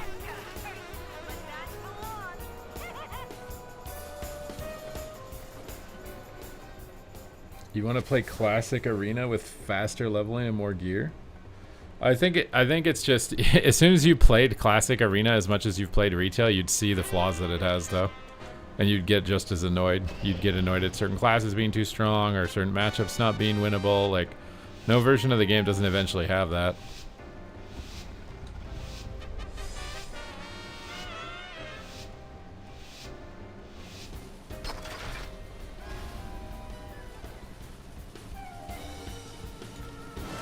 Device on this guy. Waiting for the mage. Just hitting the hunter or hitting the warrior until he's out. There he is. Chains of ice on him. Got AMS, pet and power. Let's go. I can't Soul Reaper for some reason. Soul Reaper now. Strangulate the healer and go ham. Try and keep him out in the open with chains of ice. I got ice block. Grip the warrior off of him during the spear. If he charges again, I grip again. The mage is trying to hide. Let's grip him out in the open. PBs. Might trigger kick him if he rings. Kick his ring. Focusing on stopping ring. While maintaining uptime by breaking roots with our horse. He's getting a stun. I think I might be immune to that while on my horse. I'm not sure though, so I'll move away. I don't have to be next to him. Kick frost. Pet stun him here. Want to incap the priest. Incap both. Rooted. AMS this. My pets are rooted also, so I'm not going to empower. Triangulate the healer. That's pet and power now. Juice up. Big deeps. Try and kick. Nice.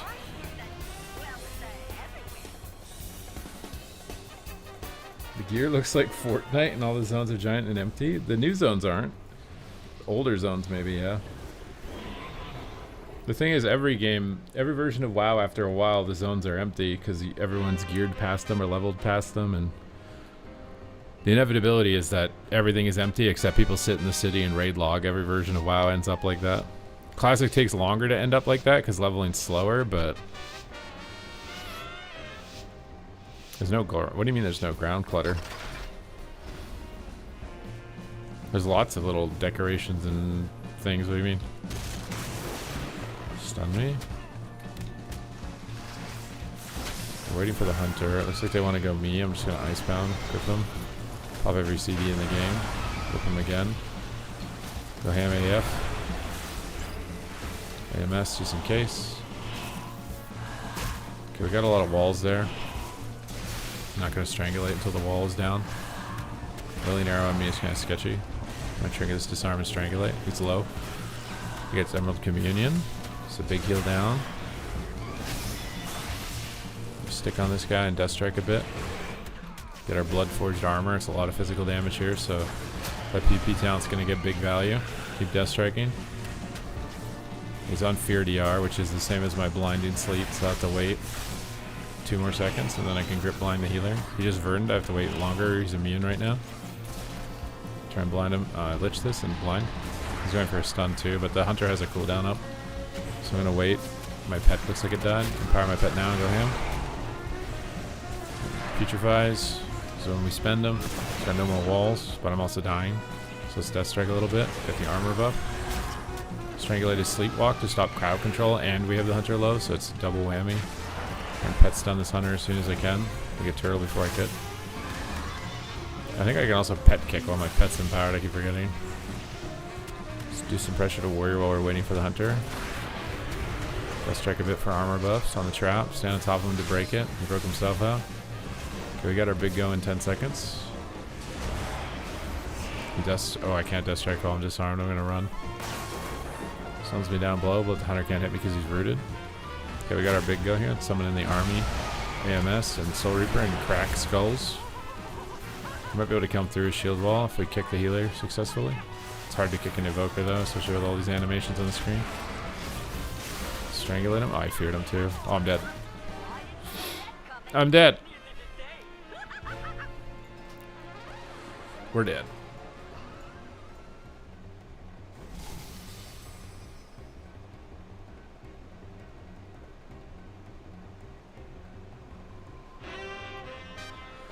Well, Undermine also didn't have flying in it.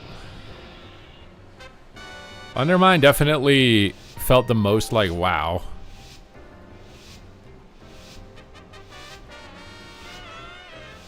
I mean, I think Ian Hasekostas is probably right about flying.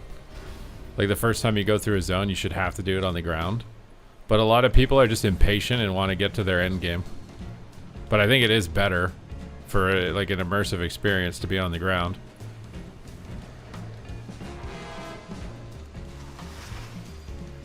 But people care more about their epics and just getting into the dungeons.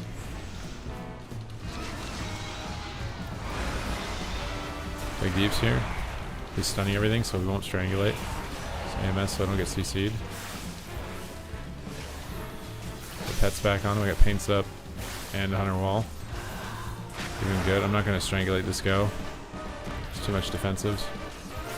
He fell off the side. I might strangulate when the priest comes in here to heal him. Strangulate his penance. Try and trinket and grip him down again out of line of the priest. And out of line of the mage. He gets his sheep. Oh, he's dead though. Oh, 100 damage on a mage, bruh. Just trying to get pressure. Feared. I'm gonna pet stun him. Okay, we have blind, but he's on fear DR. Everything is on DR. AMS the fear. Okay, we can grip blind them, but he just sheeped. I really don't want to do that. I had to blind everything here on the true shot or he dies. Lay in some damage here, kick his penance. Soul Reaper range. Get turtle. Try and grip the warrior off him. He reflected it. Try and grip the warrior off him. Chains of Icing. Silence the healer. He's really low. Pet stun or Katsiran stun him. Icebound this. Just pop defenses in case they look at me and finish.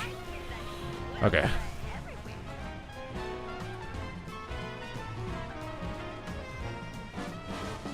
It's bad for world PvP. Sometimes flying is fun when you dismount somebody, but it is like, I mean, you just get away, right? Because you can fly.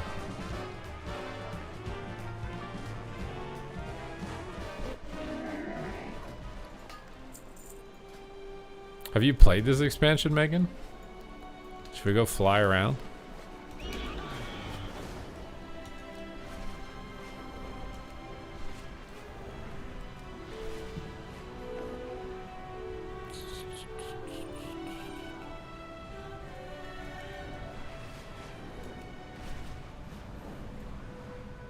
So we got the classic green hills. All the autumn time tree colors. It's my favorite colors for trees. We got horde boats on the docks, little canoes, little trees and fish and benches. We got like galaxy mist coming out of the ground, arcane domes and tree monsters, little vines growing up out of things, the light blights or whatever. Well, yeah, they have to give big zones because it's to compensate for how fast you could fly, right?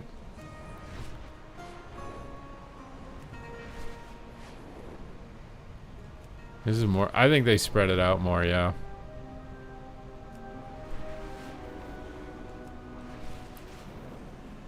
I think certain areas they dragged out a little bit further. I think for your first character, you shouldn't be able to fly. But I think people would get mad about that. Because the people who just want to do their Mythic Plus or just want to PvP or whatever, but like if you actually want like a good immersive experience, I think on the ground is better. Like this would have been so sick to get to this bridge and cross this bridge. You know what I mean? Most people just flew over. They didn't even know this stuff existed. Just flew over it, flew into the delve.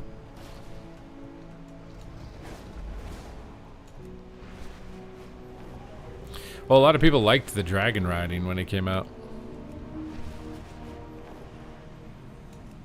If you had to walk, it would be painful. It would walking that one zone would be like walking the entire classic continent, probably.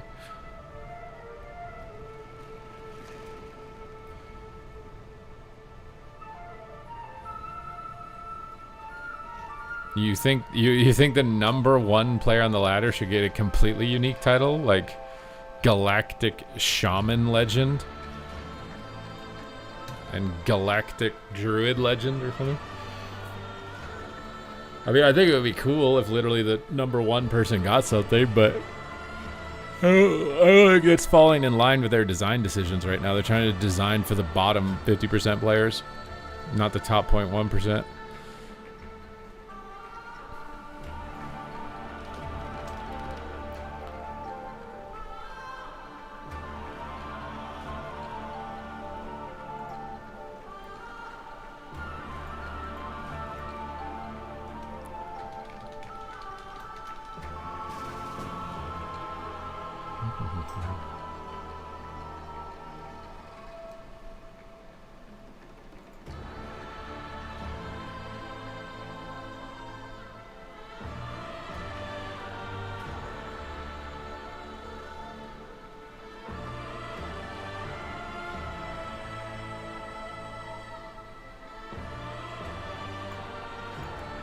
What is Jobby messaging me about? What's up? I'm heading out soon. I actually might head out right now. I want to get to the gym before 1. We will be doing an evening stream here, guys. But we got the DK geared up. We made some progress immediately here. We got some good stuff. Can I do a quick twos with your Resto Druid?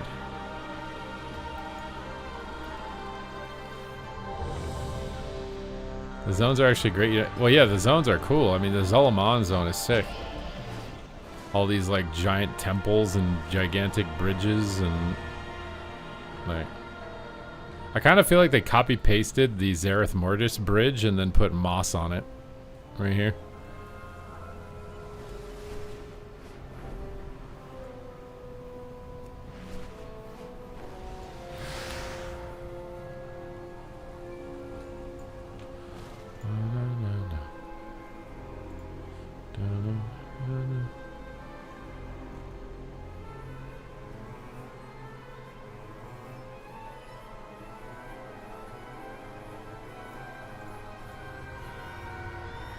Toys kill world PvP? What toys?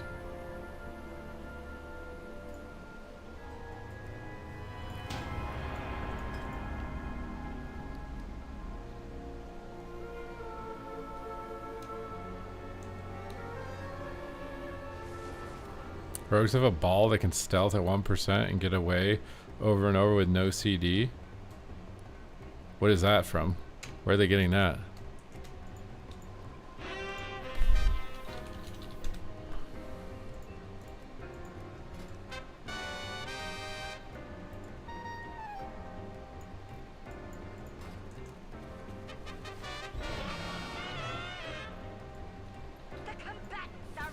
Why does it have no CD?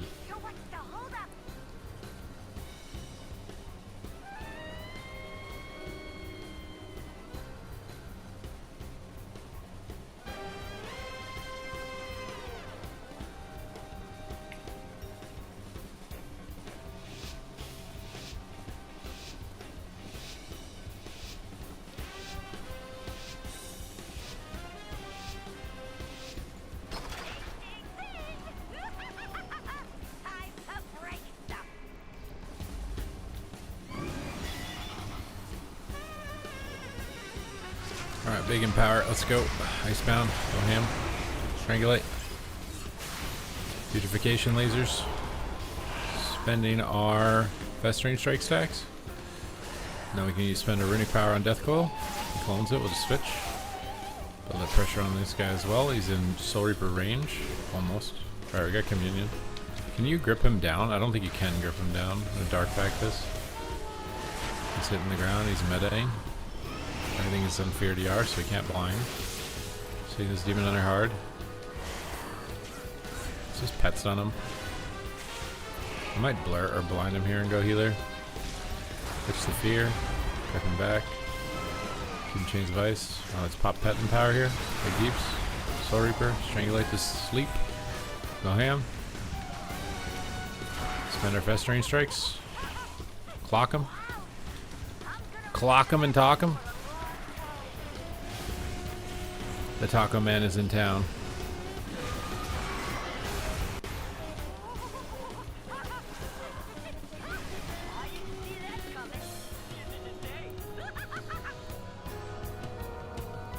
The class toy should be removed? What class toy? Is that it's a rogue only toy to be able to just turn into a ball and fly anywhere that you want on the map? That seems insanely OP with no cooldown. What?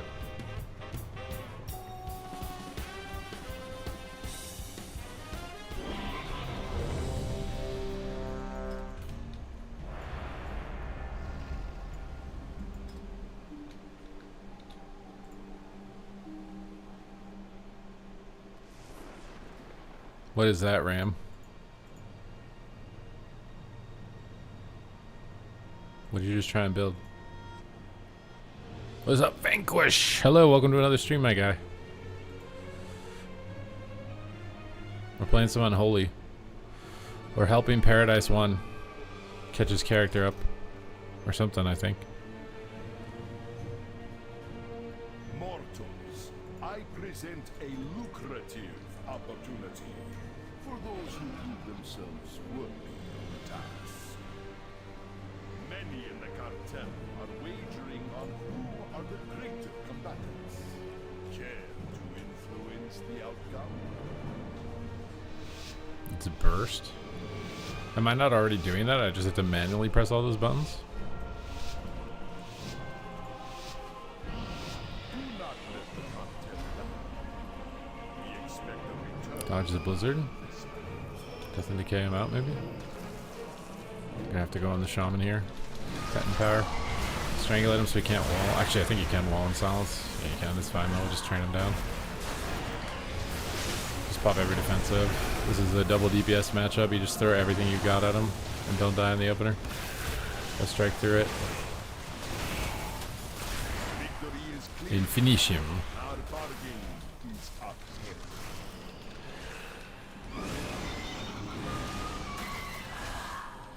No matter who wins, we profit. I love the necrotic coil, like piercing green animation. Fire Mage is just so-so. It's kind of hard because you have to land Meteor to do damage.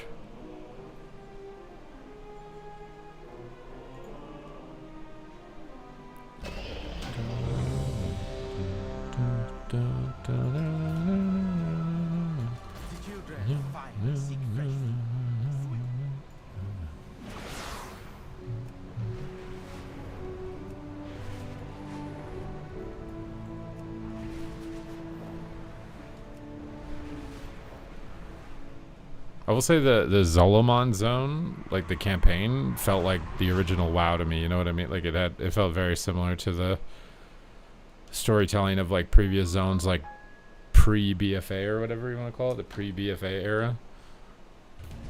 It felt like WoW, the Zolomon zone.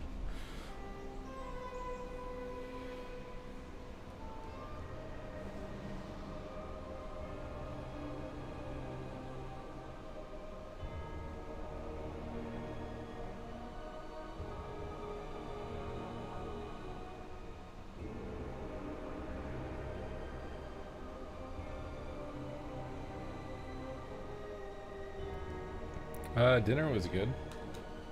It was good. I got the beef gogoli, I think is how it's pronounced. And I got some California rolls, and I got a bowl of rice with some, what's the sauce called that you put on the rice? Soy sauce?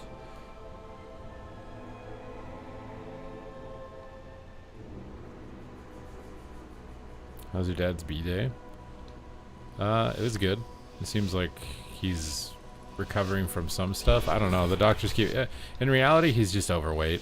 If he just lost weight, I think a lot of the issues he's having would, probably not all of them, but a lot of them would stop. But I think he has a hard time losing weight because he's super stressed about other things and then doesn't sleep well. But then also because he's fat, he also doesn't sleep well. And then not sleeping well just makes it so you never get skinny again. So it's like a death spiral of one problem causing another problem causing another problem. Kick his clone.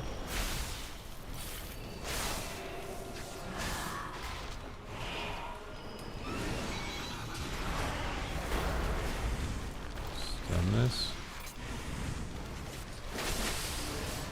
Trying to swap on the druid.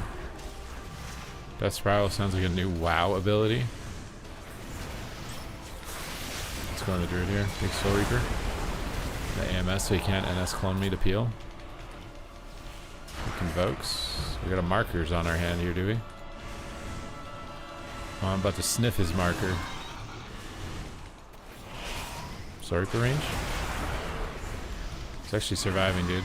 He's actually surviving. Is he pulling this off? Break this. Grip him back. Punch him. Grip him back just to punch you further away. That's what we call domination.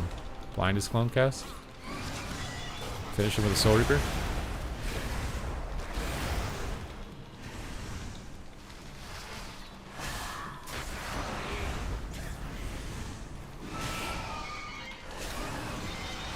Big deeps.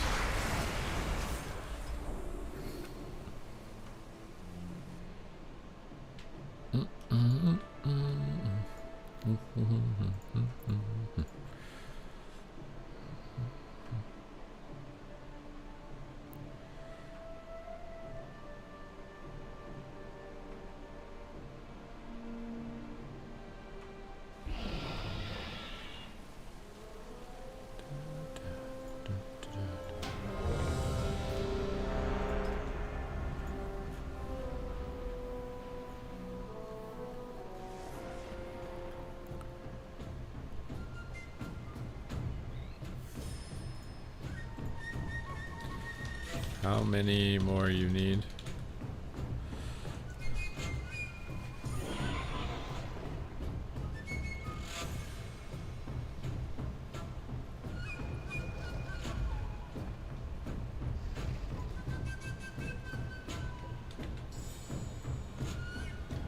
Okay, this is gonna be LG, guys. We're going in on this. We're going in on this.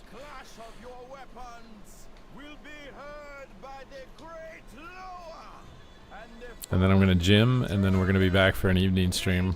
And we're probably going to play some high-stakes games in that one. We're going to play rank 1 range games. Unless somebody obviously gifts for something else. But my DK is up and running.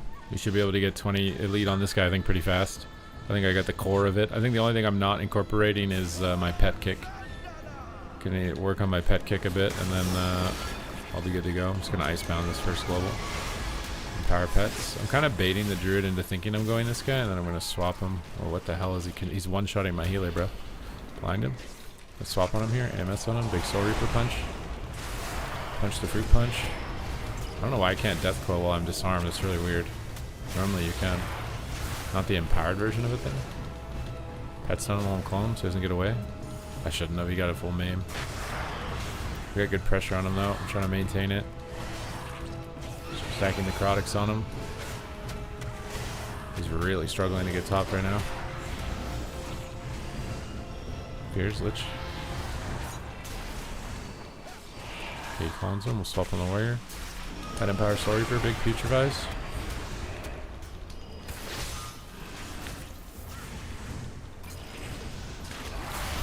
It's another clone. No, he's immune. I'm going to strang him. I'm going to swap on him in the strang, even though the warrior's low. So I can death coil, but you can't empower coil when you're disarmed. It's weird.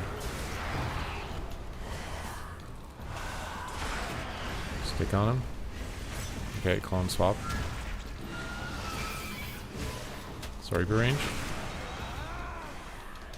Big coils. Nice. The coils. He almost cheesed the Great Owl Man, dude. He almost cheesed him.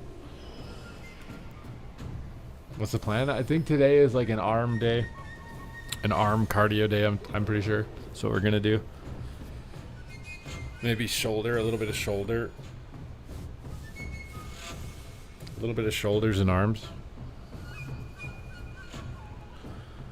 Do some like side lat cable raises, maybe some cable bicep curls, and do some overhead tricep stuff, is what I'm thinking. Alright. GG's everybody. DK is up and running. We got him through the leveling process. We got him geared up, and we've learned the core of the class. It's just a matter of time until the #1 position is ours. So I will see you guys next time.